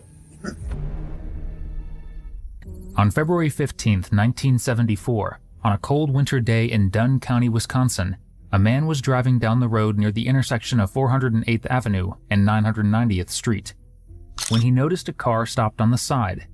As he looked over, he saw a man pull something out of the car, throw it into a snowbank, and speed away from the scene. Sensing that something was wrong, the witness immediately called local authorities to report what he had just seen. Within minutes, the police arrived, only to find the body of young Mary Schlaze. Law enforcement. So you telling me that somebody called immediately? And well, I guess it was back then. You know what? I'm gonna shut up. Because since it was back then, okay, I can see how he slipped away through the cracks and got out of there before the police got there, even though somebody reported it immediately. So I'm gonna shut up. Investigated the best they could and managed to figure out that Mary was an artist and a hitchhiker wanting to make her way out of the state. She was stabbed several times and her body was half pushed into the snowbank. Only the tire marks of a 72 AMC Gremlin on the icy roads and a stocking cap on the crime scene were left behind, which would have been an important lead. But with the technology at the time, there wasn't anything much the police could do with the DNA inside the cap. The only other thing they could get from the witness was the car model, but since he didn't seem to recall much, the model and color he gave to the police turned out to be wrong, and that tiny oversight led to the murderer evading arrest ever since. And it would stay that way for nearly half a century. 50 years after Mary's untimely death, in 2024, science and technology had evolved, and the case had thawed and come back to life. From the stocking cap, hair was recovered, and using genetic genealogy. Yeah, for all y'all people with them cold cases that did something in back in the day, they coming for you. Bad boys, bad boys. Now let me stop playing. But now in our reality, yeah, it was just an unfortunate stroke of luck for him, huh? I wonder, so has he not been arrested for anything major since then? And that's why he became like undetected? Researchers were able to construct a DNA profile which most closely matched one person, John Miller. Following the half-century-old lead, they arrived at his apartment on November 7th, 2024. The only problem was, John was now 84 years old, and he could barely speak without straining his lungs. And as he opened the door, he had no clue that his past had caught up. How you doing, sir? The fact he lived to see 84 is crazy. Good to meet you. This is my... Man, set the table up. I'll get the fire. Man, I'll rock bottom him through a table. Man, don't matter. Jason, we work with the Dunn County Sheriff's Office, and we were hoping to maybe sit down with you in your home or wherever you're comfortable and have a conversation. Come on. All right, thank you. Nothing like getting bothered on a nice day, huh? Yeah, I guess wherever. You want me to sit here? Yeah. Okay. Want me to sit here? Sure. John, by the looks of it, appears to be a pretty jovial guy, letting the investigators sit down for a simple chat. But if you've watched enough of these cases, you already know there's no such thing as a simple chat when detectives are sitting across from you. And if you love watching killers like John get caught decades later, subscribe so we can keep bringing you more. So like I said, my name is Dan, just call me Dan. This is Jason, he's my partner in this case that we're working on. So I think that you might be able to help me out. It's been a long road to get here, but I kind of want to start off by talking about your family. Probably family that you don't know, I'll be honest with you, John, because it goes pretty far back. I'm going to pull out a little sheet here. Do you know, I know you were adopted. Yeah. Yeah. Who were you adopted by? Merle Miller and Grace Miller. And Grace Miller? Yeah. Okay. Were you adopted as an infant? Yeah. Somebody who just said sentenced to death, 30 days should do it. You know what? The bill. John being adopted was a huge problem, even in the reopened case. Adoption breaks the trail because a person's biological DNA no longer matches their legal name and records, and that's exactly what investigators had to face in John's case. But luckily, by tracing his biological relatives, they eventually located John's daughter and tested her genetic profile, which confirmed that the DNA inside the cat belonged to her biological father. And now, with officers sitting across from him, they have to know, did this old man actually kill Mary? And if not, how did his cap end up at the crime scene? So you were raised up until graduation in Austin? Yeah. So did you graduate from high school? 57. In 57? Yeah. Okay. 57 or 58. I got in trouble, and when I got out of the jail,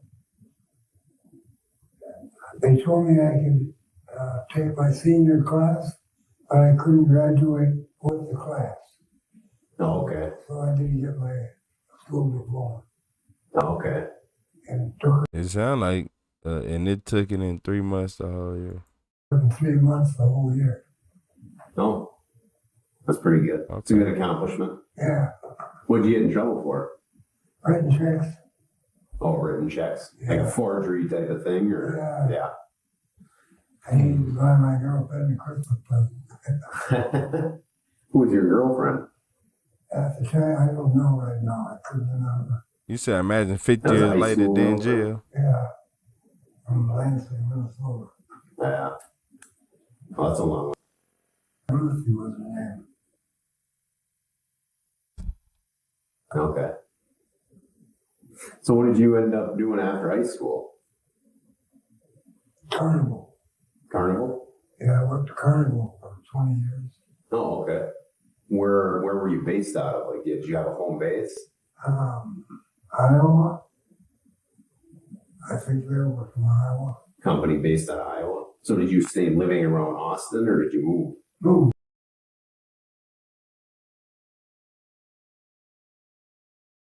Tase him. Tase him. He did it. I keep telling y'all, I know he did it. Y'all like, how his DNA and this and that? He did it. I'm telling you. By them pictures they showed me, my radar went off. I got a radar. It's a built-in radar. And if it don't go off all the time, but when it do. Where'd you move? I was with the Carnival for 20 years, so basically that. But when I wasn't working, I would go from friend to friend, on the couch. They were on the couch. Sure. hard to have a place to stay all the time that you're paying for if you're always running around.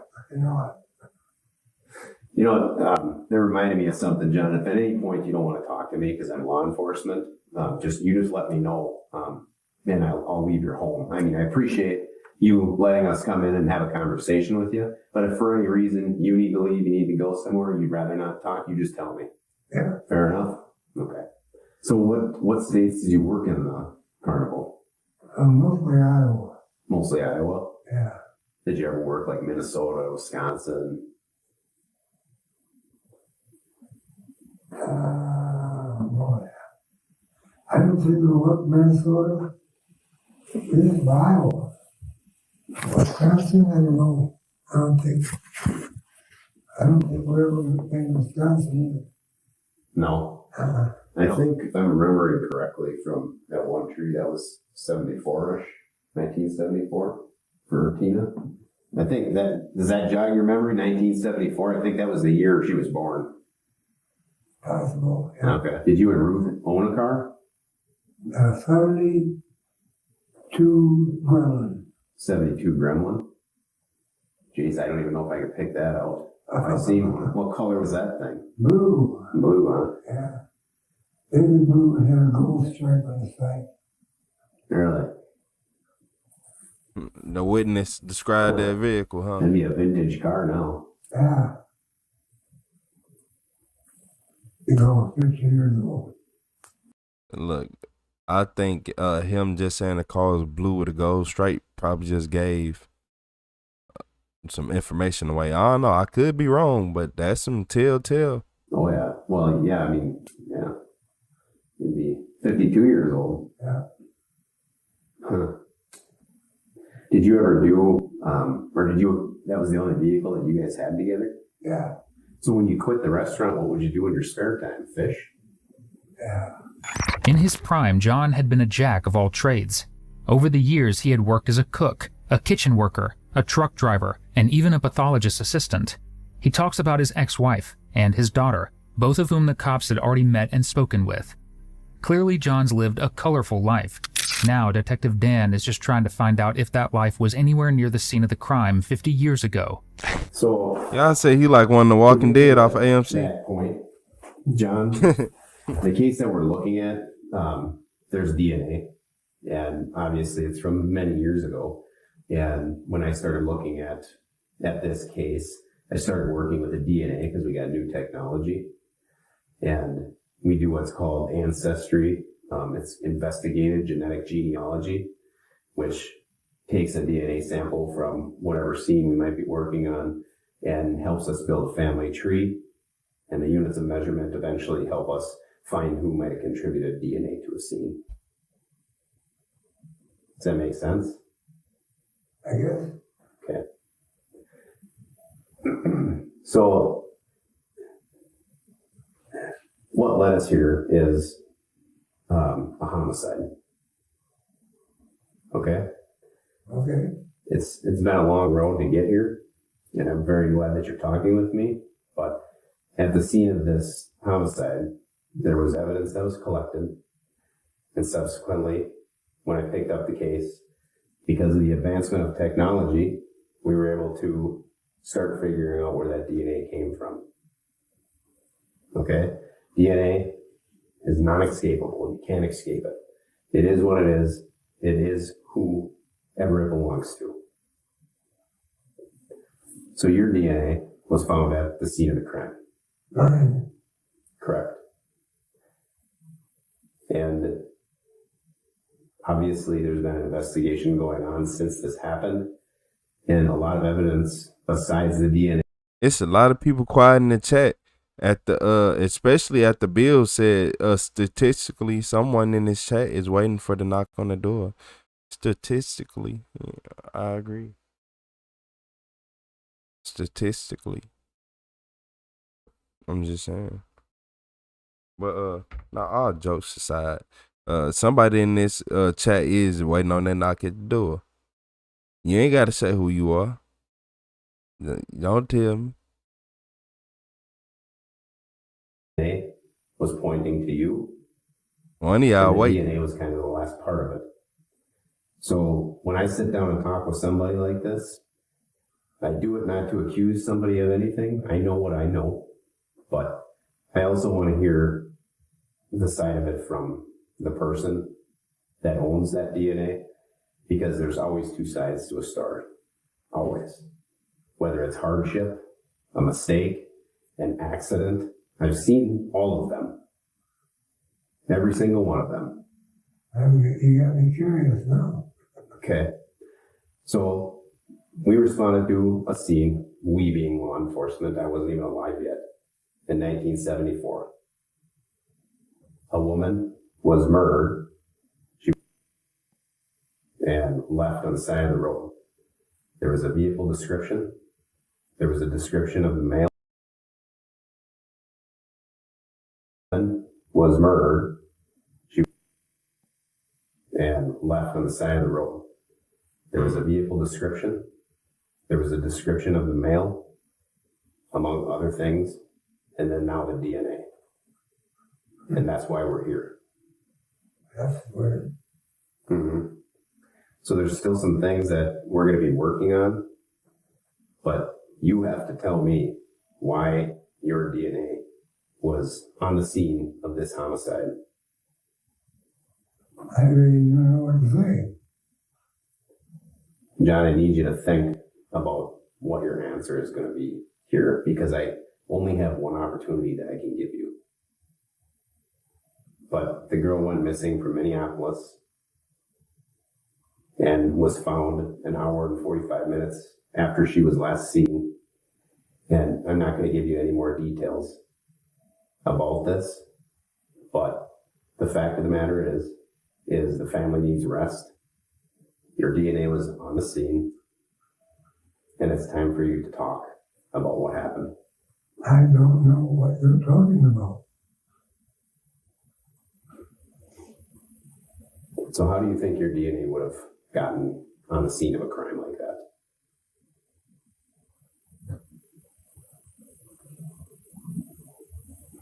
I can't answer that. Well, John, you got to help me understand how it got. I have no idea what you mean, what you're talking about.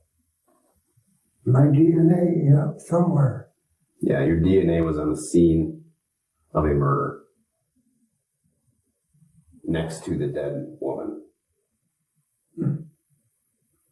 And that's what's led us here over the years. And we're finally here. Because I want to hear your side of things. I have no idea what you mean. This must be one of them things that I watch on TV called a cold case. Mm-hmm. It is. I can't help you out.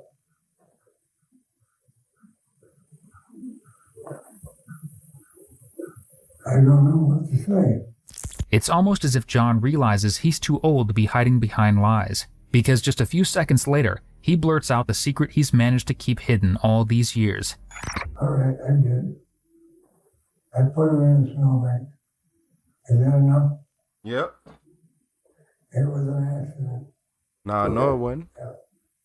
No it wasn't. So I had a fishing knife, a skinning knife in my visor. I asked the lady if she'd give me a. She said no, and she bent over. And I reached out and grabbed the knife and just hit her once. And I couldn't believe it. You hit her once, huh? I thought it was an accident. She did. So I drove off the area and went up and I put her in the snowbank. Okay. Now the car that come up behind me, and I said, well, I'm caught, so I'm out. He do like a moonshiner. In the paper the next day, it gave an entire different color to the car and everything, so I figured, whoops. But that's what happened. Okay. And I don't think I'll be here for supper. Well, I'm glad that you're opening up to me because it's helpful, and I'm glad that you want to get it off your chest. I want to talk to you more in detail about this. Is that something you're willing to continue talking to me about? I don't think he had a choice. Well, John, what I want to do is, at this point, I want to read you your Miranda rights. Okay? I just want to make sure that you still understand, just as before, you have no reason you need to talk to me, but I want to keep having this man-to-man conversation with you. I want to keep having this man-to-man conversation with you before I read you this unmanly, confusing question, just to keep talking. But look, I ain't tripping off that. But look, a lot of people say that he should have been had his Miranda rights read to him when they first started questioning him. But I guess it was consensual, so it was just two guys talking, huh? And I do appreciate That's usually how it go. I'm going to put this right here, John. You're hard to hear. I'm going deaf, so and you got probably better hearing than I do, but I needed a little. Well, y'all call him a zombie. So John, it says you have the right to remain silent. Somebody called him Walking Dead zombie at first. You in a court of law. You have the right to consult with a lawyer before questioning, and to have a lawyer present with you during questioning. If you cannot afford to hire a lawyer, one will be appointed to represent you at public expense before or during any questioning, if you so wish. If you decide to answer questions now without a lawyer present, you have the right to stop the questioning and remain silent at any time you wish, and the right to ask for and have a lawyer at any time you wish, including during the questioning. John, do you understand each of these rights? Yes, I do. Realizing that you have these rights, are you now willing to answer questions or make a statement? Yes. Okay. Obviously, I'm not going to put you in handcuffs or anything like that. I just appreciate sitting here and talking to you, but I do want to go over some details. Handcuff him. Okay. Put him in the bag, too. What vehicle were you driving when you picked this gal up? I think it was the Gremlin. The Gremlin? Yeah, the 72 Gremlin. Do you know her name? No. Where did you pick her up? She was hitchhiking. She was hitchhiking? Yeah. How do you know she was hitchhiking? Well, I saw her. Well, I mean, did she have anything in her hands? Was she carrying anything? Walking? No, she just... Putting her thumb out? Yeah. Where was she hitchhiking? I don't know. I mean, like the general area where you picked her up, I mean. I don't remember that either.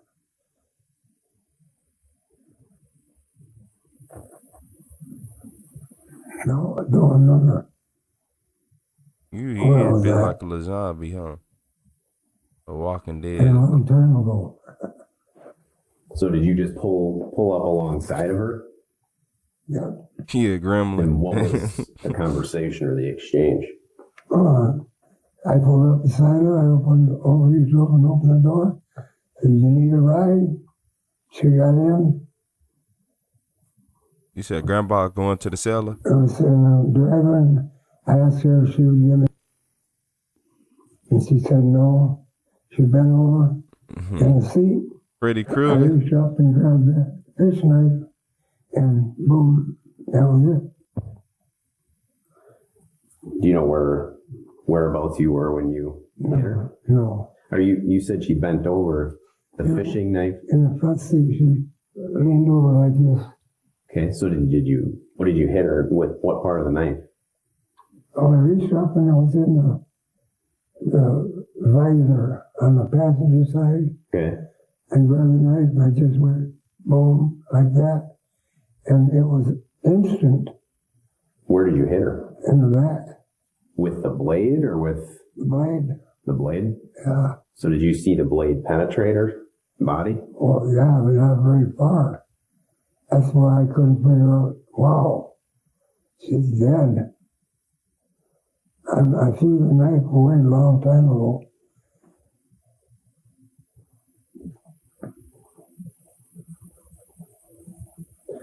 So what happened after you did that and you realized she was dead?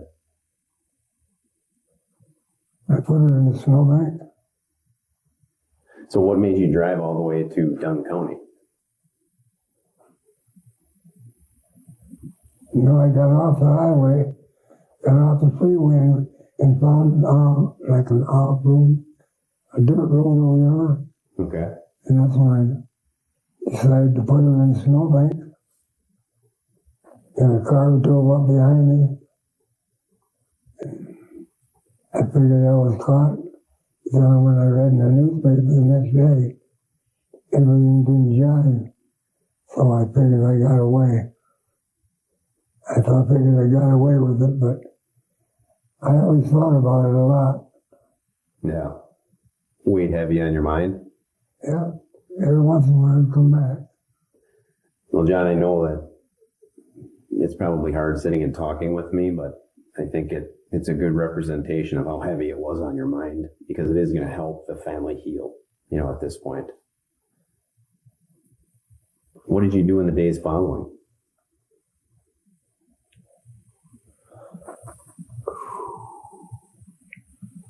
Just kept on going, I guess. I don't remember. Okay. Because we're having an effective conversation, you and I, John, she had more than one. And I knew she had more stab wounds than one. We all did. I'm not gonna lie to you, detective.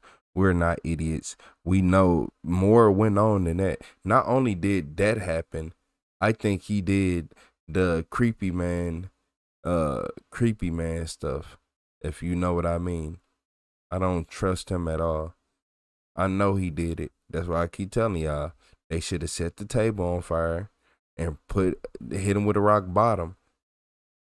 I want you to really think hard so you can really show me a picture of what happened that day. It could have been panic, after the initial, like you say. I don't know. That's why I'm here, and I want to hear it from you. Well, like I said, when I found out realized she was dead, I found an off-road, went out, and put her in a snow bank. John, did you more than once while you were still in the car? One time. Just once. In the back. John, that's not true. It is true. That's what I remember. I knew one time in the back, and oh man. If I did, I don't now remember. I remember one time.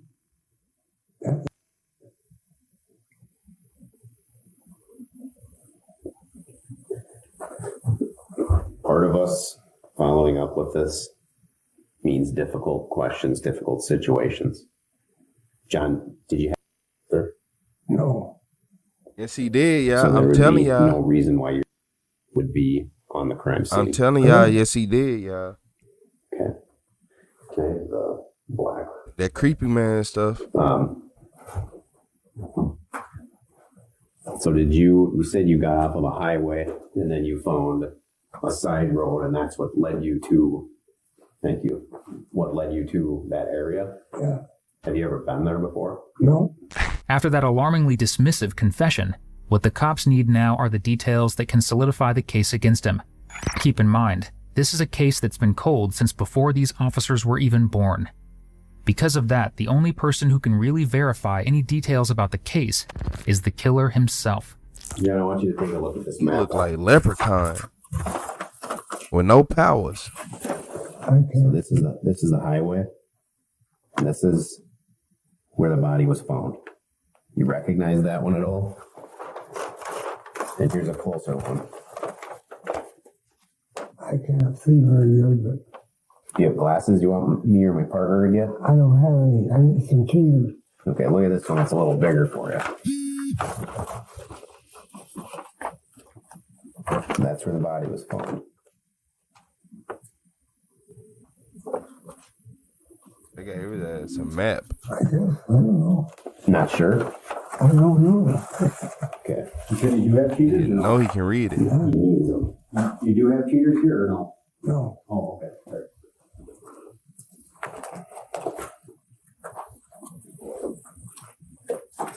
John, who do you think this looks like?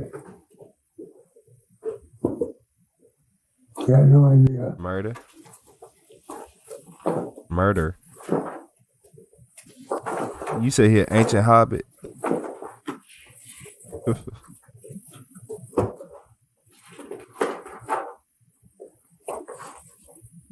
I'm going to show you this picture here, John. And tell me what you're looking at.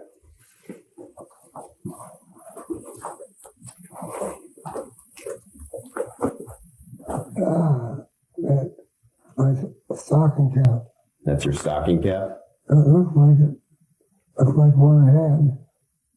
Did you wonder if you dropped it there? Did you know you dropped it there? I don't even remember losing it, to be truthful. Okay. John, I'm going to give you a pen.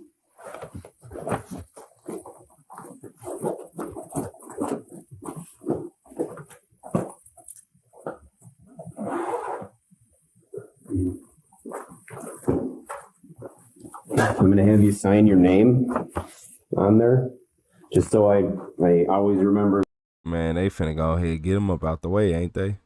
He don't know. Them charges told me still that coming. Was your hat. It just helps protect us both.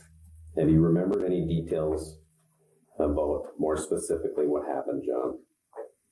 Because there's details that aren't being talked about that I think, one, when you talk about them, it's going to help you.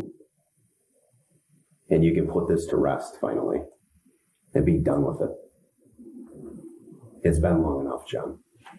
Yeah, what I remembered, I picked the girl up. I asked,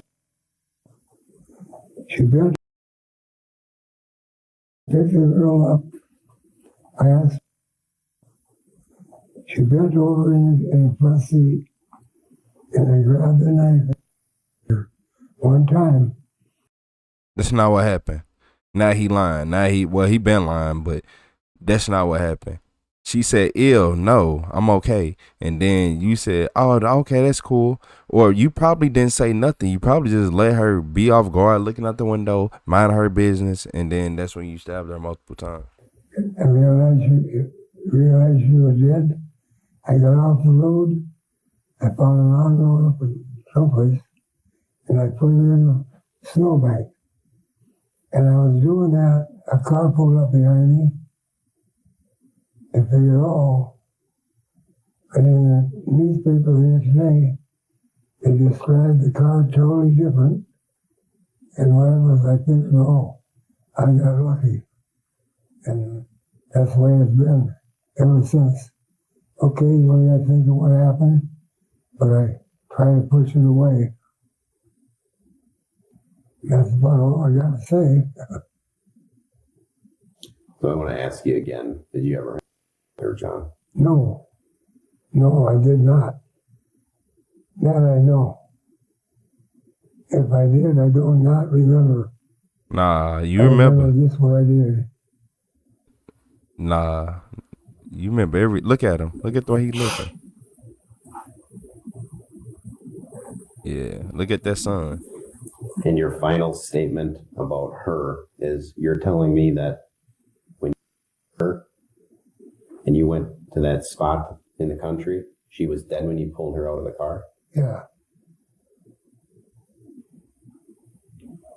The wrong car. Do you remember how long it was after you picked her up?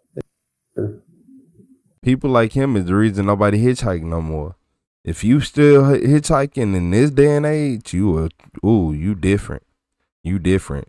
People like him single-handedly wiped out generations, like millions upon millions of hitchhikers, just based off what they do. All the horror stories. I said war. Yeah, it be war. Basically, war stories they go through, cause it's be so horror filled. It ain't no difference.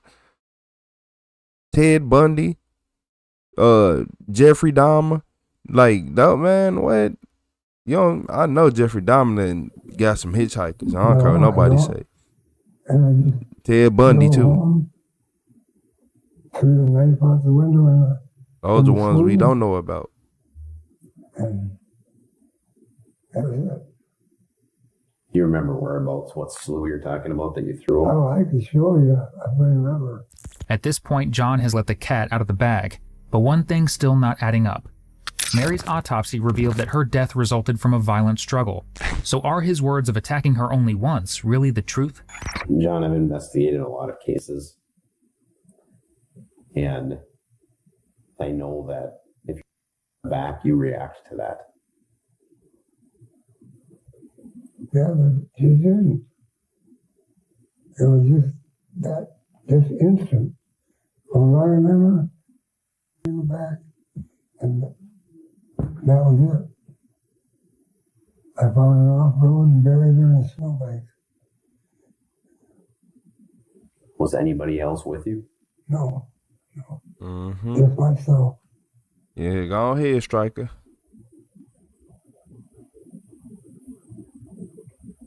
John, why did you do that? I don't know. To this day, I don't know. Maybe because when she said You said no, that buried a lie. I figured I even told her I better get rid of it. Who knows? Only me. You know, when you walked in the door today, Yeah. I knew right away what it was going to be about. Did you? Yeah.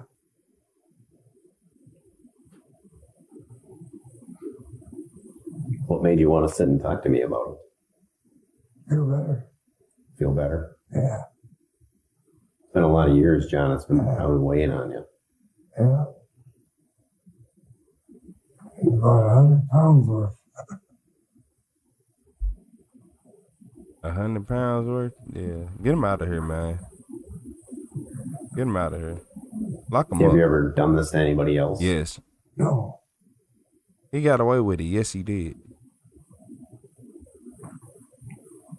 On his first time.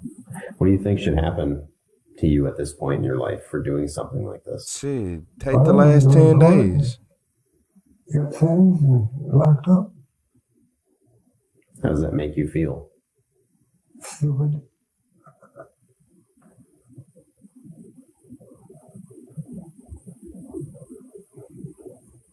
Yeah. Have you ever looked back, looked up the case or anything like that since then? No. No. I just tried to shut it out. Did you ever tell anybody about this? No. I said, look at Can the you long think of any more nails. details, John, that you want to tell me before He do got serial killer I start hands. asking you any other questions? No. I can't think of anything except what I said. You say he's staring at the window of his last days of freedom.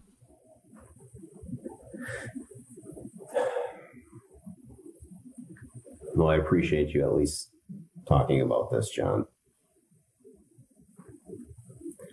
I'm going to want to talk to you again. You know, not that I'm leaving right now, but eventually I'll have more questions.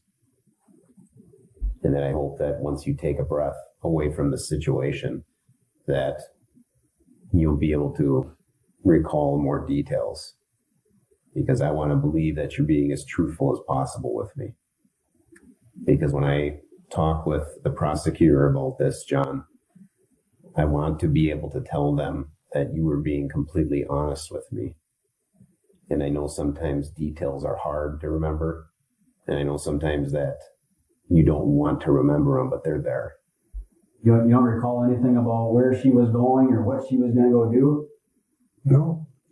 You remember where or how long the fact you cleaned it up? Very quickly.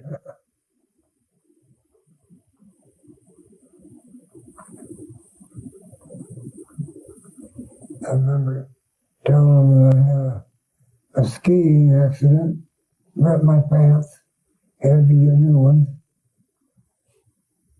Maybe that's why there was blood in the car, I don't know. You told people that's why there was blood in the car? What's that? You told people that's why there was blood in the car from the skiing accident? Yeah. Did someone see blood in the car? I went and ripped my pants to make it look like I had a skiing accident. Right. That's where I told them the blood came from. Blood on your pants or blood in the car? Pants. I had a big scratch. And I told them I had to buy new Levi's. So you said right there, okay. So he even harmed himself to make it. Okay. So you got that knife, scratched the little line up your leg to make it believable. Because of the skiing accident. And the road where her body was dumped is a dead-end road. It was. So how did you get turned around is what I'm getting at. Did you do that before or after? I don't know. I know I got there, dumped her in the snowbank, and left. Yeah. Do you remember how you got her in the snowbank? You said who's skiing? You said who's skiing and Levi's? And pushed her in the snowbank and was covering her up. No, for real. No, for real. You not lying. I figured, and I left. Remember how you grabbed her? No. And shout out to Lady Eve. You remember everything. Look at his eyes. He's just thinking, remembering, playing it over and over and over and over and over and over. When did you realize that she was dead? Right away. How did you know that, though? What about her? Oh, I was a pathologist assistant. You were what? I used to be a pathologist assistant. Okay. And I worked surgery. So I know life and death. By this point, it's clear John isn't too bothered by what he did. In fact, he wasn't too bothered 50 years ago either. His first course of action after he buried Mary in the snow was to go get himself a new pair of Levi's. Not to mention how casually he dismissed all that blood back then by simply associating it with a skiing accident. Told y'all, he real. Herbie, yeah. And all you recall is the one time in the back. But there were multiple ones. And I'm just trying to, from your perspective, understand it was probably a situation of panic for you, I can imagine. Man, if I see somebody, if I see somebody skiing in some Wrangler jeans or some Levi jeans or some jeans in general, I'm calling the police on you. So some of those details might be hard to remember. But as long as we're getting this off your chest, and like you said, this is something that you've sat on and weighed on you for many, many years. As long as we're talking about this, wouldn't it feel good to get every last detail out that you remember? You never, out of curiosity, looked up news articles on it years later? No.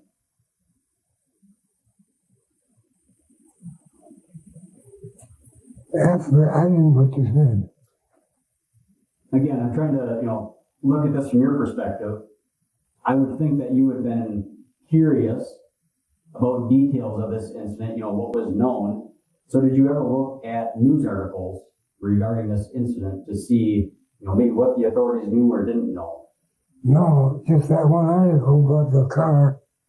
That's the only article I read in the paper about it. Okay, which newspaper was that? Do you remember? Or how long after? Maybe a day and a half, 2 days later. And I happened to read it in the paper, and I figured, I got lucky. But luck runs out. John, the last thing that I want to ask you before we go on to the next step with this is, if this has been eating you for so long, how come you never came forward with it?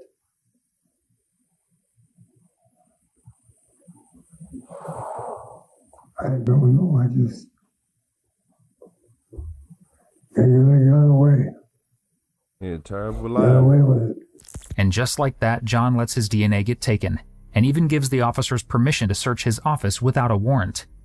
By this point, he seems to have realized that he'll be taken to a jail cell. Despite that, he seems more concerned about his money than he does about murder. I know I'm going to jail, but with you in there in front of the TV, there's some envelopes. Okay.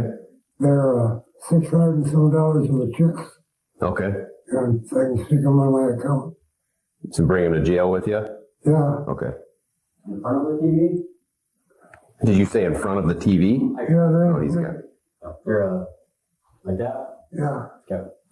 Well, you set him on the counter for now, or what are we going to do with him? You want him to come with you? Yeah. Once his main concerns, like his checks and social security card, are sorted, officers bring him down to the police department for another set of questioning.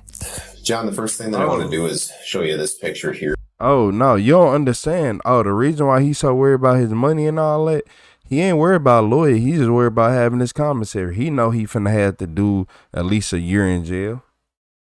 And tell me if you can recognize that female as being the hitchhiker that you picked up. I really can't see, but... Yeah, it's hard to see. It's a black and white photo, too, which doesn't help.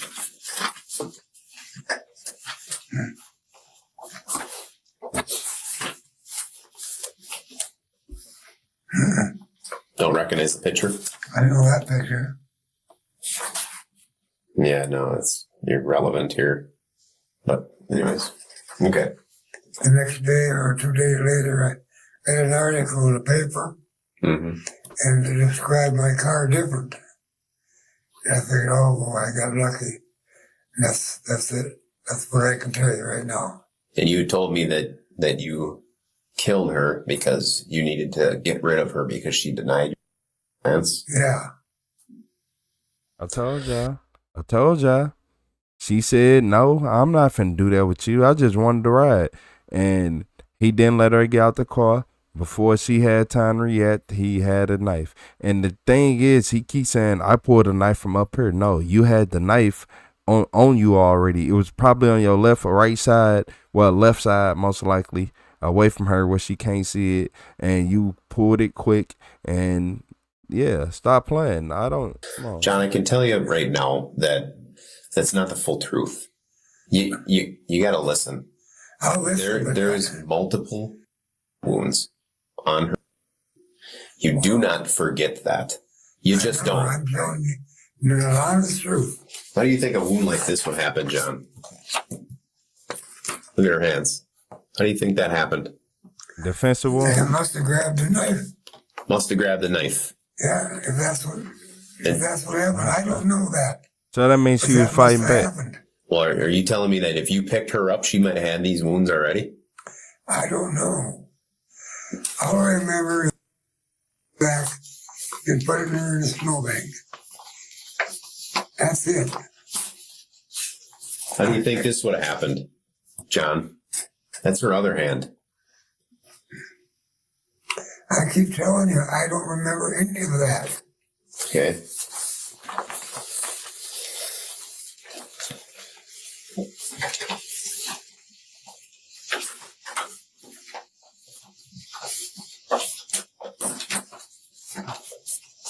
Does this look familiar to you? Do you remember that scene? Is that the snowbank where I put her? Well, I'm asking you what you see there.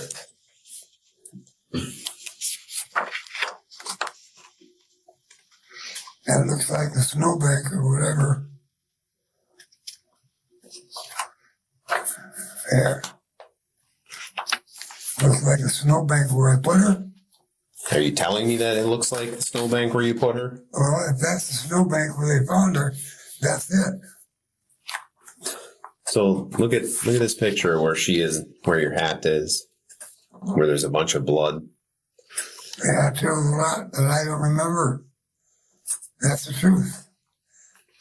All I remember is putting her in the snowbank. Nah. That's it.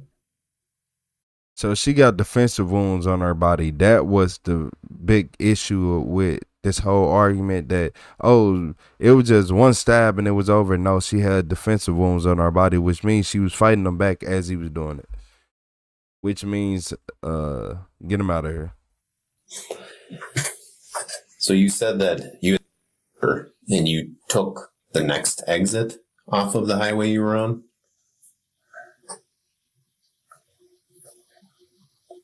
Well, I put her in the snowbank. That car that come up behind me, I took off. Where I went then, which way I would have it or not. No I'm talking about when you first met her. How long did you drive with her allegedly dead in your front seat? I don't know. I have no idea. I couldn't even think of it. Because earlier you told us that you got off on the nearest, as soon as you could get off of the highway. You got to find a place to get rid of her. So did you go past other opportunities to get off that main highway, or did you take your first opportunity? I probably took the first opportunity. I don't know. All I remember is getting her up there, getting her in the snowbank and leaving. So where was she going, do you know? I had no idea. We're not, as you can gather here, we're not buying that you don't remember any more specific details. This is a pretty significant incident. I don't care what you say. Life. I don't remember. Period. Other than what I'm telling you. I killed her, I put her in the snowbank, and left. That's it. That's what I remember. What were your... Hold back up a little bit. What were your intentions when you first seen her? You said you picked her up. You knew she was hitchhiking. What were your intentions? Just give her a ride and ask her if she wanted it. That was it. Why'd you have a knife in your car? Huh? Why'd you have the knife in your car? That's a fillet knife. I always do a lot of fishing. Did you typically keep it in your car or no? No, I always had it in the visor all the time. You kept it up there? Yeah. Would Ruth tell us that same thing? Huh? Would Ruth tell us that same thing? Obviously, you know it's her car too. I don't know. You got no idea. And now he don't know nothing. I know I fillet a lot of fish. The officers ask him all sorts of questions. His routine when he was jobless, where he used to drive, and what the color of his car's interior was, all to help him remember the details of the incident. None of it quite works, as his statement remains the same as the one you've heard several times. Then, and only then, John decides he's had enough of this investigation. John, what I think you did is her when she was still seated in an upright position. No, she wasn't. Turned back one time. Period. Something else happened in the car. No. No. It did, John. I don't care what you think. I know it did. Some of what we think, that's what the evidence tells us, shows us. He laughing. No, whatever, what? You're wrong. What's up, Bean? She bent over, turned back, she died. I found the place, I put her in the snowbank. That's it. No more. It's still even What's that up, story Quan? that doesn't explain how you explained away blood in the vehicle. Because if you explain to your family that you cut yourself skiing in your skiing accident, that would not explain blood on the passenger side of the vehicle, John. That story doesn't work. I don't care. John, it doesn't work. He is laughing. You need to come off of this. I don't want to talk no more. Okay. I'm done talking. Okay. Can we get you anything in the meantime? Give me a place to lay down. Okay. They got somewhere for you. As long as it's got a toilet, because I have to go. Okay, I'll let them know you gotta go to the bathroom. And I'm one of them, when I gotta go. John shuts down the interrogation after letting that slip, but that wouldn't help him get away anymore. Ultimately, he was found guilty of first-degree murder and sentenced to life in prison, which unfortunately at his age isn't enough of a sentence. I'm so what is life? If you enjoyed today's video, be sure to subscribe to our channel. 80% of everyone... What is life? Yeah. He's found guilty of life in prison, but shit, all 38 minutes and 22 seconds of it.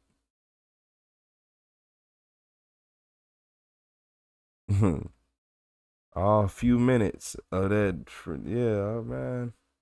He look, he ain't go to jail till he was 84. He was 84 years old, chat. 84. You know what? They're gonna get saved. 100 breaths left.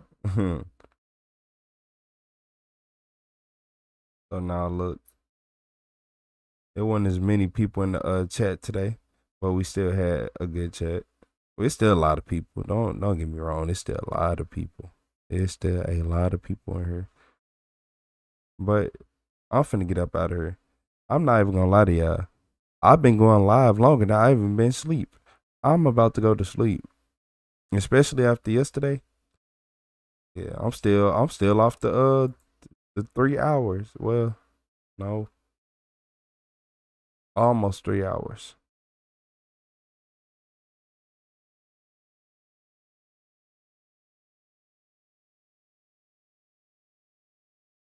Yeah, I will see y'all soon. I'm literally about to lay down. I'm not drinking no water. I don't have to use the bathroom. Nothing. I'm finna go lay straight down. Straight down. It's 3:30 for me. Is 1 a.m. where you at?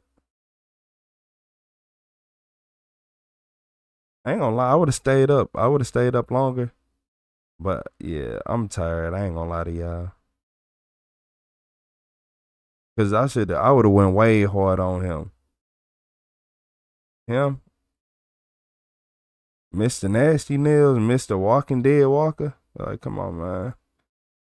Yeah, come on now. I would have went way harder on him. Way the friendly giant looking at like, man.